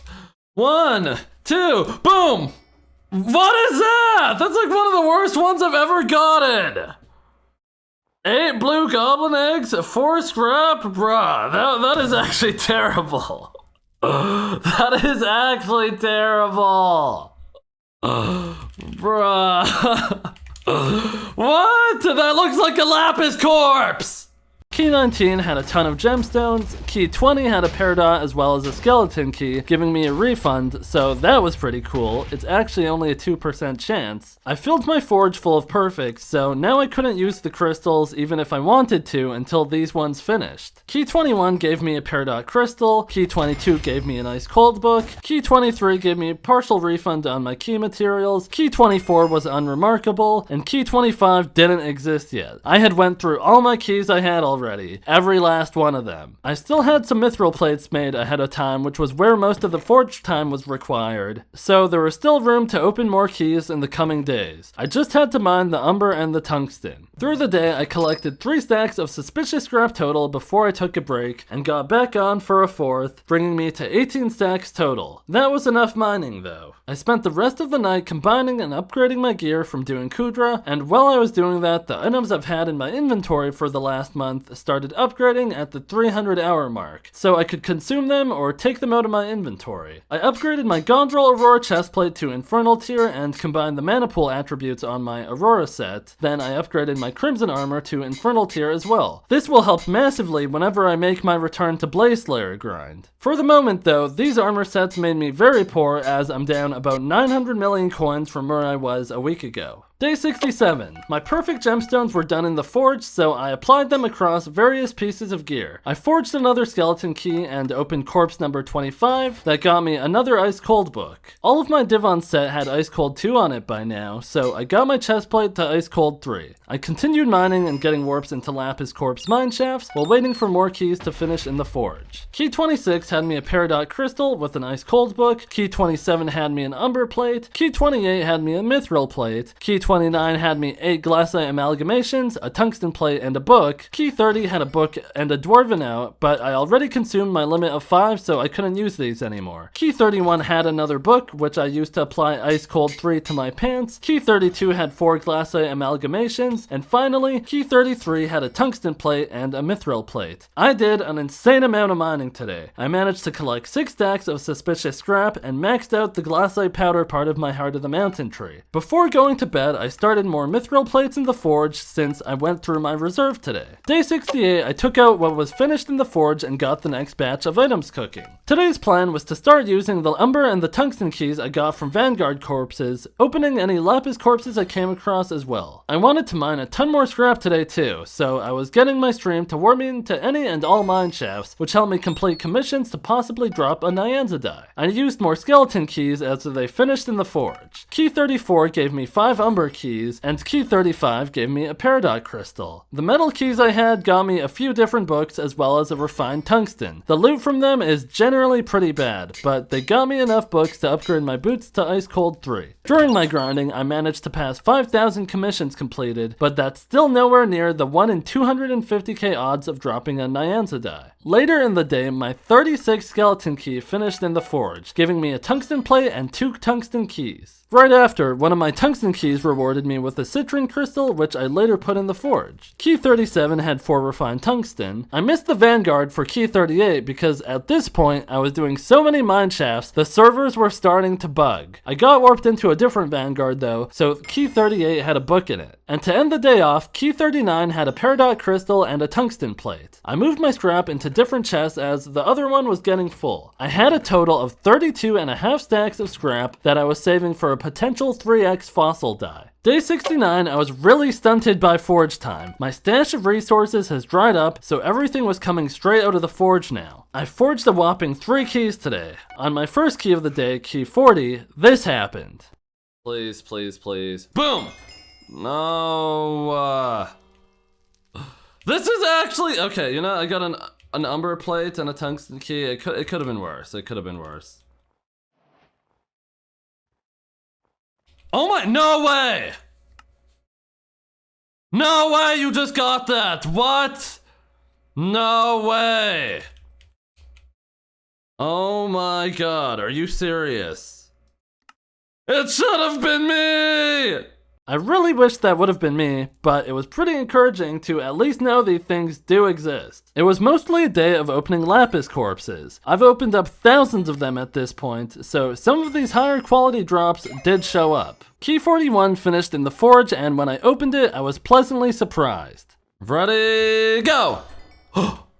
I got a key back. Okay, you know, I got a key back. That is twice the odds of locket. Yeah, it's twice the odds of locket, but at least I got a key back. Oh my god. Okay, we could do another Vanguard today. Wait, maybe this is a sign. It gave me key 42, which I used on my next corpse, which I got a tungsten plate from. I mined 4 stacks of scrap today, bringing the total up to 36.5 stacks. Day 70. Well, it was the last day of year 383, which means the last day of Frostbitten Die 3x, so hopefully I could see something lucky today. Overnight, I made a perfect jade, which I put in place of my perfect topaz on my drill, since topaz is only useful for gemstone mining. I forged 3 more skeleton keys, which would be my last few for a long while. Key 43 gave me 4 refined tungsten, key 44 gave me a book and a mithril plate, key 45 I would have to save for next time because I wasn't able to find a Vanguard corpse before the year came to an end. It sucks I wasn't lucky enough to get a locket or a die, but I had all the other loot to show for it. So for mining all of that Skyblock gear, I was actually able to fill up 2 backpack pages, basically.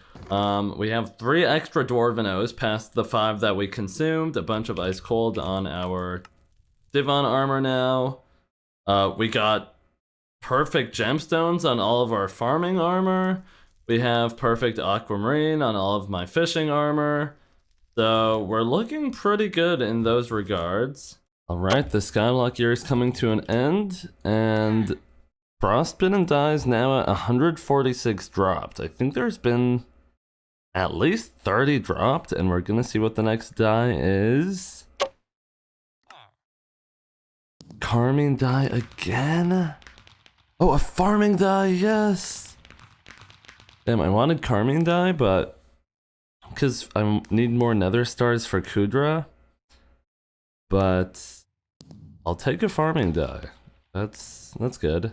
2 dies I was looking forward to seeing again. The first time Carmine die went in, my fishing setup started as a Magma rod with 3/4 thunder armor and 1 piece of shark armor. The second time around, I upgraded my rod to an Inferno rod with fishing speed 8, double hook 8 attributes on it. And my armor I upgraded to full Magma Lord. Dung die was awesome to see as well because it came from Pest, and farming would be a good way to recover my bank, which was fallen down to a measly 60 million coins from all the Kudra I did. I got to farming, spawning Pest and mushroom armor with my Daedalus axe, then swapping to Fermento to kill pests. My rates should be a bit better now since last year I was able to apply perfect paradox to my armor for more fortune. I further upgraded my fortune by applying Green Thumb 4 to my pest vest. More crop milestones were reached today as I hit K milestone 36, Warp milestone 28, and I served a bunch of visitors with a few Maves appearing. I sold 80 million coins of crops, bringing me back to 140 million coins before doing something else for the rest of the day. I switched to do some M5 runs with the goal of getting 2 recombobulators. They were needed for my fiery Kudra core and my burst stopper artifact as they were both epic rarity. With the recombobulator they would be legendary, which means more magic find enrichments.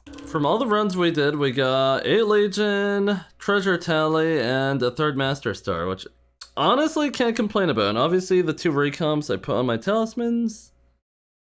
But I am not doing any more dungeons until probably one of the dies in there gets boosted. So yeah. Day 72. A bunch of perfect gemstones were finished in my forge, so I applied my last peridot to my main vacuum. It was a chill morning I spent farming, hitting cane milestone 37 and farming 71 million coins of crops while I was waiting for people to wake up to make a fishing party. I went live and started filling chum buckets to buy a glowing mush mix in for the 30 fishing speed it grants. Not too long into it though, someone from my stream told me a tip that could save me a ton of time.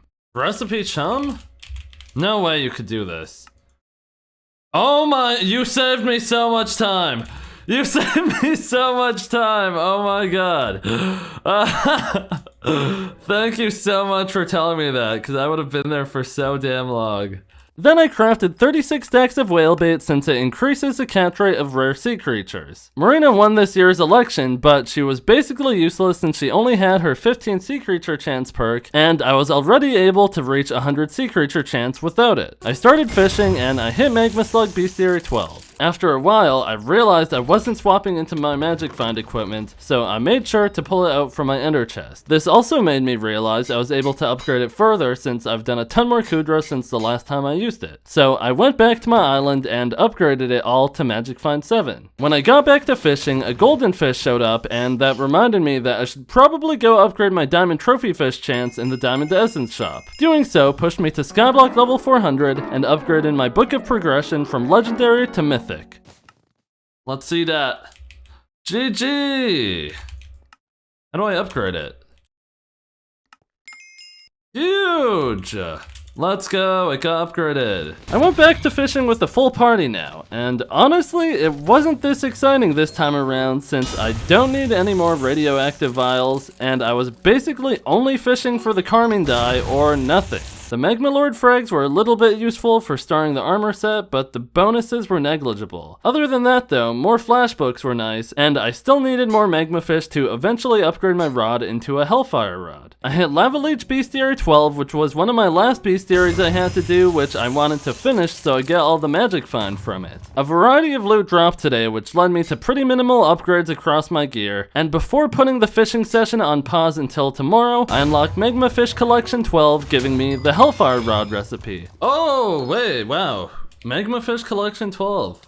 But I only had 26 out of 80 gold magma fish saved up towards the craft, so that's probably gonna be my main goal for this year. I ended the night off doing some farming where I hit sugarcane milestone 38 and sold 91 million coins worth of crops. Day 73. It was just the usual day of lava fishing until this happened. No way! No way! This guy in the party dropped one! No way! Oh my god! No frickin' way! No frickin' way! Oh my god. Ah! Slight crash out, but you gotta understand that guy only joined the party like 15 minutes prior. I eventually mentally recovered to keep making tiny upgrades through the day. My chestplate got an upgrade to 2 stars, and the expertise enchant on my infernal rod upgraded to 9 because I hit 10,000 sea creature kills with it. I got loot share on every vanquisher that spawns, giving me a ton of nether stars for cudra keys, and getting my vank bestiary to 15. Things were generally coming along fine, until the server started dying. This time around with carmine dye, for whatever reason, the servers were so much worse. Oh my god, the server's lagging so bad. It's actually gone. It's actually gone. Oh my god. Holy crap. And this would get amplified whenever someone would get warped in, which is actually horrible because on the Crimson Isle, there's always endgame players warping each other into different lobbies to work on their mini-boss bestiary. I didn't feel like dealing with that anymore, so for the rest of the day I took it easy with some farming. The only upgrade I made was getting my last piece of equipment to Green Thumb 4. I only farmed for a few hours, so I sold my crops for 50 million coins. Day 74. I started the day off farming like normal when an anomaly occurred. Oh my god! Oh my god! Oh my god! Oh my god! Oh my god! Oh my god! Oh my god! Oh my god! Oh my god! Oh my god! No way! No way! No way! Oh my god! No way! No way! What? Finally! Oh my god, I can't believe it. I finally got another die. I finally got another die. What? Yes! Oh my god! No way! Oh my, it's been so long! Yes! Yes! We'll add it to the other dies. Oh my god. Yes! Yes! Yes! Yes! Yes. That was number 199. Under 200 club. Let's go. So I've killed 15,729 pests. A lot of those weren't during 2x. The base odds of this die are, I think, 1 in a quarter million. Yeah, it's 1 in a quarter million right now. It's multiplied, so it's 1 in 125k. So we got quite lucky on this. We definitely got quite lucky on this.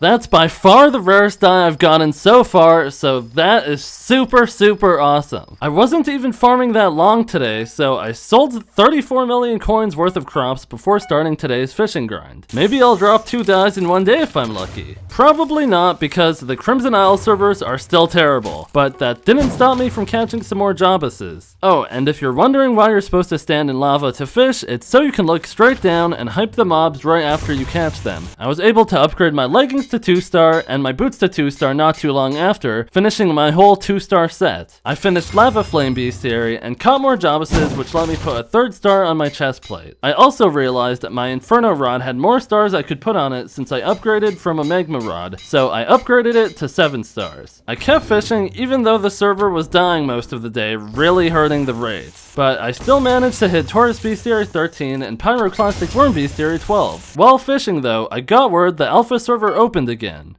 So we get to see a glimpse into the future. Damn, if someone got on an hour ago, we would get to see the die before this one too, but it's Carmine, which is the one that's in right now. Which this will be the 3rd time Carmine goes in, by the way. I have Bone Die already. And Mocha Die 2x, which I think this might be the 3rd or 4th time Mocha dies 2x. But at least we have a heads up for year 387.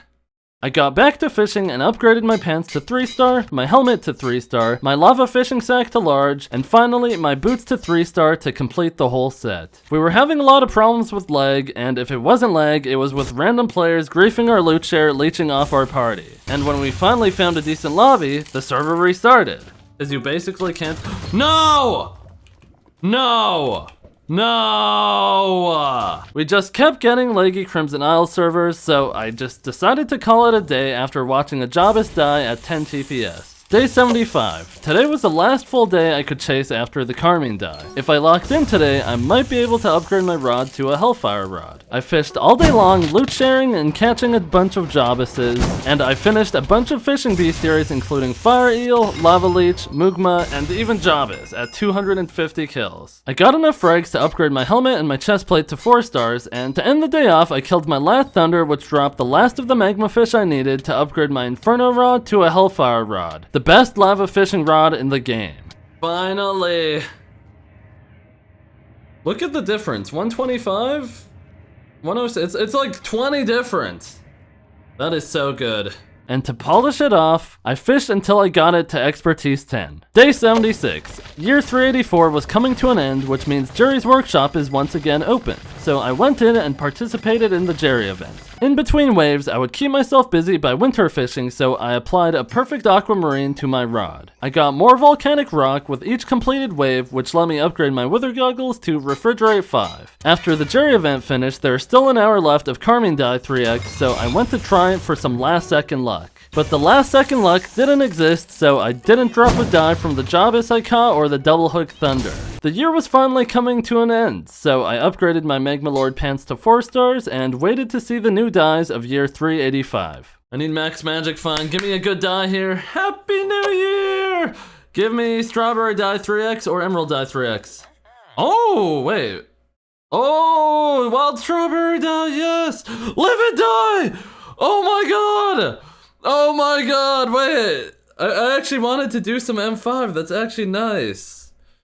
Wait, let's go, this is fire! Last year, I had a second attempt at Carmine Die 3x, but that was unsuccessful. So hopefully my second attempt at Livid Die 3x in year 385 will have a different ending. After all, last year wasn't completely unsuccessful since I managed to pick up the Dung Die. Just a reminder, the Livid Die is currently 1 in 1666 bedrock chests, so there's a lot of work to do. I got to doing runs and we were trying to optimize as much as possible, so we're only taking a quick peek into our chest before queuing into the next run. During downtime, if someone needed to take a pause or something, that's when we would go buy the contents of our chest. Croasis in the Dungeon Hub holds chests for your last 60 runs, so as long as I bought the chest before going past 60, I should be fine. One problem though, I went into the Skyblock year with only 330 million coins, so I had to make a tough decision. I had to stop buying all the Master Stars and Master Skulls because they were draining my money too quickly. I already had enough 3rd Master Stars for my main pieces of gear at the moment, and the Master Skulls weren't really worth the hundreds of millions of coins it was gonna cost me to upgrade to tier 7, which is a pretty small stat increase. My money would be better off used buying Recombobulators and Legion books. I was being offered a crazy amount of loot, but skipping on it because I didn't want to spend the money to buy it. I took a break from dungeons because I heard the alpha server had opened, offering another glimpse into the future.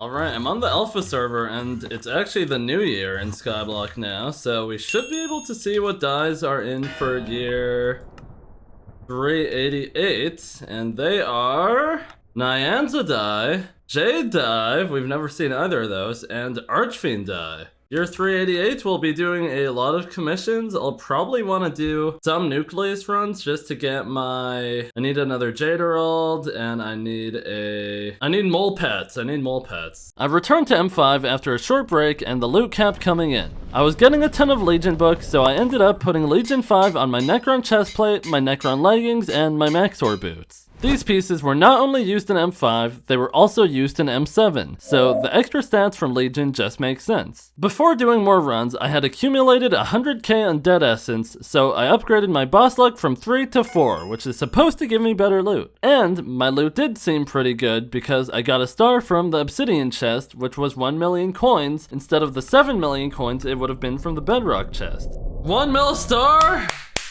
We'll take a 1 mil star! I ended the night with 13 Recombobulators and some other loot, which brought me down to 210 million coins. Day 77. I was out of available bits, so I slammed down a 12-pack of cookies. You can use code SQUID if you want to do this too and get 5% off. Yesterday I did over 100 runs, and today I wanted to beat that. I was starting the day at 1464 boss collection. I ended up doing over 200 runs through the day, and that gained me a decent amount of dungeon XP. So I hit tank level 43, which is great because the tank class is what I would be playing on M7.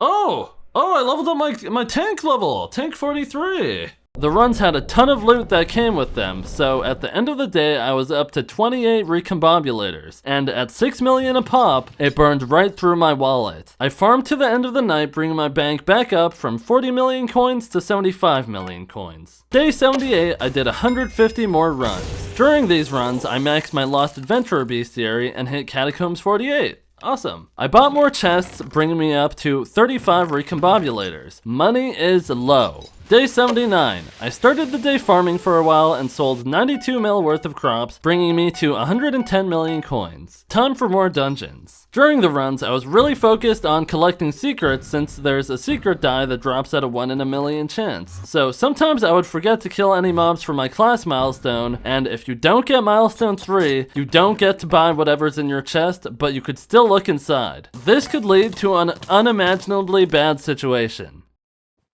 Oh my god, no, I didn't get milestone.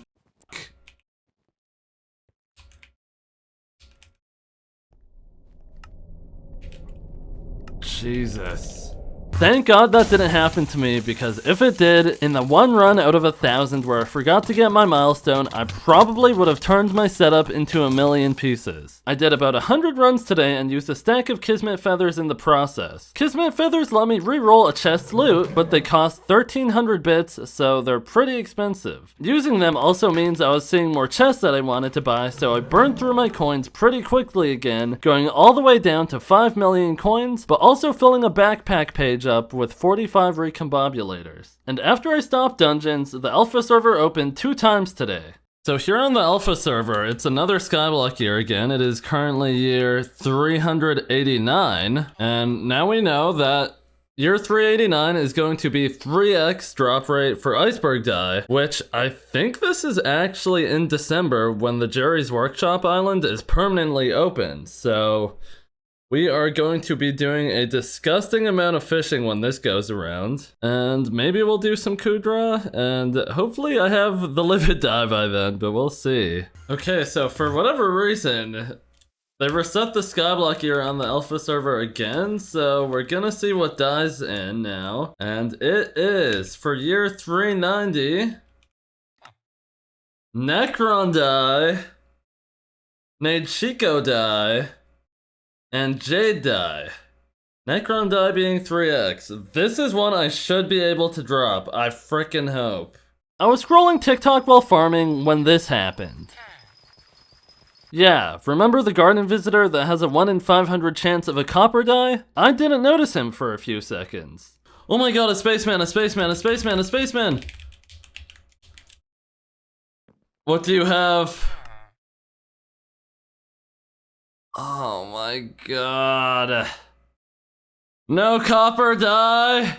A lot of people from my stream really didn't want me to kick him, but I decided it was for the best, since if he's sitting on my garden without a copper dye, he won't show up again with the possibility of having one, since 2 of the same visitor can't be sitting on the garden at once. I sold my crops from today, bringing me up to 40 million coins. I was pretty poor right now, but that would hopefully change next year, because Finnegan is winning the current election. Day 80. I was farming early in the morning when a game update rolled. It changed a lot about farming. First off, the T-Rex pet no longer increased all stats, it only increased combat stats, making it useless on the garden. Next, they added a bunch of stuff to Pest Hunter Phillips' shop, including an upgrade to mushroom armor, a way to get Pest Terminator 6, and a hedgehog pet, which is the new best pet for killing pests with. There's a bunch more, but all you gotta know is it made farming a way worse moneymaker. And they also made the wild strawberry dye twice as rare. Fix an issue causing sugarcane and cactus to roll twice for pest rare drops / dyes when harvested. Are you serious? I'm never getting the dye! I farmed for a bit longer, getting myself to 90 million coins, and before going into M5, I bought more Kismets to get myself up to 200 total. Chestplate! Chestplate into chestplate! That's gotta be more rare than the dye. My coins ran out pretty quickly, putting me all the way back down to 50,000 coins to my name. I did have a ton of loot though. Another 21 hours before the livid dye goes out of rotation. I've gotten a total of, I've gotten 56 recoms, a bunch of fumings, a lot of treasure tallies from doing secrets, the master stars. I've passed on a lot of master stars. I know at least one of these was 1 mil. I think I actually did pay 7 mil for one, or however much it costs. But I'm going to apply them to my accessory bag. And I should be able to finish off everything that's not recommed. I should be able to do, which should give us a bit more MP.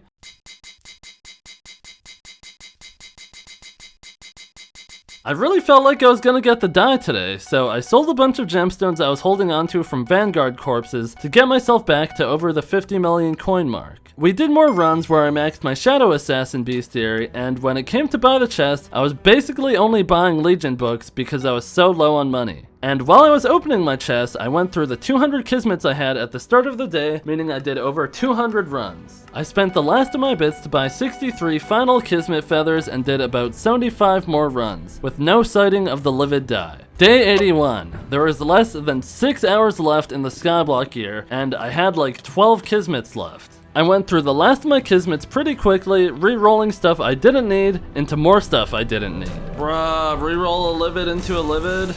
Then I got to the point of just doing runs with no kismets. And after about 40 runs, this happened. Oh, treasure tally! And 20 minutes later, this happened. Oh my god! Oh my god! Oh my god! I got it! I got it! I got it! Yes! Yes! On the last day, there's only a few hours left! 2 hours left! 2 hours left!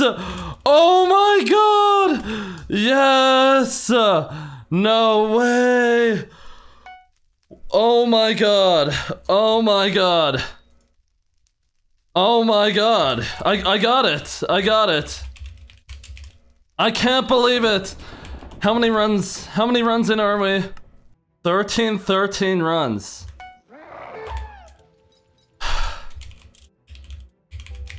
Oh my god, I can't believe I got it! Yes! Yes! Yes! It took 1,313 runs total, 400 kismet feathers, half a billion coins, and a week of my time, but in the end, I won. I dropped the 443rd livid die ever on the server as an Iron Man player. I ended the Skyblock year with 23 extra recombobulators stacked up, as well as 8 Legion 5 books. Up to this point in the video, you've watched about 800 hours of playtime. Not time passed, this is the product of 800 hours of me sitting at my computer spread across the last 15 and a half Skyblock years. So just do me a favor and just make sure you're subscribed, because there are 15 more years to go. 30 seconds, okay. I really hope we see a copper die because we know Finnegan's going in. I will also be okay with a wild strawberry die. Emerald die is also another. I need to make money this next Skyblock year. Emerald die, I'll be happy with. Fossil die is okay because I just gotta open up all my fossil. What else? I don't know. We'll see. We'll see. Vincent, it's been a good Skyblock year. Year 385 is for the books. What does year 386 have for us? No way. No way. No way. This is bad. I don't have a mole pet. Maybe I could get one. The Jade die is from completing Crystal Nucleus runs in the Crystal Hollows. To complete a Nucleus run, you will have to place all 5 crystals in the Nucleus located in the center of the map. From there, the map is split into 4 quadrants: the Goblin Holdout, the Jungle, the Mithril Deposits, and the Precursor Remnants. Each of these quadrants generates a structure where that region's crystal is obtained from. Starting with the Goblin Holdout. The Amber Crystal is generated in the Goblin Queen's Den, but the Queen's Guards will stop you from getting to it. First, you have to go to the Goblin King and hand in 4 Goblin Eggs in exchange for the King's Scent. With the King's Scent, you'll be able to walk by the Queen's Guards without any problems, allowing you to grab the Amber Crystal. Next up, you have to go to the jungle to find the Jungle Temple. But first, you have to find a Key Guardian spawn to kill for a Jungle Key. Give the key to the Door Guardian to enter the Jungle Temple parkour. Make all the jumps and avoid the traps to grab the Amethyst Crystal at the end. The third crystal is in the Mines of Devon, located in the Mithril Deposits. Talk to any of the keepers for a metal detector, which you can use to locate a treasure. The faster the beeping, the closer you are to treasure. The treasure has a 20% chance of being one of the 4 scavenged tools, and once you have all 4 of them, you can hand them in to the keepers to claim the Jade Crystal. In the last quadrant, you have to find the Lost Precursor City. Automatons will spawn all around you, and killing them has a 2% drop chance of giving you one of the 6 different robot parts. Once you get all 6 of them, you can craft a precursor apparatus and hand it in to Professor Robot to claim the Sapphire Crystal. The 5th and last crystal can spawn in any of the quadrants, but closer to bedrock at Y64 and below. You're looking for a big lava area with the Bell boss in it, surrounded by topaz. Shoot Bell 200 times to claim the Topaz Crystal. Return to the Nucleus and place all 5 crystals in their slots to claim your loot bundle of 14 to 20 items. Each of these items has a 1 in 166,000 chance of being a Jade die, which means on average, during the 3x multiplier, the amount of Nucleus runs the Jade die takes is over 9,000. If you were going at the pace of 1 Nucleus run every 3 minutes, that would take you about 450 hours. That's the pace you would go at if you had all the scavenge parts and precursor apparatuses ahead of time. And here's why it's even worse for me. When I opened all my suspicious scrap back on year 375, I didn't get a single claw fossil, which is the fossil for the mole pet. And the mole pet is the Nucleus run pet. It makes you find scavenged tools 25% more often, and it also makes automaton parts drop 50% more frequently. And on top of that, every crystal Nucleus run you do, you get an extra item. And it's not like I could just make a mole pet now, because it takes an entire week in the forge. Claw fossils are in the Nucleus loot pool, so I'm just gonna do some runs to see if I could get the pet that way. I had the robot parts to make 35 precursor apparatuses, but no keys. So before starting, I found a key guardian spawn to grind out a bunch. The first 4 runs were pretty uneventful, but on my 5th run, I got a few things I needed. Oh, a precious pearl. That's kind of cool. And a claw fossil. Wait, I need these. Oh my god, that was actually a really good one. A few runs later, something crazy happened. Oh my god! Oh my god, I got a quick claw! I got a quick claw! What? What? Oh my god, yes! Yes, GG! The Quick Claw is the best mining pet item in the game, with the odds of it being 1 in every 372 runs, meaning I was insanely lucky. On run 18, I got my second claw fossil, but my forge was filled, so I had to wait for the mithril in there to finish before I could start making my pet. I was still only through about half the runs I had prepped, so I finished the rest of them off. On run 27, I got a Jaderald and another precious pearl, and on run 30, I got a Jaderald and my 3rd claw fossil. The 3rd claw fossil was actually useful because Vincent wants a mole pet to get his Abiphone contact, so I guess I'll throw that in the forge for him too. Day 82. The rest of the Skyblock year I was gonna use mainly to get my bank back up and also do anything else that I might think is worth my time. So today, the plan is to mine gold and get up to 100 million gold collection. The reason for this is that the Golden Dragon pet has a perk that grants 11.1 strength and 2.2 magic find for each digit of your gold collection, capping at 100 million gold. I was at about 30 million collections, so if I could mine that last 70 million, I would get 2.2 more magic find, which is effectively an extra 6.6 magic find when I'm using my Chimera 5 Daedalus axe. I was mining gold at around 6 million collection an hour, and honestly, I didn't think it was a terrible thing to do. After a few hours, my lobby closed when I was nearly at the 50 million mark. Oh, this lobby's been good. See how much money how much gold I got from that. I got about 20 million. Not bad. Not bad. When I was mining in my next lobby, some mithril in my forge had finished. I went to my island to grab materials to forge a bejeweled collar, which would be more fortune on my goblin pet. In my island, I had noticed I had a scorched topaz in a chest, which is used to apply heated reforge onto my drill. And the heated reforge is good while mining gold because it gives you more mining speed and mining fortune depending on how much heat you have. And if you find a Mines of Divan that generated low enough in the world, it's actually super easy to do. You just have to sit in lava in the magma field for a bit until you get your heat above 95, then go back up to the gold mine. I took a few breaks along the way to go and eat and whatever, but 12 hours after I started mining, I finally hit 100 million gold collection. I must be done.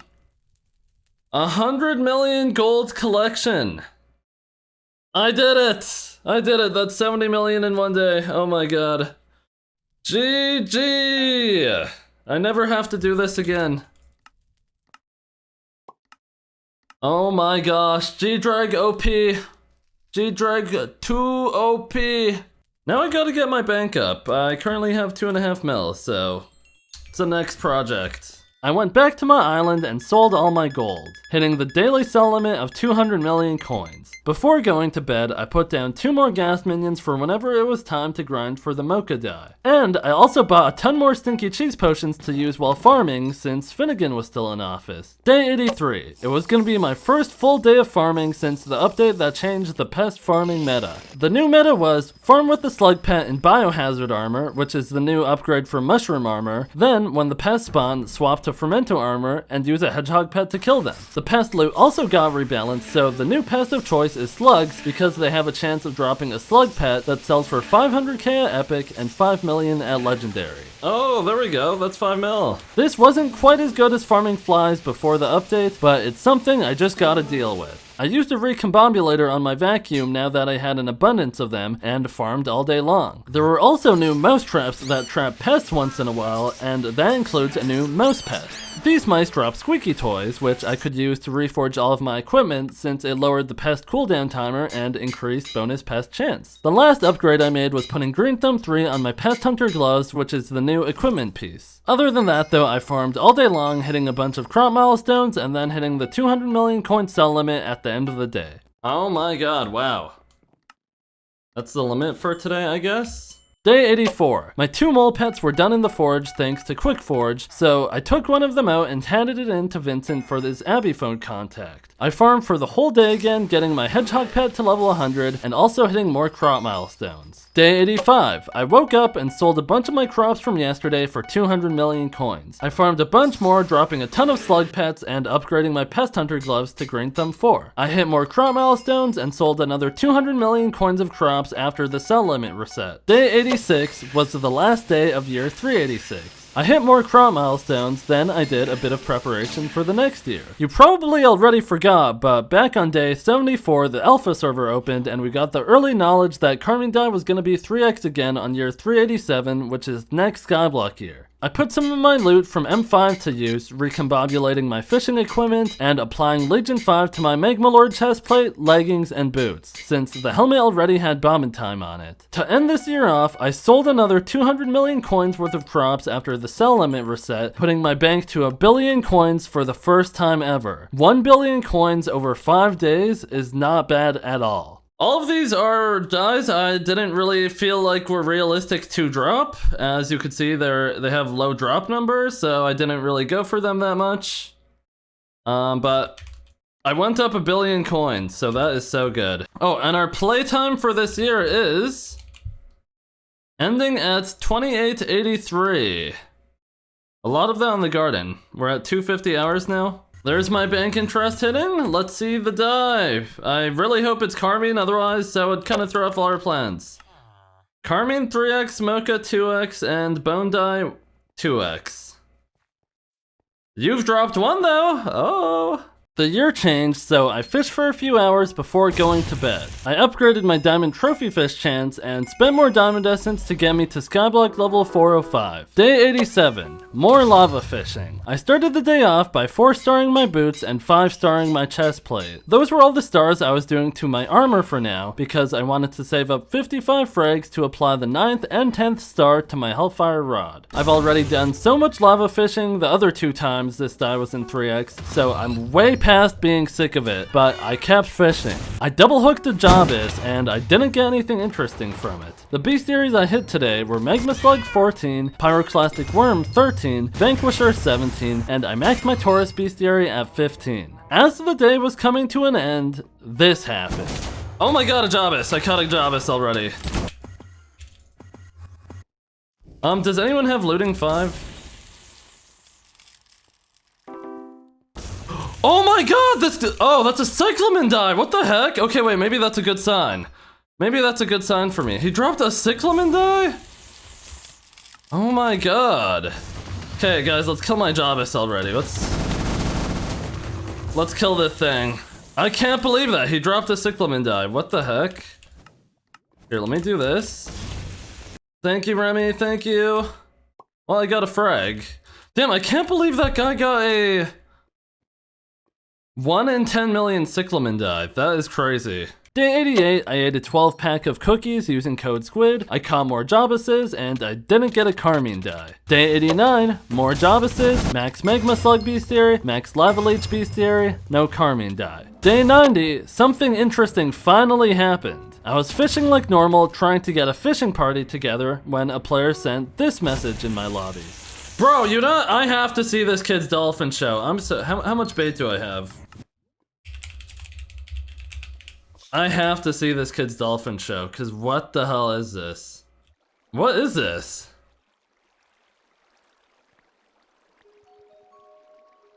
Oh, he put the music in!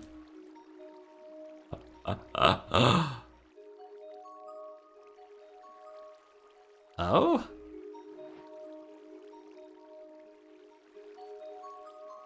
Oh! god! How elegant!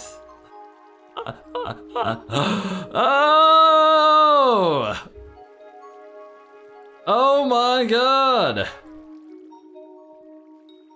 Look at him go!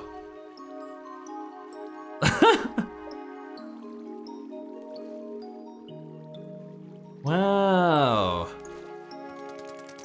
Oh! Oh my god! Help me, wait, is he dying? Help me, I'm dying! No, someone do something! He died. Oh my god! The water dried up! Rip dolphin, no! Woo! Good dolphin show, good dolphin show. That was the morale boost I needed to fish until the end of the day. Brag?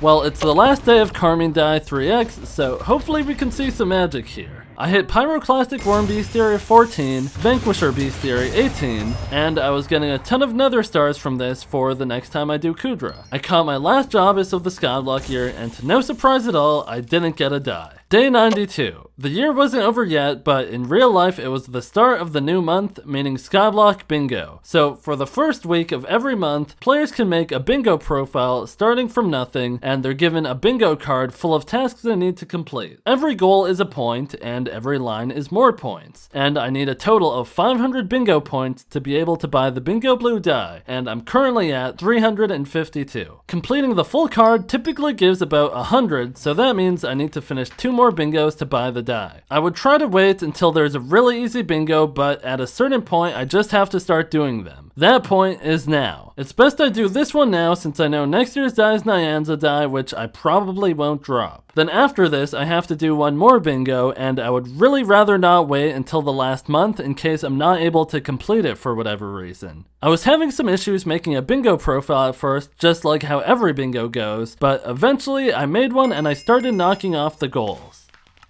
Oh! I did a goal! There we go, our first one! GG! And as I was doing my second goal, year 387 came to an end.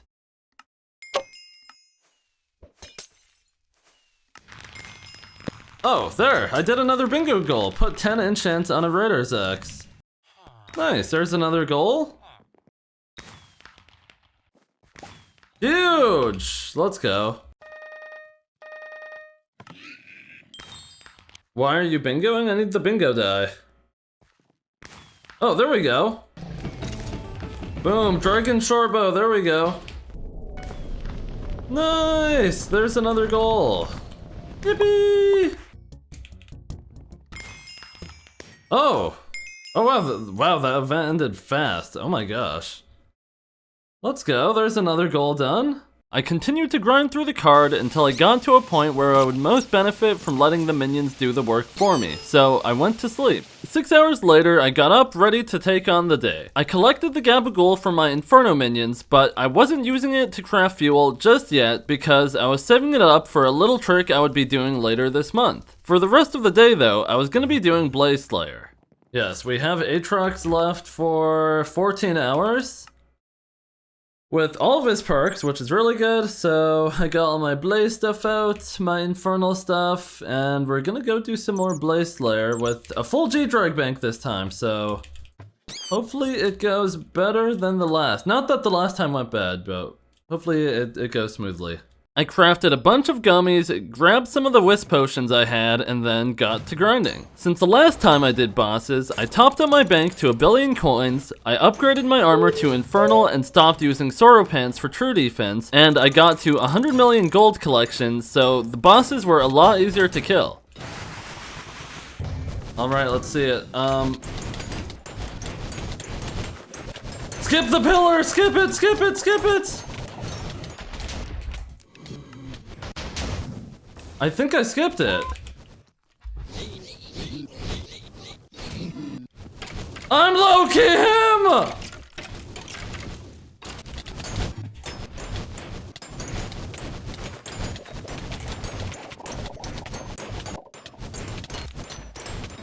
Oh my god! Oh my god! Oh my god! Basketball has LeBron James. Skyblock has me. I was pretty hyped, and pretty early on, I dropped a red dice. Oh, red dice! Let's go. Then I dropped another one, and even one more after that. I hit Smoldering Blaze Bestiary 19, and I stopped doing Blaze Slayer at 609,000 XP. Day 93. Even though Nyan's die was extremely unlikely to get, I figured I would still give it a go since doing mining commissions was a pretty good way of leveling up my pets. I got to mining starting at 5,555 commissions, and I leveled up my mole pet to level 100, and then I also got my reindeer pet to level 100. Day 94. I started the day by mining a stack of enchanted iron blocks to continue mithril plate production in my forge. I didn't feel like doing more mining for the moment, so with Jerry's Workshop Island being open all through December, I decided I wanted to do a bit of winter fishing for the iceberg die. Before jumping into it though, I swapped all my accessory enrichments to Sea Creature Chance, then added Full Legion to my Frozen Blaze set, and I started for extra stats. Frozen Blaze isn't really meant to be a fishing set, but it's actually my best fishing set if I'm fishing in normal water and not lava. And the main reason is loot share. While wearing Frozen Blaze armor, you deal 5,000 damage to mobs within a 5-block range every second. For winter mobs, this qualifies you for loot share. So if you're fishing in Frozen Blaze armor, you're getting loot share off everyone's mobs who are fishing around you. But since Frozen Blaze doesn't give any fishing stats, you have to pull these stats from anywhere you can, which is why I put Legion on my Frozen Blaze armor with the Submerged Reforged for even more Sea Creature chance. And even if my fishing stats are slightly worse than if I was wearing Magma Lord, it's still worth it if I have a lot of people fishing around me. Since loot share gives about 20% of the normal loot rolls, if there are 5 people fishing around me to loot share off of, then I should be getting nearly double the loot than if I were just fishing on my own. And it keeps getting better the more people that are around me. I had a Flash 5 book left over from when I was grinding for the Carmine die, so I applied it to my auger rod, and then I used it to fish for a while, getting a bunch of bestiaries, and this is when I ran into a problem. The Winter Island has a lot more noobs than the Crimson Isle does, so whenever they see someone fishing in Frozen Blaze armor, they almost can't stop themselves from leeching, which hurts rates a fair bit. Day 95. I didn't want to burn myself out from ice fishing since I knew from the alpha server the iceberg die was going to be 3x next year. So for today, I was just going to do some more mining to keep myself busy, where I applied the Stellar Reforge to my drill since I didn't need the heated Reforge anymore. But first, I got convinced to roll one of my black dice. Rolling the high class dice costs 6.66 million coins per roll, but if you land on a 6, it pays out 100 million coins to you and the dice disappears. But rolling a 6 only is a 1 in 16 chance, so it's not very likely. And with the Archfiend die being 2x, every roll has a 1 in 333 chance of being a 7, which breaks the dice, revealing the Archfiend die inside. 3, 4, Barely. 7, 1, 9, 6, 7. Okay. Ready? 1. What, are we just gonna hold right click? No, let's. Okay, one at a time. Okay, 1, 2, 3. 2. Okay. 1, 2, 3. Okay. Okay. 1, 2, 3. Wait. Okay, on 3, hold right click for 3 rolls. 1, 2, 3. 2, 3. Oh, we tied. We both got 5. We both got a 5 on the last roll. Okay. Yeah, Ready? Again, 3 rolls. 1, 2, 3. Bro, what is going on? 1, 2, 3. 3. 1, 2, 3. Oh, Dude, what is going okay. on? Hold on. Ready? I'm down to 80 mil. 1, 2, 3. 3. 1, 2, 2, 3. 3. Bro, Okay. I'm down to 100 mil. No, All right, ready? no matter what we lose. Wait. It only gives 100 mil? Bruh. Okay, ready? Yeah. 1, 2, 3. 3. 2, 3. No, stop. What is going on? I need this G-Drag bank. Okay. 1, 2, 3. Wait. Oh. In slow-mo. Oh! 6! You cashed it! You cashed it. Okay, I'm spam rolling mine until I get it. Minus 40 mil. Oh god. Oh god. I'm cashing it. I'm cashing it. Give me a 7. Give me a 7. Give me a 7. Give me a 7. Make it happen. Make it happen. Yeah. No, no, no. What is that? Ah! I'm down 200 mil. I'm down 200 mil. Where's my money going? Ah! Come on! I'm down $250 million. Oh my god! Where's my big win? Where is it? I'm down 300 mil. Where's my 7? My G-Drag bag! I'm down 350! Where's my money going? Oh my god! No! I'm crying. I'm crying.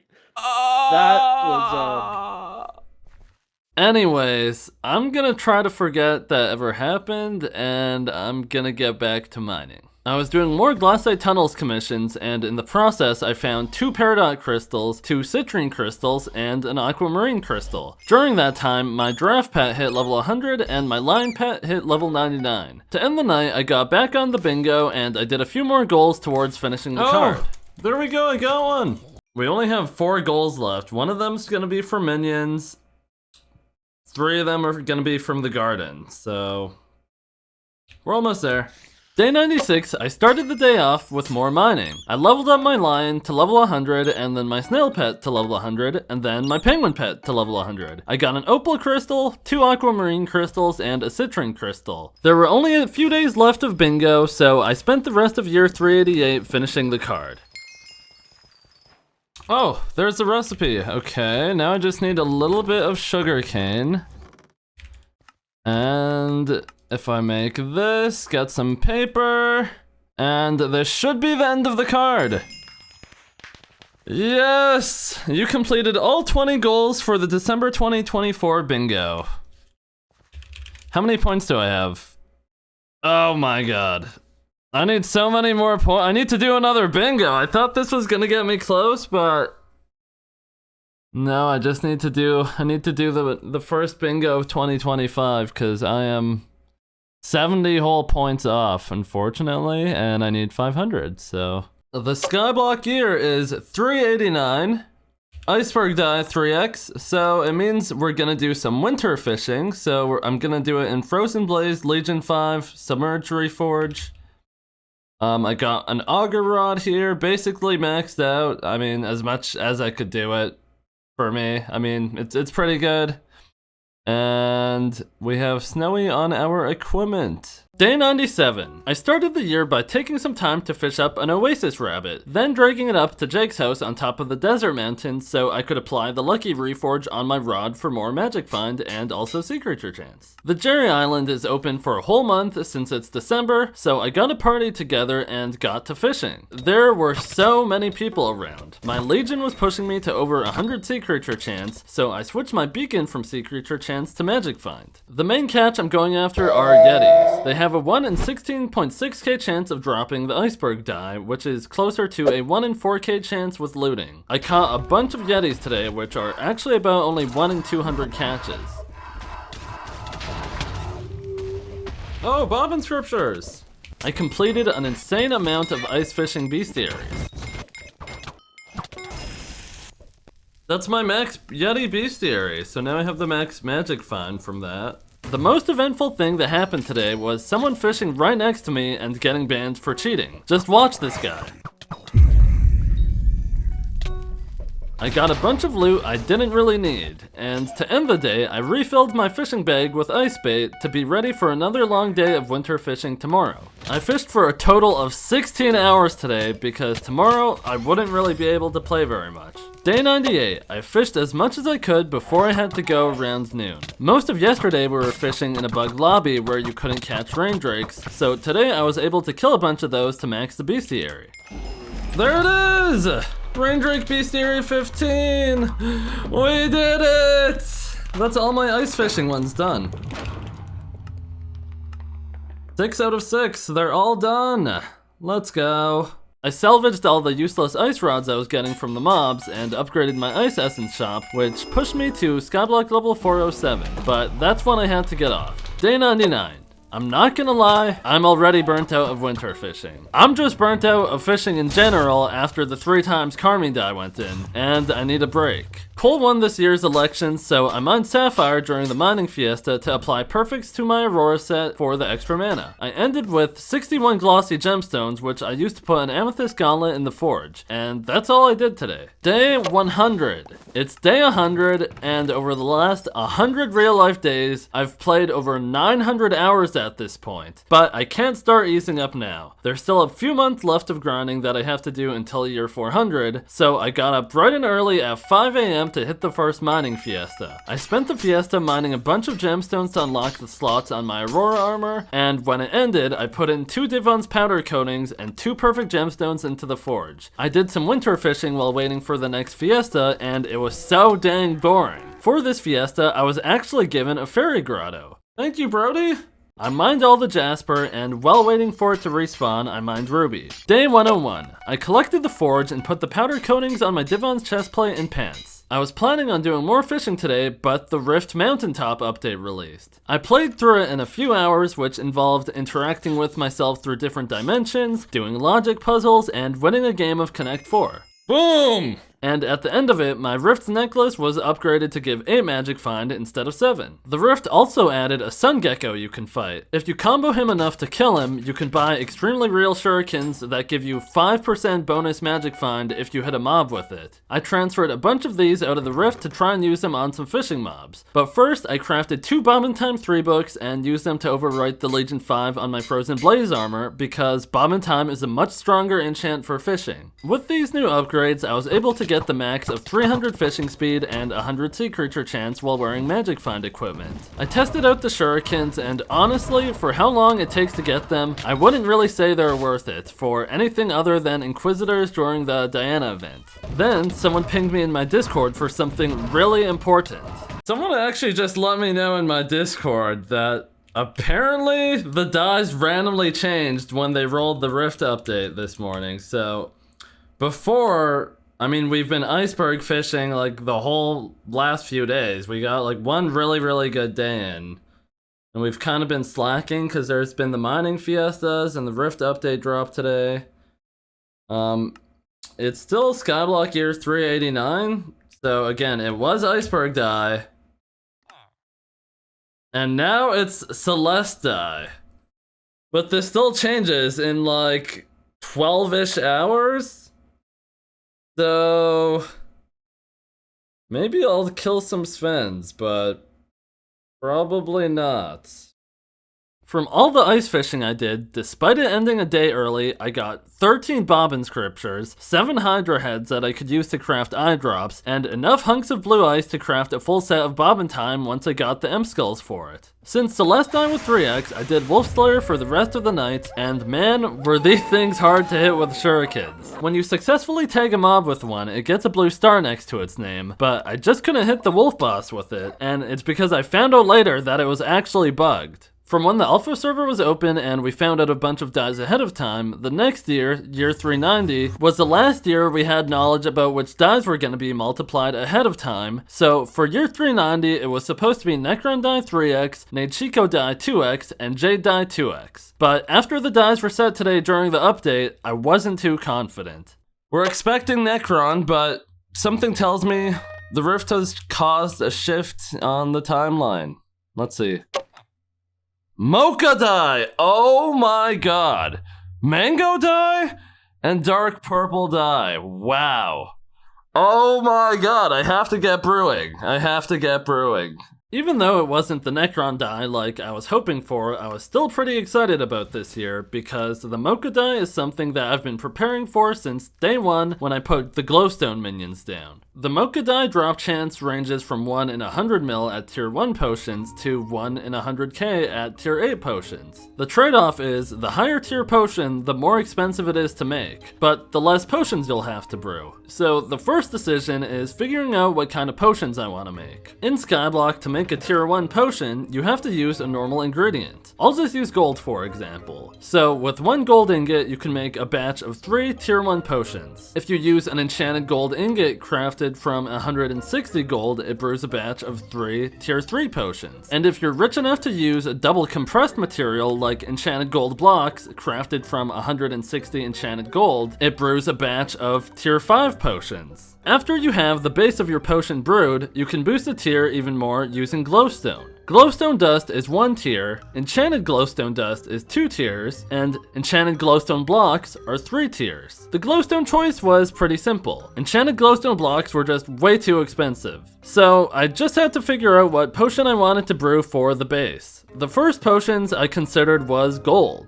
I mined 70 million gold in a day a few weeks ago for my G-Droid collection, which converts to about 2,700 enchanted gold blocks or 8.1k tier 7 potions. But that's only about 10% of the 1 in 83k odds. I thought about doing sugarcane because that's how I got my alchemy 50 back in the day, but mining sugarcane is even slower than mining gold. Healing potions were an option because tier 5s were made from enchanted glistering melons, which is crafted from 4 stacks of glistering melon, which I could just buy from the alchemist. That just wasn't viable because it would take way too long getting enough of that. My options weren't looking too good, but there was one exception to the rule of needing a double compressed material to make tier 5 potions: enchanted gas tiers. Someone from my Twitch chat let me know that for whatever reason, enchanted gas tiers actually made tier 5 regen potions instead of tier 3s. And this was all the way back in year 386, the same day I put my gas minions down. So my gas minions have been preparing me for this die ever since. And on top of enchanted gas tiers making tier 5 potions, they were made from only 5 gas tiers, so it was an obvious choice. With nearly 90,000 enchanted gas tiers saved up, I had enough to go to odds 3 times over, so I was over-prepared in that regard. My potion was selected. I would be brewing an awkward potion using a nether wart, then I would brew into a tier 5 regen potion using an enchanted gas tier, then I would add the enchanted glowstone dust to upgrade it to tier 7. One issue though.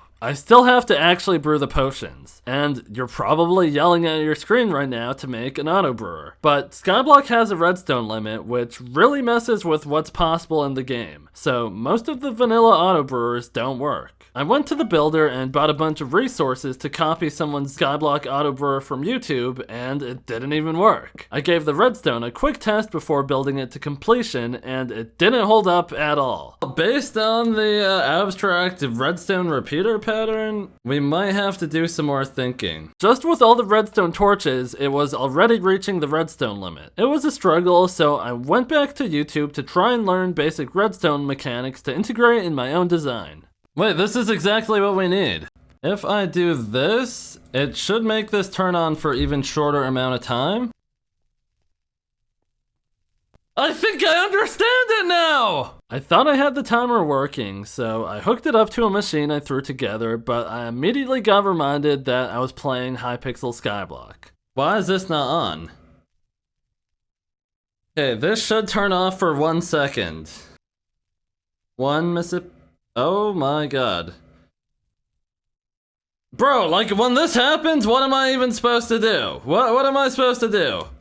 Then I tried making a design using droppers. We might be cooked. I built a different design and that didn't work. Then I tried another one after that didn't work. Eventually someone found a design that worked, so I went to their island to copy it. I remade it on my island with one main modification. Originally, the timer was based off an alt account passing through a cobweb in an AFK pool. I wanted something more precise than that though, because while brewing 80,000 potions, even a second increase per batch will add up very quickly over time. I replaced this timer with a hopper clock and put my alt pelt in the AFK pool to keep my island loaded so nothing breaks. To actually put down the chest for the machine, I had to go through my island and get rid of chests that weren't important because islands have a 1000 chest limit. To save even more chests, I moved a bunch of items I was hoarding into furniture chests because they didn't count towards the chest limit. I spent 40 minutes filling glass bottles with water, then putting them in the input chests. And then I spent some more time putting in the brewing ingredients. But eventually, after a long day of brainstorming and going to the dark auction once an hour, I had the machine working, which is a good place to go to bed. I needed the potions to keep brewing overnight, so I put my alt in there to keep my island loaded. Day 103. I AFK'd my alt overnight, so I woke up with an entire batch of 200 double chests of potions to collect.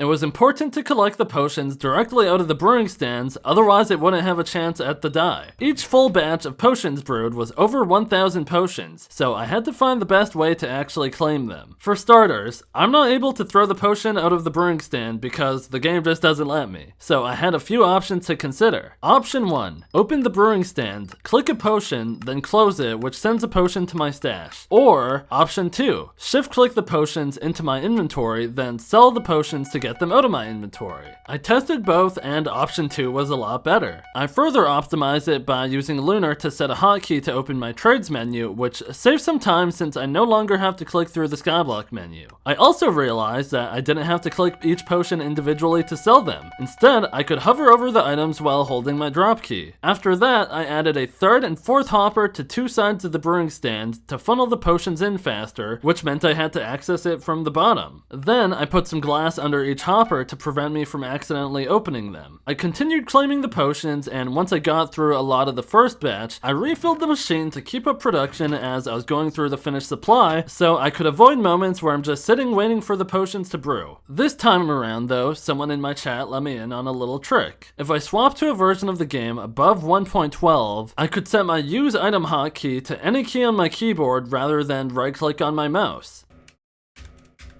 Okay, let's see.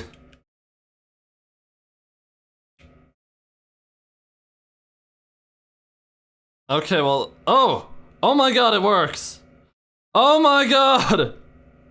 This is gonna save so much time! With the bottles filled, I swap back on to 1.8.9, which is the version I normally play on, to claim the water bottles from my stash and put them into the intake chests. I picked up and placed the ingredients in the brewing stands because if you don't do this after your island unloads, the potions won't brew. After the first ingredient in the hopper is finished, I took one potion out of each stand and placed it into the hopper directly below it. I don't know why, but I was told if I didn't do this, it wouldn't work properly. I made sure the brewing stands were filling correctly and then turned the machine on. Let's give this a flick. This should change right away. There's items going into here, that's good. It's cycling. 1, 2. Oh, and it sends it here. We're cooking with gas! I got to claiming the potions, hitting 6 dark auctions through the day and doing another bottle restock before I went to bed. Still no die at this point, but I was only about 20,000 potions in, so I can't always get lucky. Day 104. I spent the day claiming brewed potions until they started running low. I bought more glass bottles and filled the water before putting them into the input chest, and rebooted the machine to keep it flowing. I claimed another 20,000 potions today with no luck, and the 5 dark auctions I attended didn't treat me any better. Day 105. I turned on the machine and got collecting potions for the day. I went to 4 dark auctions today, and in the 4th one, something interesting happened. Wait! This lobby is so small! I got into a 12-person dark auction lobby and I had over 1 billion coins on me. The first item round was a bidding war for a magic 8-ball between Burnt and Icicle. Burnt bid him up to 508 million coins before letting him take it for 20 million profit. That was the last of his coins though. The first book round was a Sharp 6 book that went pretty much uncontested for 1.7 mil. The second item round was a Wither artifact. I checked the purses of a few of the people bidding. One of them had 81 million and one of them had 169 million. Burnt managed to pick up the Wither artifact for 115 million, giving him over 50 million coins in profit. The third item was a Hocus Pocus cipher. Burnt is a longtime viewer of the stream, and he was nice enough to not bid against me on the item, so it was just me versus everyone else in the lobby. I warned Ashwank55 that I was willing to go over 100 million, which would be more than half the coins he has, and it seemed to have scared him off. Oh my god! Get out right now! Get out right now! Get out right now! Get out right now! Oh my god! Oh my god! Oh my god! Get out right now! No! No! What? I can't believe it! I can't believe it! Oh my god! I can't believe it! I just got that thing for 33 mil. It's worth over 300. Oh my god! Yes! Pretty awesome, and after that, I collected potions for the rest of the day, doing another full batch worth, bringing my total up to 50,000 potions collected. Day 106. It's the last day of the Skyblock year, so I got up early in the morning to start my grind. I hit a few dark auctions and started claiming potions. My enchanted glowstone supplies was nearing its end, so I wanted to at least get through what I had, which was only enough for a few more batches. During this time, I hit the 3,000 hour mark for total playtime on this profile. And the playtime is 3,000 hours! GG! It was a cool milestone, but I had potions to claim, so that's what I continued to do. And I can't lie, I was really starting to get sick of it.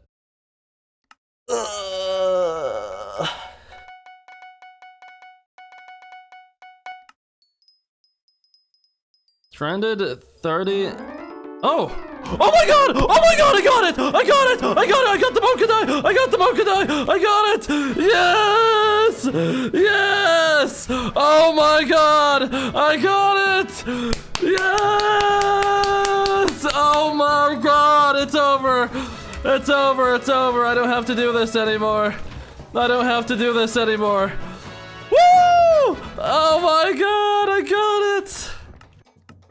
I got it! Oh my god! Yes! Yippee! I was out of glowstone almost. I had these filled up just in case I had to get the brewer on again, but I got it, baby! We're so back! I can't believe I dropped this. Oh wait! I gotta go look what number it was.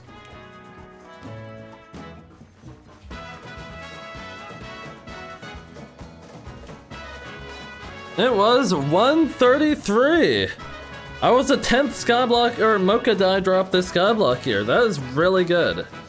1 in 10, baby! I locked in. I locked in. With the main dive this year out of the way, I had some time to do some prepping for the future. I mined a bunch of coal for crafting hypergolic fuel for my Inferno minions, and also for my Inferno minions, I did some water fishing to gather some more Hydra heads for Capsaicin eye drops. Oh nice, a Hydra head. I attended a total of 10 dark auctions today, hoping to get my second die of the year, but I went to sleep not surprised, just disappointed. Overall, it was a really good year since I dropped the mocha die. New Year in 5, 4, 3, 2, 1. Happy New Year! Oh, it's loading. Byzantium, Jade, another dark purple, bro. I'm gonna. Oh my god. Wait.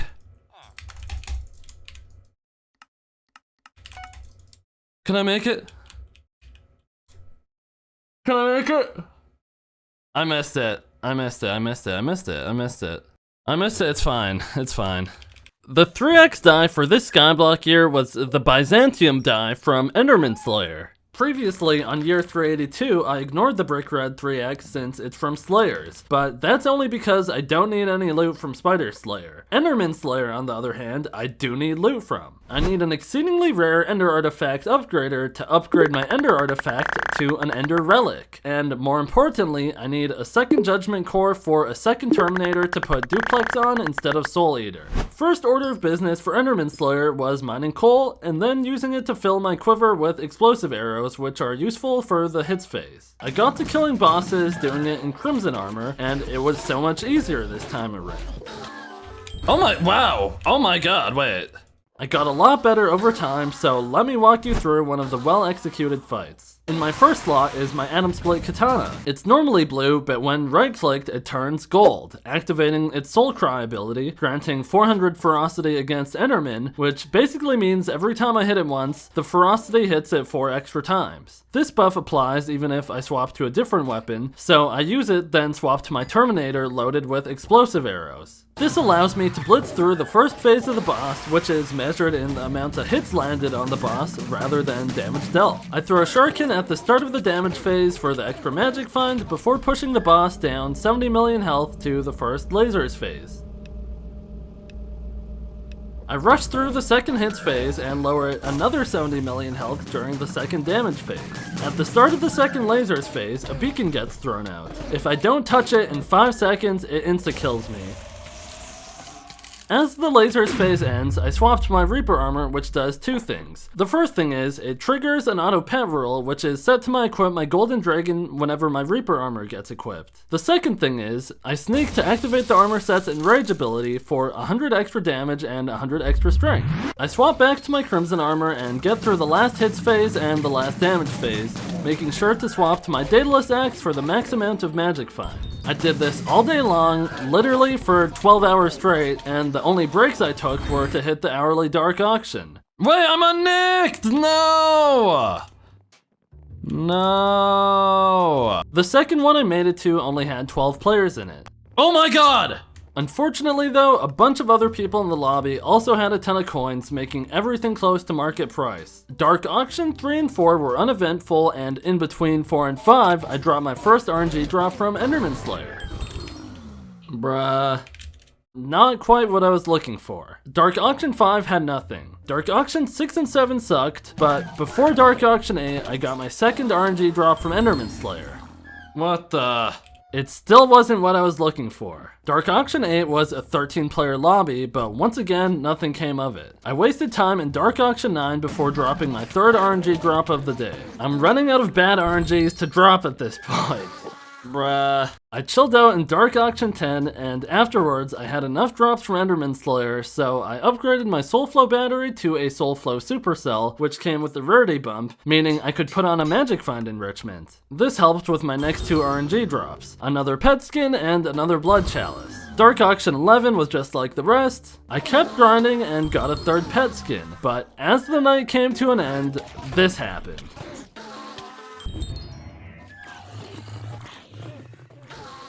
Oh my god! Oh my god, I got a core! Yes! I was so tired I didn't even notice it at first, but with another judgment core in my possession, I could finally go to sleep. Day 108. I got up bright and early to do more Ender Slayer. It wasn't even an hour into it before this happened. Oh my god! I got another core! There wasn't anything I really needed it for, but it was a good sign for the rest of the day. I went to 8 more Dark Auctions today, hoping to see the Dark Purple die while it's 2x'd, but I had no luck. I dropped a bunch more RNGs from Enderman Slayer though, another pet skin, an enchant rune, which is even more rare than a judgment core, a pocket espresso machine, and a blood chalice. I took a short break to swap some of my minions for Enderman minions to get the last few pearls I needed to craft one of my judgment cores into a second Terminator. Then I got back to doing more Enderman Slayer. Oh my god, Ender Slayer 7, what the heck? I should probably put that on this. I didn't realize how rare that actually was when I dropped it, but it's actually twice as rare as the exceedingly rare Ender Artifact upgrader that I was looking for. At this point, I had dropped every single drop from the Slayer, except for the die and the Artifact upgrader, but I was gonna keep on grinding. Bruh! Another one! The year 391 election ended with Aatrox's Slayer perk being replaced with Paul's Dungeons perks. So the last bit of Slayer XP was only coming in at 80% of the rates I had before. Oh my god, is that back to back? Bruh! Oh my god! A third one? I already had an extra one of these, and now it's getting ridiculous. Eventually though, I killed my last boss and claimed my Slayer leveling rewards. Here! Boom! Oh, level 411! Let's go. That's all the Enderman Slayer I wanted to do for now. I killed nearly 1,000 bosses and had a ton of loot to show for it, but the odds of dropping the die during 3x was 1 in 166k, making me nowhere close to that, so it's probably best I spend my time doing something else. So to end the night, I spent a few hours mining 3 stacks of enchanted quartz blocks to use towards my second Terminator. Day 109. Today's goal was to actually craft my second Terminator. I still needed a few more ingredients. I started off by mining lapis for a few hours to get 4 stacks of enchanted lapis blocks. Next, I summoned Arachne a few times to get a bunch of soul string. And the last ingredient was a small bit of enchanted mithril. 192 of these. Let's make 1, 2, 3. Boom, boom, boom, boom, boom, boom, boom. Bow! My second one. I actually can't believe I have this. This is something I actually never thought I would get, because low-key, if you have a second one, you're doing too much. You're low-key doing too much, but I guess I'm doing too much. I added a bunch of enchants to it, including a Duplex 5 book from Blaze Slayer. Then I started, reforged it, recombobulated it, added hot potato books, added fuming hot potato books, and added an Art of War. I didn't have enough dragon essence to dungeonize it, so I killed a bunch of endermen for ender armor, with each piece of ender armor that could be sacrificed for 3 dragon essence each, which pretty quickly added up to the 300 that I needed. As I was leaving the end, someone spawned a dragon, so I used it as an opportunity to test my new bow. Wait, no, let me in! Oh, I got in. Wait, I could test it.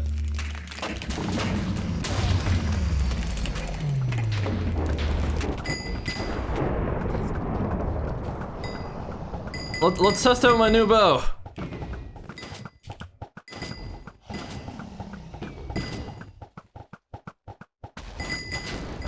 Come on, give me first! Give me first! I'm winning!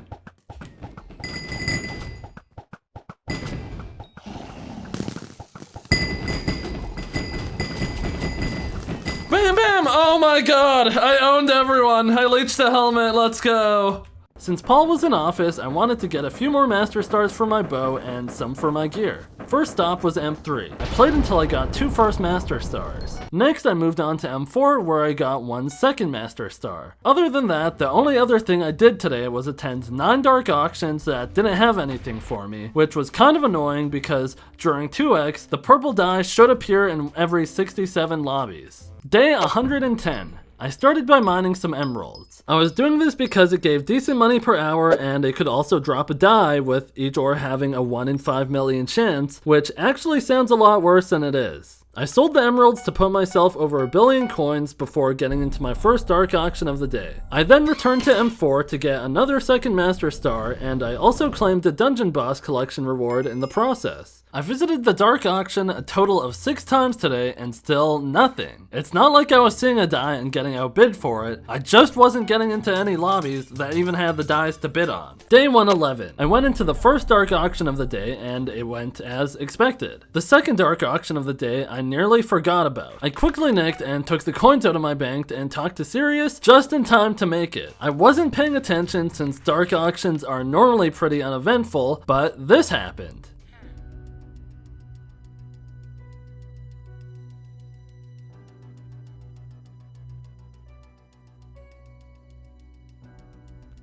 Oh my god! I have to win this! Oh my god!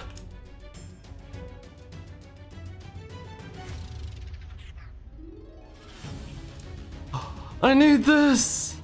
I hope I have enough money. I hope it's going up. It's going up. No! They need to stop. I don't know how much money these guys have, but they need to stop. Please, please, please. Oh my god. Oh my god, I'm gonna get it! I'm gonna get it! I got it! I got it! Yes! 500 million coins, that was crazy! Let's go! Oh my god, yes! Yes! Oh my god! We're done, I don't have to go to dark auctions anymore! Yes! I actually can't believe I bought this. I can't believe it. It might have costed 500 million coins, but I went to so many dark auctions, I couldn't wait till I saw another one. Oh my god, that's so good. I looked in Vincent and this was dark purple dye number 114, which is pretty cool. Day 112, it was the last day of year 391. I was farming melon to get my bank up to 1 billion coins, pushing me past milestone 31 and 32. I sold my crops for 82 mil and stopped farming to go take part in the Jerry event. Hypixel had a special promotion going on, so with a $100 gem bundle, you got an exclusive rabbit pet skin as a bonus. Did you use code SQUID? I did indeed. Use code SQUID for 5% off. Let me pull out my rabbit skin. Wow, I don't have a skin on this? Hello? Hot cocoa rabbit skin. Okay, let it cook. Hold on. It's gotta load the skins. Wow.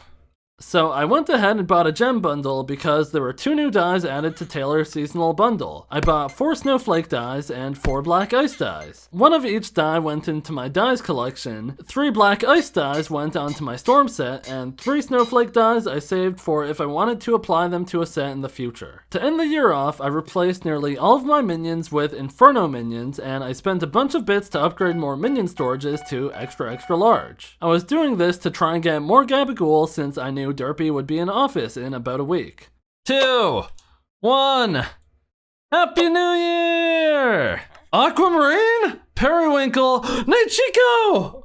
Oh! Most dyes you can actively grind for by doing whatever task it drops from as much as you want. Nichiko dye is a bit different, as it's time locked to the experimentation table, which resets once a day, giving you 4 plays. The experimentation table has 3 experiments, which are all memory games. Super Pairs, which is the main experience, and Ultra Sequencer and Chronometron, which are both optional. The dye only comes from Super Pairs. The metaphysical stake of Super Pairs is a 7x4 grid, and you get a base of 12 clicks to try and make matches. You have the option to get more clicks through doing the Ultra Sequencer and the Chronometron, giving an extra 3 clicks each, which is then doubled by the metaphysical stake to be 6 clicks each for a total of 12 bonus clicks. The Chronometron plays a sequence of notes and you have to play it back to proceed to the next sequence. It starts as a single note and gets longer with every completion. To get the maximum amount of clicks, you must complete a sequence of 9. The Ultra Sequencer reveals a bunch of dies with the stack count being the order you need to click them in. You have 2 seconds before it's hidden again, and then you have to click the correct positions in the correct order. You must complete a sequence of 5 to get the max bonus clicks. Your last 2 bonus clicks come from consuming 3 metaphysical serums, which is found in Super Pairs, bringing the grand total up to 26 clicks. Although doing all this isn't too hard, everyone just uses a mod to take out the memory part of the memory game, making it show what you have to click on next. And there's only a small bit of strategy I was able to use for this die. First off, with the max amount of clicks being 26 and the grid being 4x7, that means there's 28 total spaces, meaning it's possible I actually get a die in my table, but I'm not able to click it. To reduce the chance of this happening, I didn't go out of my way to complete any matches for anything on the table other than tier 7 books, to save as many clicks as I could in case the die pops up. Other than that though, the only other strategy I was doing was something a little bit more obscure. On the last day of each Skyblock year, I would intentionally not do my experimentation table so I could save it for when the new dies come in, just in case the Nichiko die gets multiplied, meaning I get an extra set of 4 experiments during that Skyblock year. Pretty simple. I just get on every day, take 10 to 15 minutes to do my 4 sets of experiments, and I hope the die pops up, and that's it. I've been doing it every day since day 1, and I'm gonna continue doing it until I get the die, so I'll be sure to let you know if that ever happens. For now, I'm going to focus on the 3x aquamarine die this year. It comes from water fishing, with the more common mobs having a 1 in 167 million chance of dropping a die. The rarer ones have a 1 in 167k chance of dropping a die, and the top catches have a 1 in 16.7k of dropping the die. The first bit of water fishing I did, I was using carrot bait in the Oasis. The Oasis location was picked to garner some bestiary, and the carrot bait was picked for carrot kings, which have a 1 in 151 chance of dropping a lucky clover core. Used to craft the lucky clover pet item, granting 7 magic find. I used to have one of these on my golden dragon, but then I replaced it with a shelmet to stop taking knockback during Blaze Slayer. Bruh.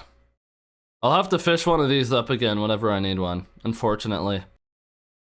I fished this way and got a bunch of bestiary and eventually found someone to frozen blaze fish with, so I did that instead. I kept fishing through Oasis Sheep Bestiary 9 and Oasis Rabbit Bestiary 7 when I eventually caught another Carrot King. Oh! I got one! I got one! Yes! Yippee! I wanted to take a break from that for a bit, so I did a few random tasks. On my island, I had an extra Flash 4 book in a chest, so I applied that to my Rod of the Sea. Boom! Then I mined emeralds for a few minutes to craft my lucky clover core. And before getting back to fishing, I chipped away at some of the coal I still needed for my Inferno minions, passing 100k enchanted coal in my sack. I got back to fishing, this time in the park to finish off my squid bestiaries and collect ink to craft whale bait. Oh! That's max squid bestiary. Once I got done with the park, I switched to the spider den to participate in Marina's fishing festivals. Oh!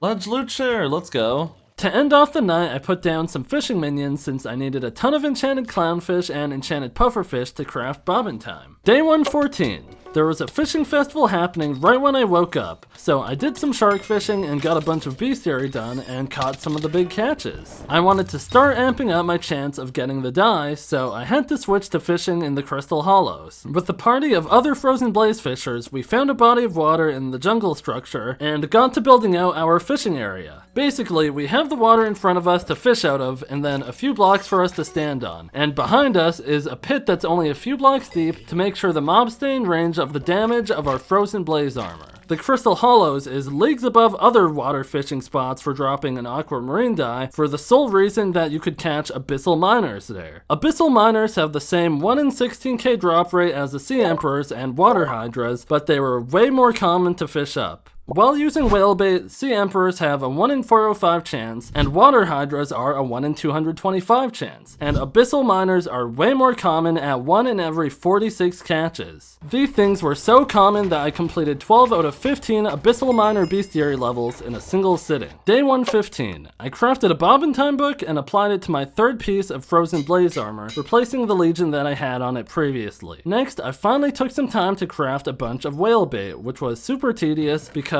there's a ton of different items that go into that recipe. I couldn't play much today, but I still found some time to get some solo fishing in. The spot I found had a key guardian spawn nearby, allowing me to go over to it to get a jungle key whenever it respawned. Day 116, I started the morning with a fishing festival. The festival has concluded. I actually did pretty well. 2 ledges, 5 epics, and 7 teeth, not bad. Noon came around and there was another fire sale starting. Alright, Aurora die fire sale, make sure you use code SQUID. This is another die to the collection. Boom. And we'll apply to my Divon armor, I suppose. Yippee! Next, I got a party together to frozen blazefish for abyssal miners in a spot close to a key guardian spawn. And I caught some more sea emperors for emp skulls, and I dropped some more hydra heads for eye drops. Oh, I got a head! Let's go! We fished together until the lobby closed, with only 15 more key guardians left to max the bestiary. I needed to take a break from fishing, so I crafted another bobbin time book and applied it to my boots to complete my frozen blaze sets. It was nearing the end of December, so I wanted to finish a seasonal event which had an NPC called Jinro, and you have to give out gifts to 600 unique people to get all the rewards. So I went out to hand gifts in Hub 1. Oh my god, I got a holy die! I got a holy die! Oh my god, I got another one! What the heck? Oh my god! What the heck? I need to give out 140 more gifts. That is actually crazy! My second one! The first one took me an entire day to get, so the fact that I got a second one by accident is just insane. That was pretty cool, but I still finished up giving out my gifts and claimed the Abby phone contact. I was solo fishing now, and it was actually Christmas Day, and I was spending it fishing. I finished my Abyssal Miner Bestiary at level 15, giving me a total of 45 extra magic find. And to end the night, I did the fishing festival and got my Agaramu Bestiary to 12 and maxed my Tiger Shark Bestiary. Day 117. The election booth has been open for a bit already, but I figured I should probably just go vote to make sure Derpy wins his spot in office, which would be the best time to run my Inferno minions. I spent the rest of the Skyblock year doing more fishing in the Oasis while using carrot bait. I dropped 5 more Lucky Clover cores and chipped away further at my Bestiary. Carrot King Bestiary 12, Oasis Bestiary 10, Oasis Rabbit Bestiary 8, Carrot King Bestiary 13, Oasis Rabbit Bestiary 9, and Carrot King Bestiary 14. No Aquamarine die though. Day 118. It's Skyblock year 393. That means the dies have changed, and this is gonna be what I do for the next week. Tentacle die, fossil die. Oh, maybe I'll go open...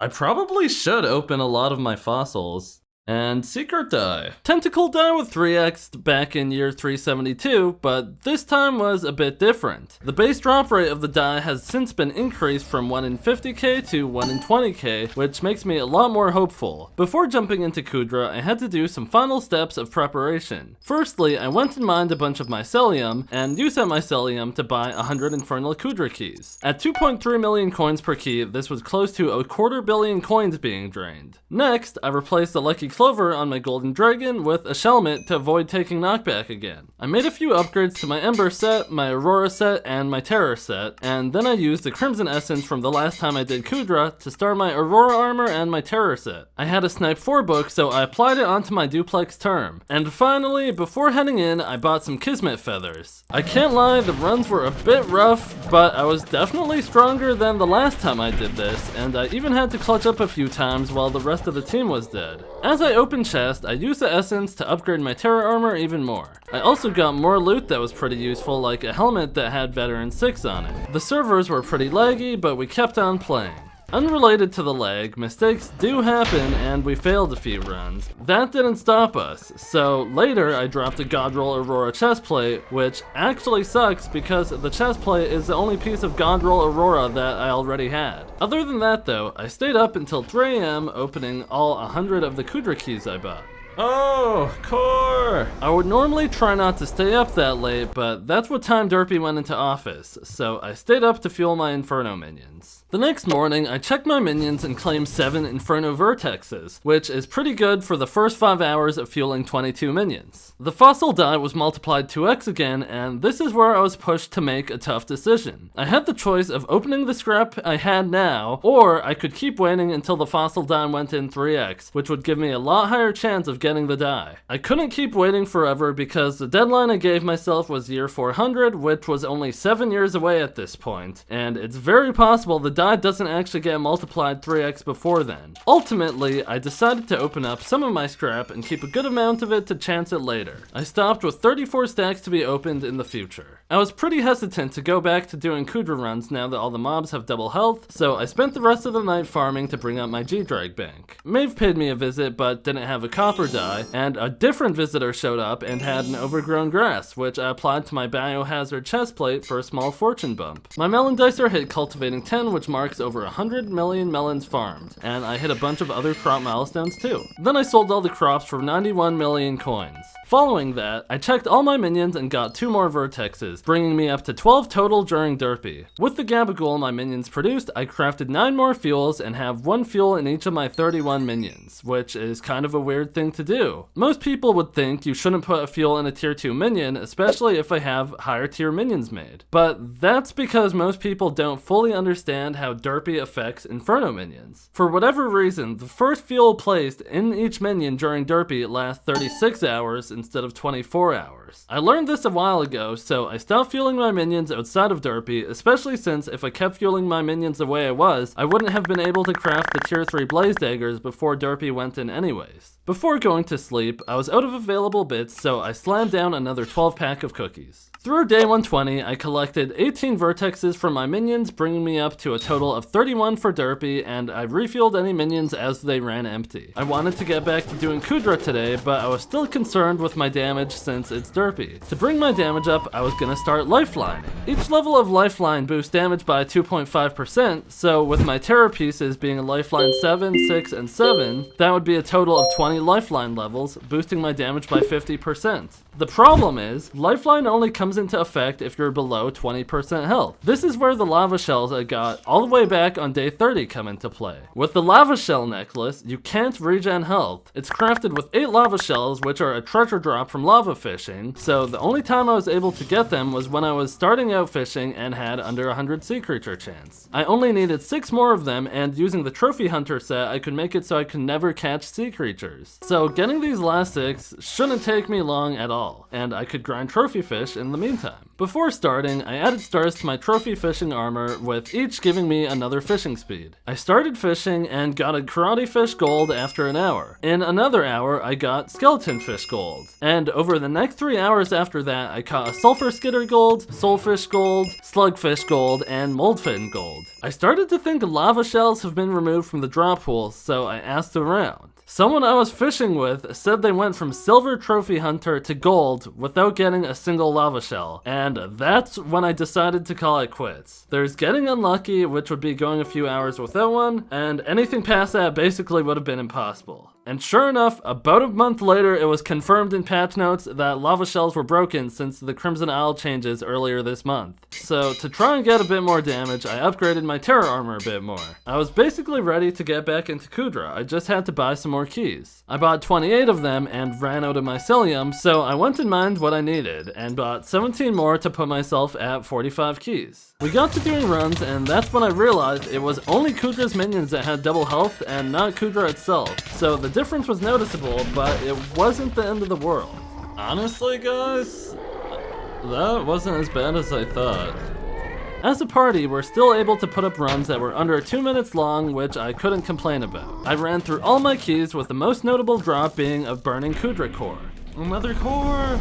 So before heading to bed, I mined enough mycelium for 200 more Kudra keys. Day 121, I collected my Inferno minions and the things popped off. Since the last time I collected my minions, they have produced 16 vertexes and a Reaper Pepper. 1 out of 5 Reaper Peppers I needed for this profile. Next, I decided to open even more of my scrap, but I still didn't get the fossil die. I wasn't really expecting to because of how insanely rare it is, but it still sucks. I collected my Inferno minions again, this time hitting Chili Pepper Collection 6 and getting Skyblock level 415. The minions generated another 5 vertexes, and then I crafted 5 more fuels and put them in some of the minions, making sure to apply eye drops to each one as well. It was Kudra time again. I bought 54 keys and joined a group through Party Finder to start doing runs for the day. During these runs, I hit 5,000 Kudra collection, which basically means I've done 1,000 Infernal runs. With this milestone comes the reward of upgrading my Kudra pet to legendary, which increases my damage while in Kudra by 20%. We're doing great as a party, as always with some mishaps, but we were at least finishing the runs. I opened up a Magic Find Vat Terror, which sucks because that would have been God Roll on Crimson, and not too long later, Magic Find Vat Fervor. Before going to bed, I collected my Inferno minions once again and claimed 6 more vertexes, bringing me up to 61 total. I started the last day of year 393 collecting the few Inferno minions that had fuel in them, yielding 2 more vertexes, bringing me up to a full stack. I jumped right into doing Kudra before realizing I forgot to buy more keys, so I went and bought another 54 keys, which would be the last of what I'm doing this year. And honestly, I could live with that, because I don't really enjoy doing Kudra, and I would actually go as far hard to say, I dislike doing Kudra, for many reasons. The inconsistency of the fishing rods is one of the main ones though. That's something that I just learned to deal with though, and today's loot wasn't very special unfortunately. I got another burning Kudra core from a chest, making it to the end of my keys, still with no sighting of the tentacle die. Skyblock year 393 comes to an end and I don't have any more dies, but that doesn't mean I didn't accomplish a lot. I reached a full stack of Inferno vertexes, opened a ton of loot from fossils, and acquired a bunch of Kudra loot to sort through. Not bad. Day 123 marked the first year of year 394, which means new dies. Brick Red from Spider Slayer is 3x, Pelt die from Trapper Animals is 2x, and Periwinkle die from Runic Mobs is 2x. Not only was today the first day of year 394, it was also the first day of 2025, meaning I had to do this month's bingo card. So I spent 5 hours today setting myself up for the week.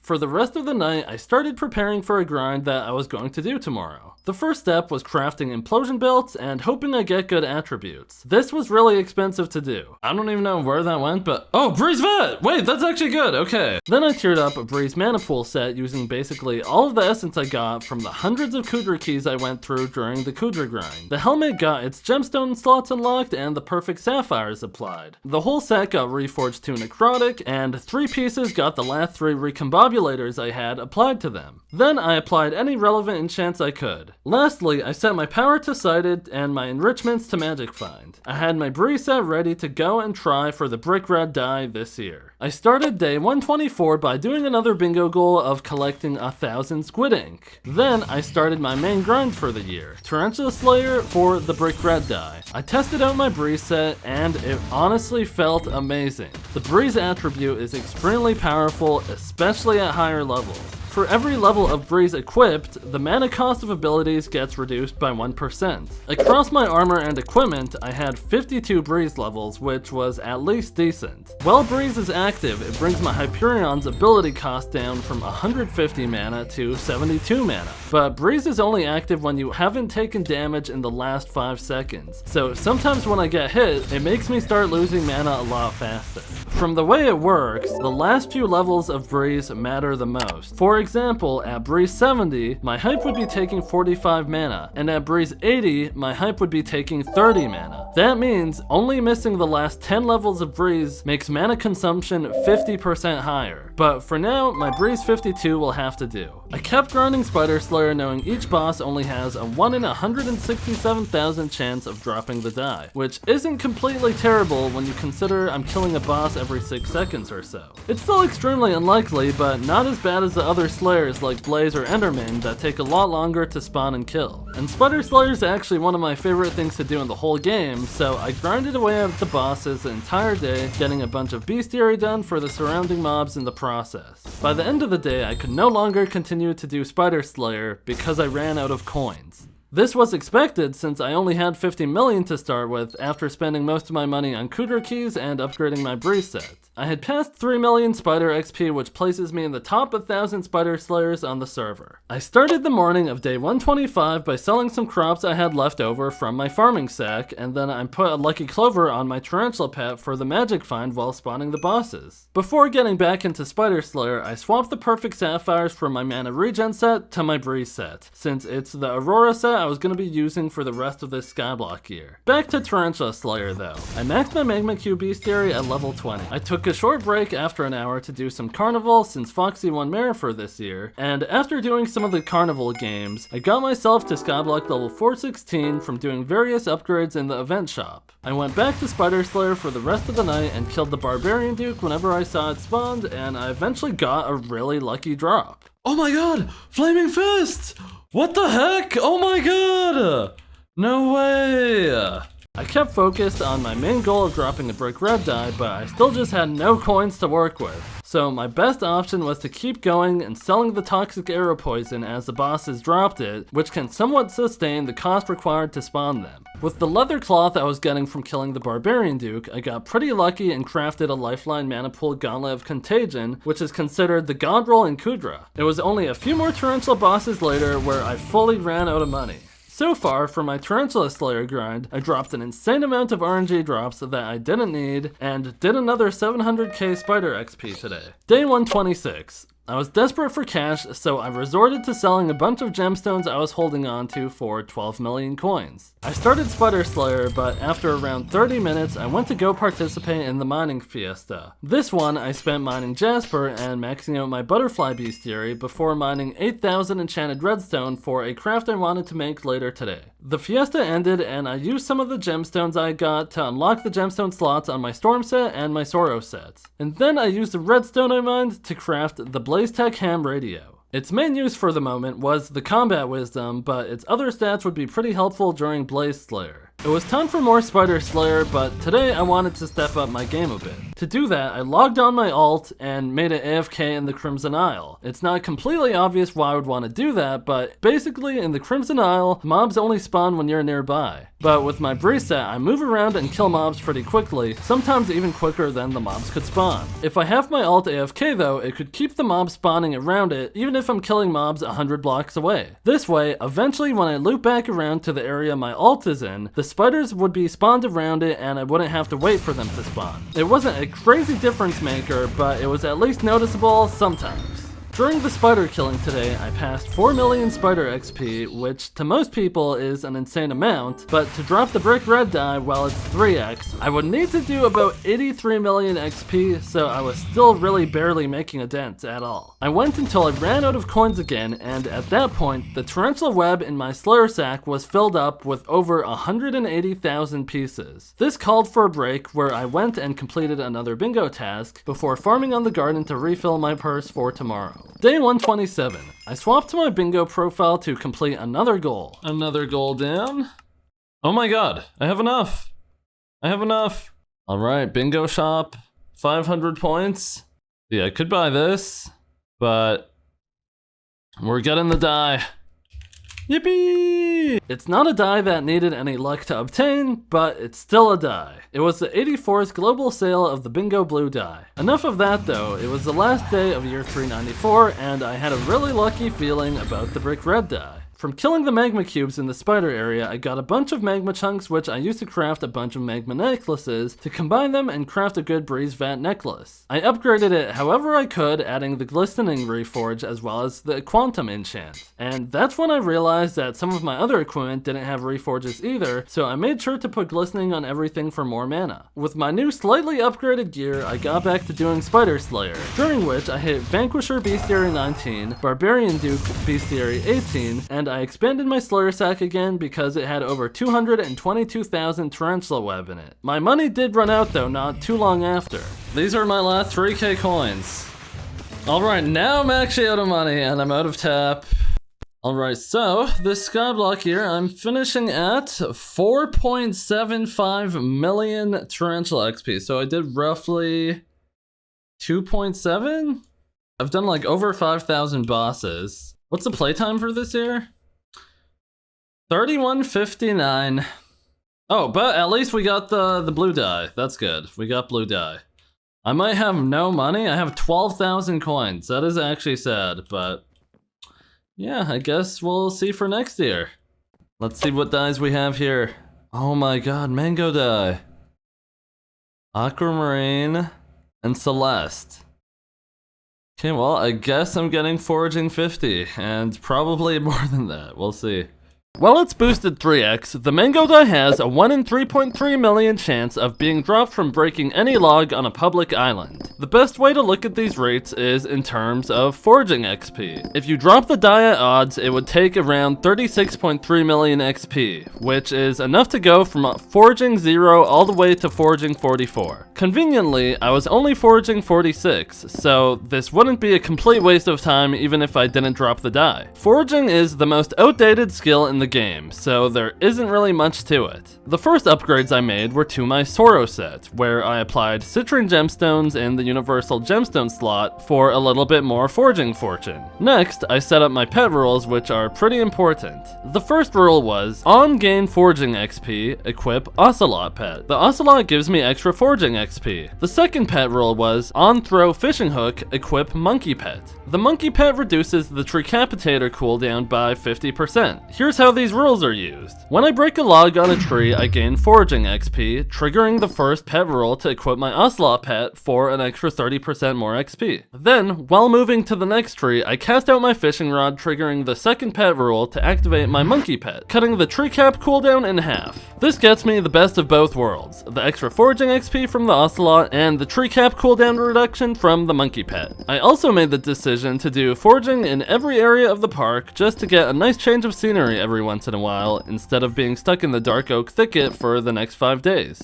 So I started felling trees in the savanna woodlands for acacia wood. It took less than 30 minutes to run into my first problem: getting griefed by noobs. In Skyblock, there is kind of a social contract that exists where if you want to grind something out in a certain spot, but you get there and someone else is already doing it in that spot, you're supposed to find a different lobby. This is because oftentimes when two people are grinding the same spot, the rates of both of the players takes a hit and it's not worth it for either of them. Unfortunately, some players either don't know this or just don't care. And whichever one it is, it doesn't matter because it's still hurting my rates. So I always kindly ask if they can find their own lobby since I was here first. The guy responds with, "Find your own lobby." And there's no point in arguing with them, so I change my nick and go right back in, and sure enough, they're standing idle. Oh my god, he actually stops right when I leave. What a crazy coincidence it is that he didn't want to forage anymore right when I left the lobby. That made me decide that I would mostly be foraging while nicked to avoid getting griefed more than an average player does. And about 30 minutes later, I hit Foraging 47. Oh my god, Foraging 47, we're so up. We're so up.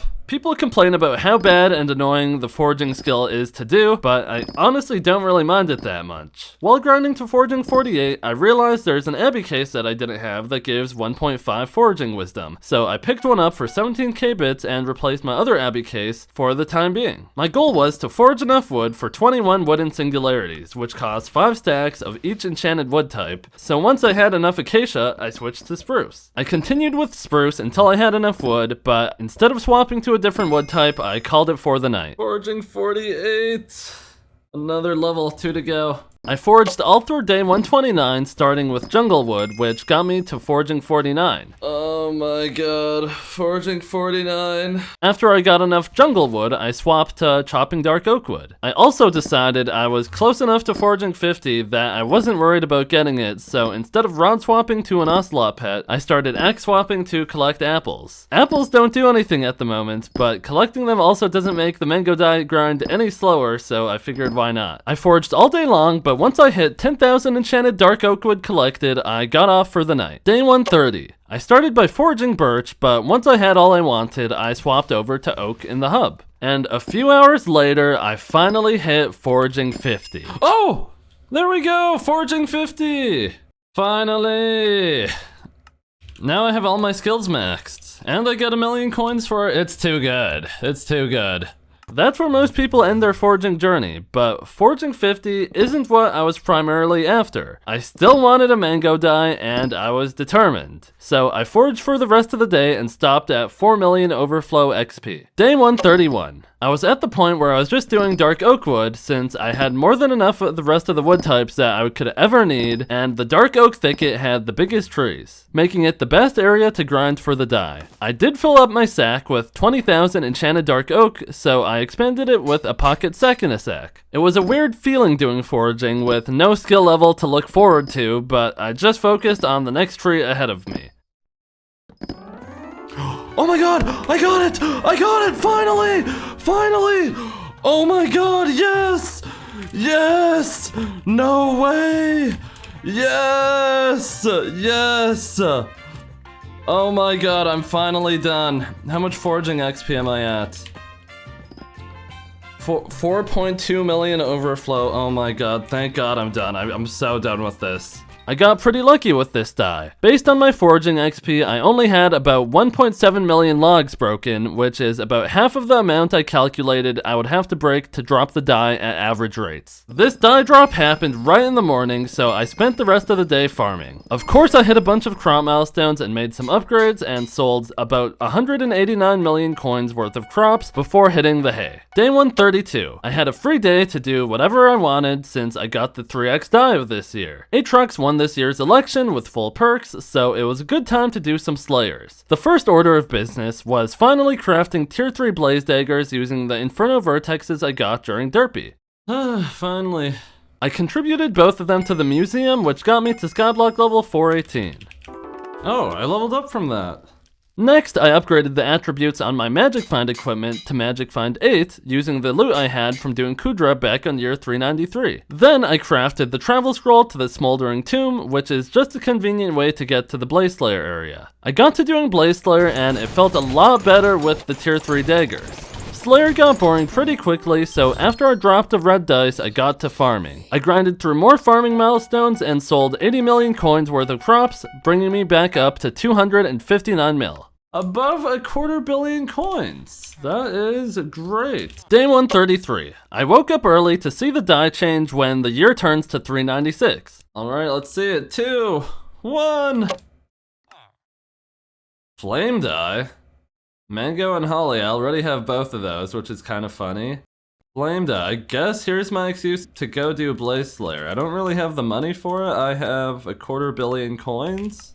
Before starting, I sold 50 million coins worth of crops I still had in my sacks to get my bank up to 310 mil. I had about 360k Slayer XP until level 9, so that was my goal for the year. The main important things I was getting was the high class Archfiend dice, which I dropped 2 of today, and the normal Archfiend dice, which I also dropped 2 of today. I dropped a few other RNGs that didn't really matter. Oh, what the heck? And ended the flame die grind for the day after about 100k XP. Day 134 was Aatrox's last day in office, so I was gonna get in as much Blaze XP as I could before the election ends. In the hour and a half of Slayer I did today, I dropped an RNG rune, a black dice, a red dice, and 2 more black dice. I wasn't done with Blaze Slayer quite yet, but I was gonna at least put off the last 200k XP until the end of the year, so I went to see who won the election. Cole won Mayor, bringing the Mining Fiesta, and Diana won Minister, bringing the mythological event. Before deciding what to do next, my experimentation table reset, so I made sure to get it done for the day. And do you remember how I said I would only talk about it if something important happened? Oh my god! Oh my god! No way!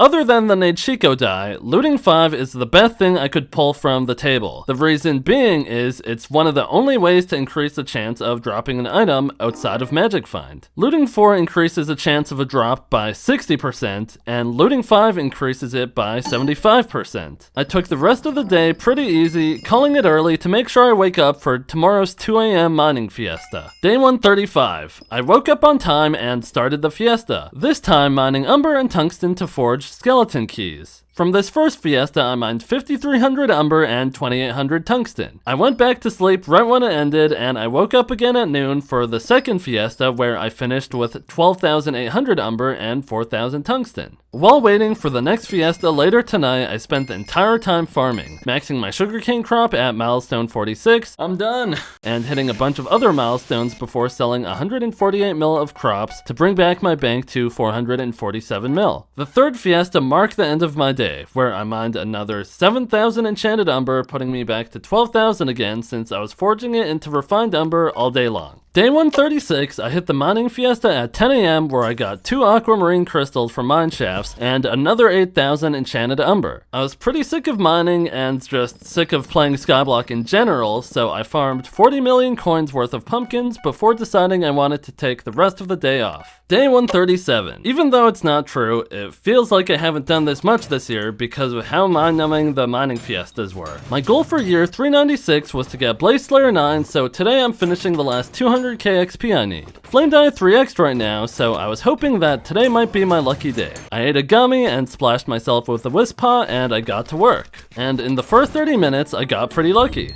Oh my god, let's go. Oh my god, I dropped both dice! What the heck? That is crazy. I had a few accidents like a vanquisher killing me during my boss, but other than that, my luck continued. 12 hours of killing blazes later, I finally hit Blaze Slayer level 9. Well, I didn't even swap properly, but now I got a red dice on my last one, nice. Alrighty, 4 Blaze 9. Yippee! Upgrading my diamond essence shop made me realize how much essence I've collected through the various grinds I've done in the last few months. 420? Oh, Skyblock 420! Yippee! So I did some essence shop upgrades for Skyblock level 421. Boom!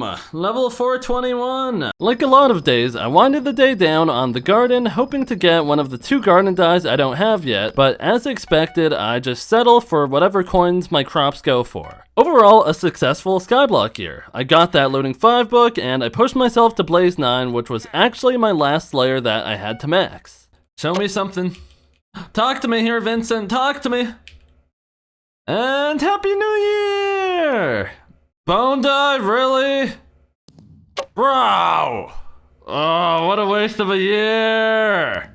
I already had a bone dye and I wasn't gonna go for another one just because it was 3x, so I decided to do the mythological event since Diana was the active minister for another day or so. My chimera rates this time around should be a lot better since I got a looting 5 book last year and a breeze set a few years before that. I was on the hunt for chimera books, this time to put on my Ragnarok axe for a greater strength buff. My odds were higher than ever for getting a lucky drop, especially when combined with a new kill combo method. To get the magic find kill combo bonus, I would teleport up a few times, throw an ender pearl, warp to the crypt, then spam my hype aiming to kill at least 5 mobs before my ender pearl lands, where I deal the killing blow to the inquisitor, which will drop a book if I'm lucky. I did as much of the event as my brain could handle for the day.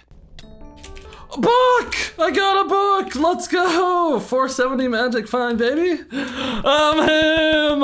I'm him! Book! Book! Book! Book! Book! Book! Book! Book! Before I got off, I applied the 2 books I had to my Ragnarok axe, which should help out a bit when I do Kudra later on this Skyblock year. Day 139. I started some Diana, but it was pretty boring, so I took a break while I waited for this year's election to end. Finnegan won, thank God. Thank God. Finnegan winning Mirror was pretty important because right now I still needed a ton of coins to go do Kudra, and I needed to start saving up coins to roll all my dice for year 400. During my farming, a visitor brought me an overgrown grass for my biohazard armor, which is the second one I need out of 4. Day 140. I refilled my stinky cheese potion supply since I was gonna be going through them from all the farming I was doing. Day 141, I decided I should probably focus on the tentacle die since it's 2x right now, so it was gonna be a big Kudra day. Before going in, I made whatever upgrades I could and bought my supply back up to 100 Kismet feathers. And on my very first run of the day, I got a pair of God Roll hollow boots. People like to laugh because they think the hollow set is awful, but each piece is actually only about 100 intelligence worse than an Aurora piece, so although it's not the best, it's still better than an Aurora piece if it only had one good attribute. And as an Iron Man, I kind of have to take what I could get. I got a few other drops like a Burning Kudra core and a Wheel of Fate, but I stopped my runs for the day getting through all my keys. I swapped my upgrades from my Aurora boots to my God Roll hollow boots and got back to farming. At the end of the night, I sold my crops, bringing my bank back up to 808 million coins. Day 142. I bought another backpack full of keys and I was also out of available bits, so I bought another $100 gem package using code SQUID and slammed down another dozen cookies. The sweet, sweet taste of pay to win. The Kudra chest I opened yesterday gave me a lot of crimson essence, so I was able to tier up my hollow boots for a stat increase. I got to doing Kudra and the runs today were something else. Some of them were left up to me to clutch, which is a bad sign, and the servers were even worse than usual. Okay, and is someone using Fatal Tempo? Or are the servers really just this bad? The loot, on the other hand, was pretty decent. I dropped 3 Burning Kudra cores, which was actually enough to finally craft an Infernal Kudra core. Huge! Look at me go! Back in the runs again, and 3 of us on the team all died right when we got teleported into Kudra's lair. Then the server started being insanely laggy, which caused our last server to die. The server really rewarded me for dealing with the lag though, because 15 minutes later I got a Fatal Tempo book, which could be a really good enchant, but for the moment it just lags the server like crazy. Then on one of the last runs of the day, I dropped God Roll Crimson boots with Magic Find Veteran attributes on them. Oh my god! Oh my god! And to end the night, I did some more farming to get myself up to 769 million coins. Day 143. Back to the Kudra grind for the last day of year 397. The Kudra today was not enjoyable at all if I'm gonna be honest. Pulling the supplies was just so buggy. I don't like playing Kudra, and I would actually say I straight up hate it. And that wasn't all. Are you kidding? The servers were extra laggy on top of that. Holy moly. The game was quick to remind me why I do play Kudra though. Good stuff, team. Oh my god! Magic Point Vet chest plates! During the runs, an update rolled adding changes to the RNG meter systems across the game, which included adding dies to some of the meters. But as we've seen before, sometimes updates come with a few bugs. This update in particular came with a bug where if you claim any drop through your RNG meter on M7, it would guarantee a die in the chest. And this time, I was actually online for it. I rushed over to the dungeon hub to try and find a party to do a single run with, but I was too late. I missed my window of getting a Necron die, and it sucks because when I came up with the concept of the video, the Necron die is one I actually really wanted to get. But I guess I just have to hope that in one of the next few Skyblock years, the Necron die gets boosted by Vincent. I would say this year was pretty successful since I brought up my Kudra run count to about 1300 and I have 2 Godroll Crimson pieces to show for it. The year changed, so I went to go check out what this year's dies are. Mango die 3x again? What, wasn't this just in like 2 years ago? Bone die, I have all of these! Oh my, this is the first year where I have all of the dies. Quite unfortunate, but I wasn't gonna sit around and let this year go to waste. My main focus is to use the next 5 days to prep myself for different dies in case they get multiplied in the next 2 years. And I also want to try to be prepared for whatever comes with the year 400 raffle event, since the admins haven't actually said what this year's century raffle is gonna entail. The last century raffle was mainly based off of active playtime, and from the little information they put out around this one, they're probably gonna change it up this time around. For the rest of today, preparation meant spending time on the garden to push my bank towards 1 billion coins again. Day 144. Finnegan was still in office until the end of the day, so I farmed until the election ended. This is everything I farmed. 290 mil. Oh my god. The fruits of my labor. This brings us back over 1 billion coins. For the first time in so long. Marina won the year 398 election, which was pretty useless to me, so I decided my next grind was going to be mining up some umber and tungsten to try and keep my forge filled. I only mined for a few hours, but I collected 1500 enchanted tungsten and 1100 enchanted umber, which is only enough for a few keys, but that's good enough for today, I suppose. Day 145 was entirely spent mining for tungsten and umber to keep my forge running. Near the end of the day, I collected the pests on my garden before getting back to mining, and I accidentally forgot to swap back into my Divon's armor, but someone was kind enough to let me know, so shout out this guy. Day 146 was basically the same as the day before. I mined for about 12 hours today, where I found a bunch of crystals to forge perfect gemstones and brought my scrap supply back up to 20 stacks. I hit Skyblock level 422 while killing a powder ghast and ended the day with a really good amount of resources processed through the forge. Day 147. I couldn't stand doing any more mining, so the goal for today was to get 100 sets of robot parts for Nucleus runs while keeping my forge running. I started by putting a lucky clover on my mole pet for better rates. One issue though. Remember how I was all happy when I got the Looting 5 book from the Experimentation table? Well, it's mostly good, but when it comes to killing robots, having a Looting 5 on a Chimera 5 Daedalus axe is actually bad. To my understanding, when it's paired with the mole pet, it makes the drop rate of robot parts too high, so Magic Find stops working. It sucks, but it's unfortunately a bug I just have to deal with, so for now I made a new Daedalus axe and put Looting 4 on it. Well, things bugged apparently, so I guess I'll make a new one. I started grinding in the robot city, and after a while I warped in my ult to AFK to try and increase the spawns in the area. It might be a placebo, but I'm gonna at least pretend it makes a noticeable difference. Getting 100 of each part took pretty long, and I even maxed out my automaton bestiary in the process. But honestly, it wasn't the worst thing I've done in this game. Day 148. Yesterday was spent getting robot parts, but that's only one component of Nucleus runs. I spent the rest of the day getting 100 sets of Divon tools. It didn't take as long as I thought it would have. Alright, my last piece. So, I have 9 backpack pages of 11 sets. So I mined emeralds hoping for emerald dye during the rest of year 398. Overall, a pretty productive prep year. Year 399 started, so it was time to check out the dyes. Hopefully they're good.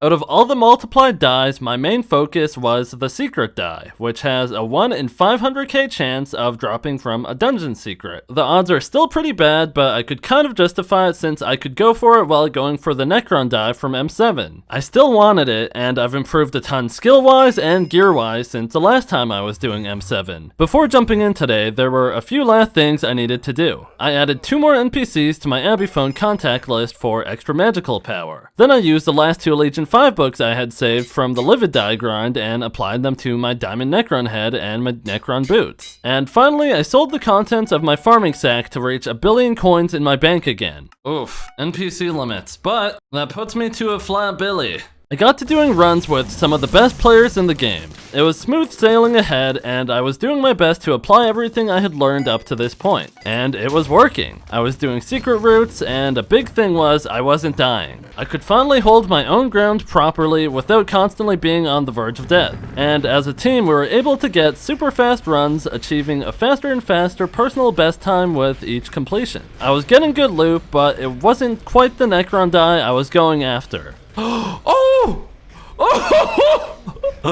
Shadow Warp! As we got deeper into the night, the party fell apart, so that's where I decided to call it. Day 149 was another full day of M7. I was getting a ton of rare drops out of my chest today, but none of it was the Necron dye I was after. I dropped an implosion, and not too long after, I dropped a 5th Master Star, which I used on my Diamond Necron head. Then I got another 5th Master Star, a bunch of recoms, and then a 3rd 5th Master Star. Oh my god, wow.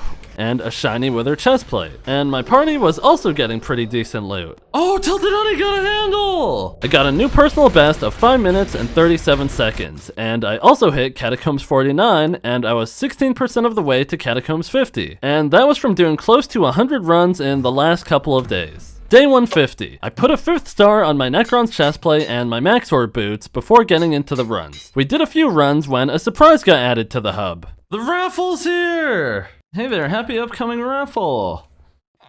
As part of the Century celebration, we're organizing a huge raffle. Come talk to me once the event starts. The raffle wasn't active yet, it was just there to get everyone excited for year 400 in a few days. So I kept doing M7. Today's loot was honestly unbelievable. I dropped not 1, but 2 Necron handles, 2 5th stars, and a bunch of recoms, and a wither shield. But that insane loot didn't come without struggle. Squid, how could you be struggling? You're almost cat of 50 and have better loot than you've ever had before. Well, I haven't really talked about one of the biggest struggles I personally have when it comes to M7. Finding a party. Oftentimes when I'm playing M7, I'm streaming it over on Twitch at the same time. So people watching usually join up and we all play together and it's fine. But if I'm not live and nobody I usually play with is available, I have to resort to one of the darkest corners you can find yourself in. Party Finder. Like the name suggests, you can use it to find a party to queue into dungeons with. There's a few issues with this. The first one is, I'm not Catacombs 50 yet, and a lot of the parties set that as their requirement, so that already gets rid of half the options. But there is an even bigger issue. M7 has a serious cheating problem. A lot of the people in the community don't really see the issue with it, and I do. So I choose to not play with anyone who I know is cheating, which unfortunately eliminates a bunch more parties. Here's an example. I joined a party through Party Finder and someone asked me, are you recording or streaming? I replied, I have replay buffer active. And as I was typing to him to not hack or he'll get banned, he says, because hypothetically, what if we weren't legit? So obviously I told the party leader to kick him. And instead of kicking the guy who's cheating, the party leader kicked me. And I was honestly in disbelief. But I kept things moving and started messaging people from the parties I couldn't join to let me in, and a group was nice enough to take me in from the streets and we got into our first run.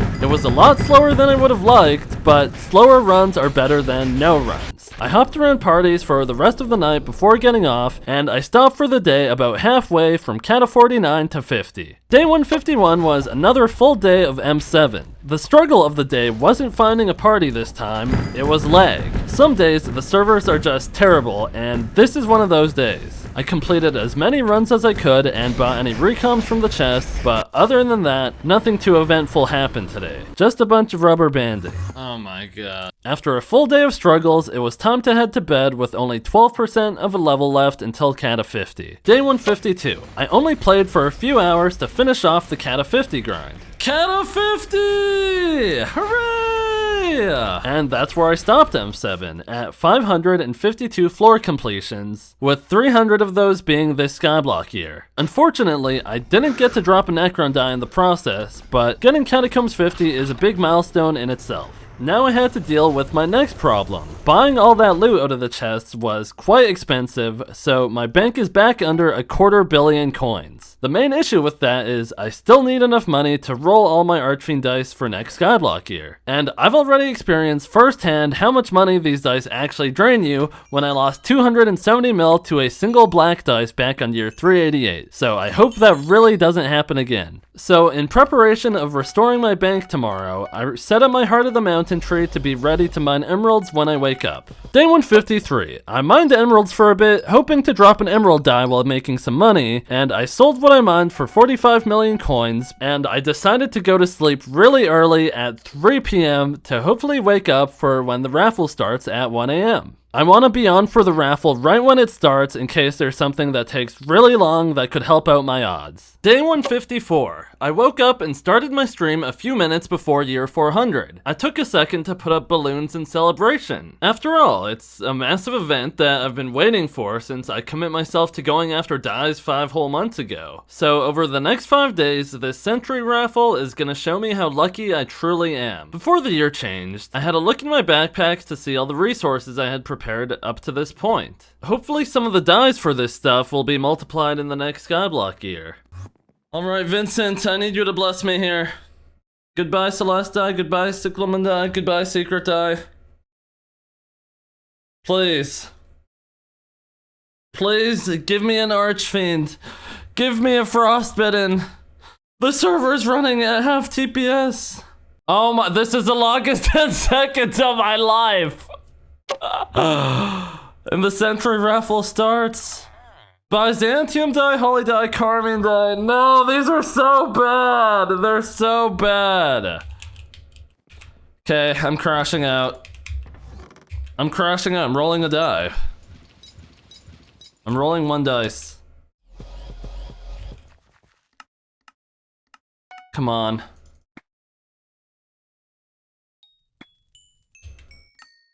I'm rolling one of these until it pops. That's what I'm gonna do, actually.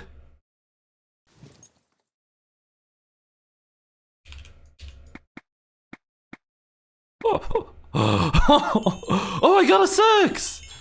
I got another 6! Oh my god, I'm making money, I'm making money, I'm making money, I'm making money.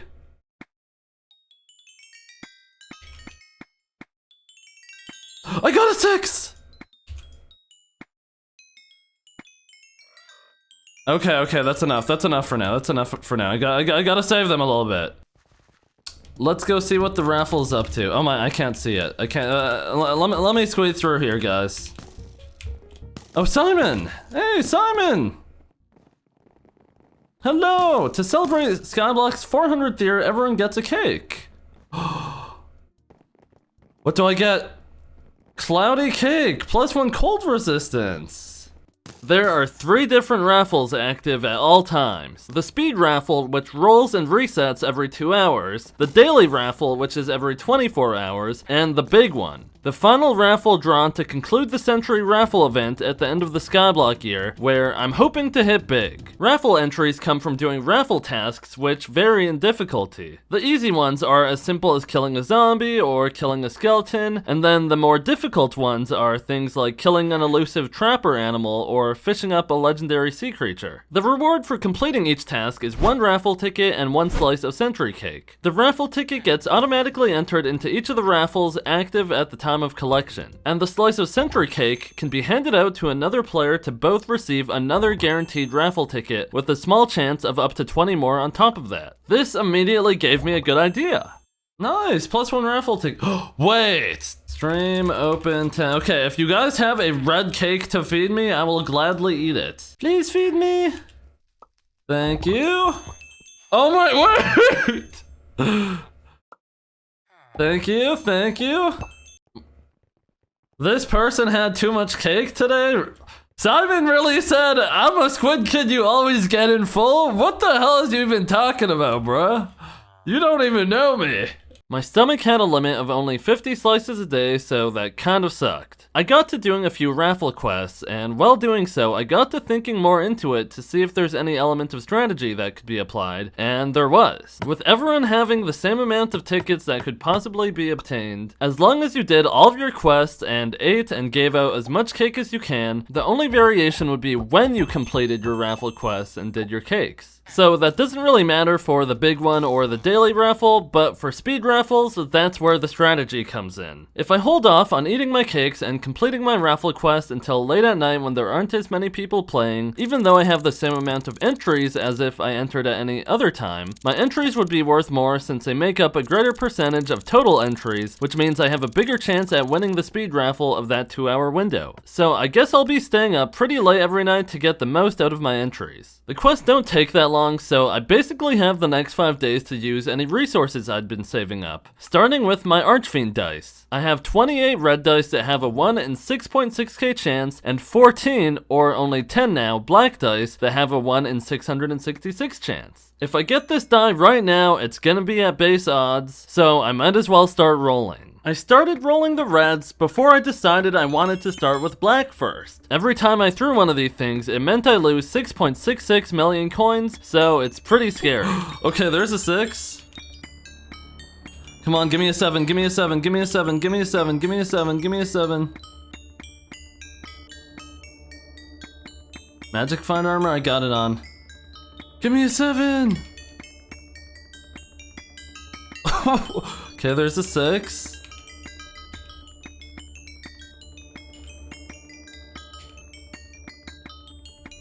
Come on, give me a 7, give me a 7, give me a 7, give me a 7, give me a 7.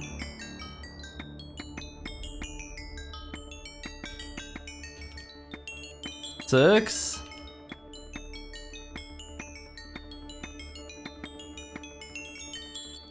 Six.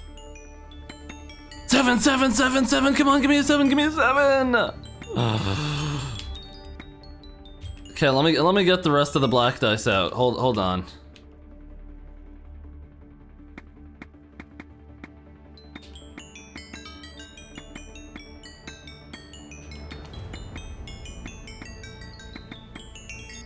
Six, come on, give me a 7!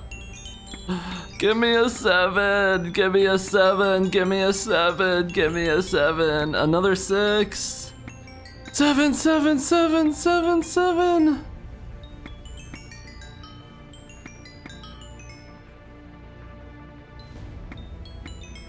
Please, give me a 7, give me a 7, give me a 7, give me a 7. 6. I'm on my last dice, I'm on my last one!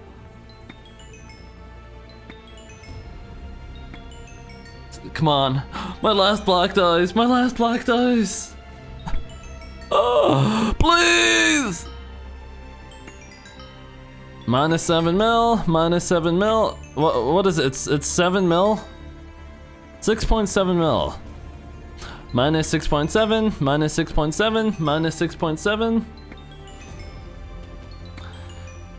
Okay, give me a 7, give me a 7 on my last black dice. Please give me a 7, please, please, please, please, please, please, please, please. Oh my god, I got a 7! I got a 7 on my last black dice! I got a 7 on my last black dice! No way! No way! Yes! Yes, on the last one! On the last one! Yes! Oh my god! Yes! We did it! On the last black dice! Oh my god! No way! Never give up! Never give up! Oh my god, never give up! What? Never give up! Keep gambling! Yes! Oh! Yes! Oh my god, I can't believe it! On the last one! What? No way! We're up! We're up, baby! Oh my god, we're so up! We're so up! I'm saving the rest of these for now. Maybe I'll roll them later on, but I want to use my money, possibly. Yes! That is so huge! Archfiend number 1730! Huge!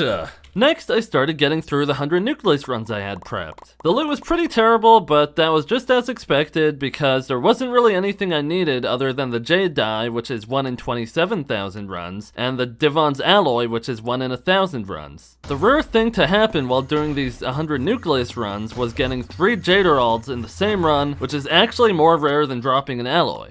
Oh my god, 3 Jade Emeralds? Oh my god, what the heck? That has gotta be insanely rare. During the Nucleus runs, I would take any warps into Vanguard mineshafts to try and get through the 69 skeleton keys I had forged. And through the 27 keys I was able to use through the day, I didn't really get anything too special, but there was a few times where I thought I got lucky. Wish me luck, gang. Bam. Oh, my heart dropped. My heart dropped. My heart actually stopped and dropped and it rolled. And let's look at what I got from the raffle. Entries are very low now.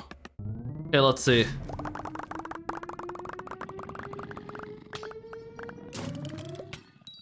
Wow, a slice of cake. Yippee! Aside from using up the items I had saved for some of the dies, I had to choose a die I wanted to grind this year. I decided that doing M7 for the Necron die was probably my best bet, but I got bored pretty fast, so I instead did some Enderman Slayer since Byzantium die with 3x right now. My armor was stronger than ever and even had some Magic Find and Veteran attributes on it from all the cudra I've done, so things were going pretty smoothly. And my luck was showing up too. Oh my god, enchant rune? What the hell? Just not in the way I wanted. I stayed up until the last speed raffle before the quest reset, then handed out any slices of cake I had to maximize the value of my entries. It's rolling, it's rolling. Good luck, everyone. Okay, what do I get out of this?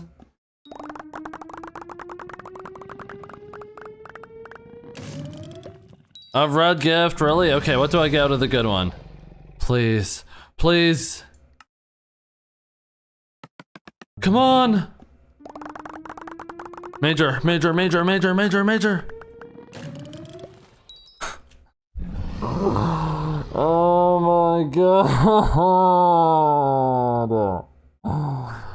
Day 155. I set an alarm to wake me up a few times through the night so I could get a single ticket entry into a few of the speed raffles that were happening during my sleep. And of course I didn't win anything, but never say never, I guess.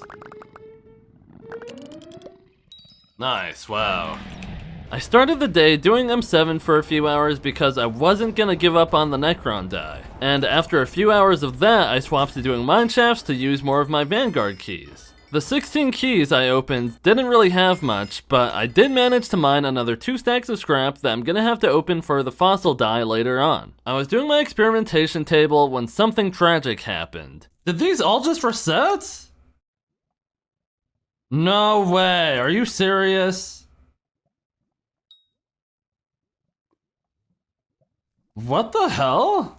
For some reason, the admins decided to reset the raffle quest in the middle of the day instead of at the end of the day, which means I basically got screwed out of potentially 300 bonus raffle entries compared to the people who did all their quests right away. Not much I could really do about that but sit there and complain for the next 6 hours, but it wouldn't be Skyblock if there wasn't a little bit of scuff to it. So in response to this, as a precautionary measure, I did a bunch of my raffle quests in case they were set at a random time again. Oh my god, finally.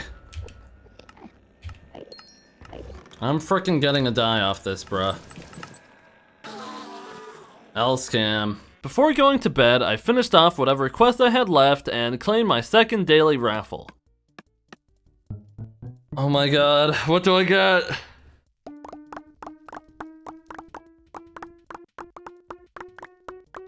And...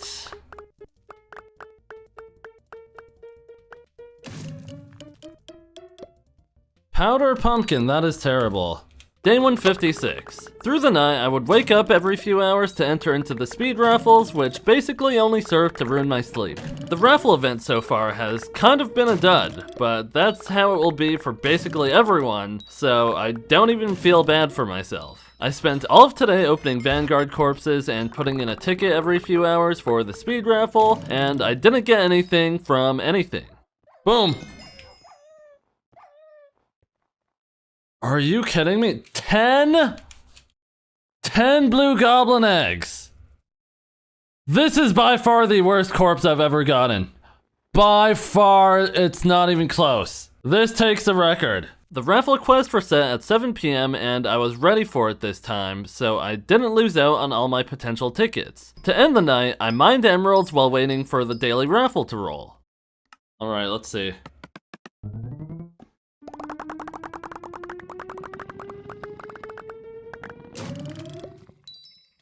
Gift of Learning. And let's see for the speed raffle.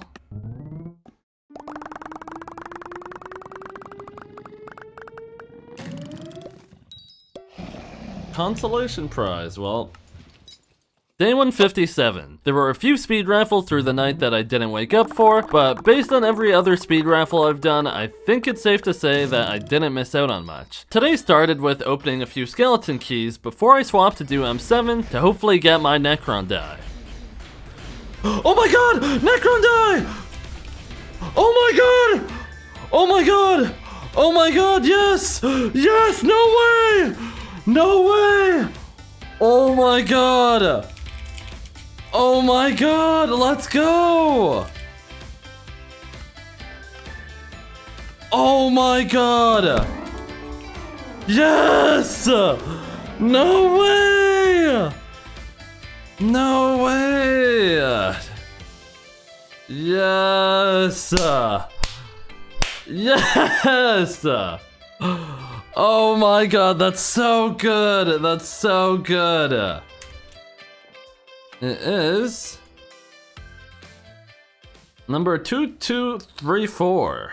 I got it in 592 runs. I don't know how much I was at the start of all my runs, but 592. I'm glad I was able to drop this die since I missed it when it went in 3x, and then I missed it again when the Rift Mountaintop update messed up the die rotations, and it's probably the one that I had to work for the hardest, considering 157 days ago I was really bad at dungeons, and now I can at least pull my own weight, which feels pretty good. The rest of the night was pretty relaxed where I opened a few more skeleton keys before the daily raffle rolled. And...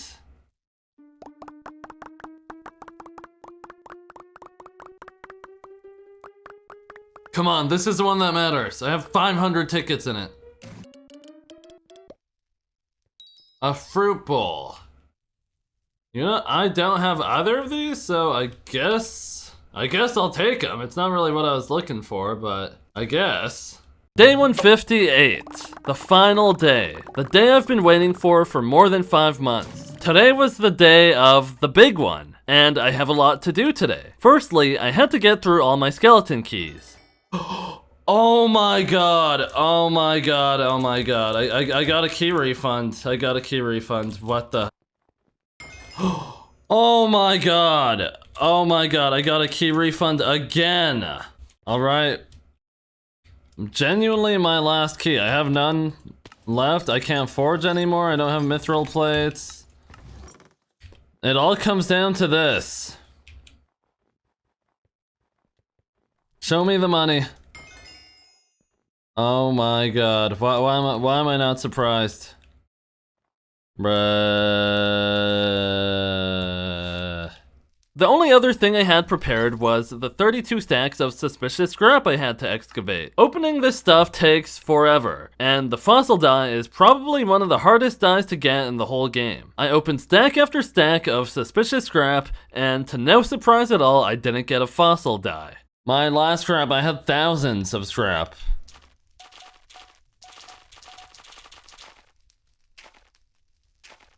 Well, that is all she wrote, folks. That is all she wrote. Skyblock year 400 was coming to an end, so I grabbed my New Year cake and checked my playtime. Ending the year with 3457 hours of playtime and 1487 raffle entries. Hoping for the big one. Major. The big one is only a minute away from rolling, so I just want to take a minute to remember some of the top moments of this journey. The Holly die back on day 11, the Bone die on day 21, my first tier 4 Blaze kill on day 26, loot sharing of radioactive vial on day 31, the Dung die on day 74, the Livid die on day 81, the Woe tail of Dolphin Boy on day 90, the Mocha die on day 106, hitting Enderman Slayer 9 on day 108, the Mango die on day 131, hitting Blaze 9 on day 137, the 2 Necron handles I dropped on day 150. All of these epic moments lead up to right now, the big one, the legendary Century raffle to end the century, granting every player the chance to receive some of the most valuable items in the game, and there's only 2 of which that I'm after, the pure yellow die and the pure blue die. It's drawing, it's ready! Oh my god. Please. Gold! Please!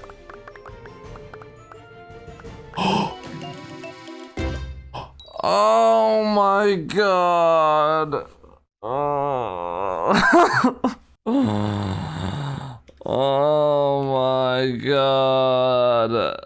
Paint drawing simulator, click to watch paint dry. Careful, this paint is still wet. Oh my god.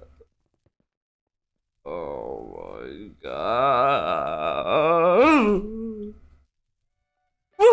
Even though I didn't get any of the dies from the Century raffle, over the last 5 months I've accomplished way more than I thought I would. And after checking in the Iron Man Sweats Discord, I'm actually the #1 die collector out of all the Iron Men. And after asking around, I'm also tied for #1 die collector out of all Skyblock players. If you enjoyed this video, I'm gonna do my best to post another one without a year in between, so make sure you like and subscribe. I plan on continuing my hunt for dies and my pursuit to max Skyblock XP in a weekly series over on my second channel, so if you're especially interested in Skyblock, make sure you give that a look. Most of this video took place live on Twitch, so give that a follow as well, and the #1 way you could support me is by using code SQUID to save yourself 5% off on the Hypixel store. Thanks for watching.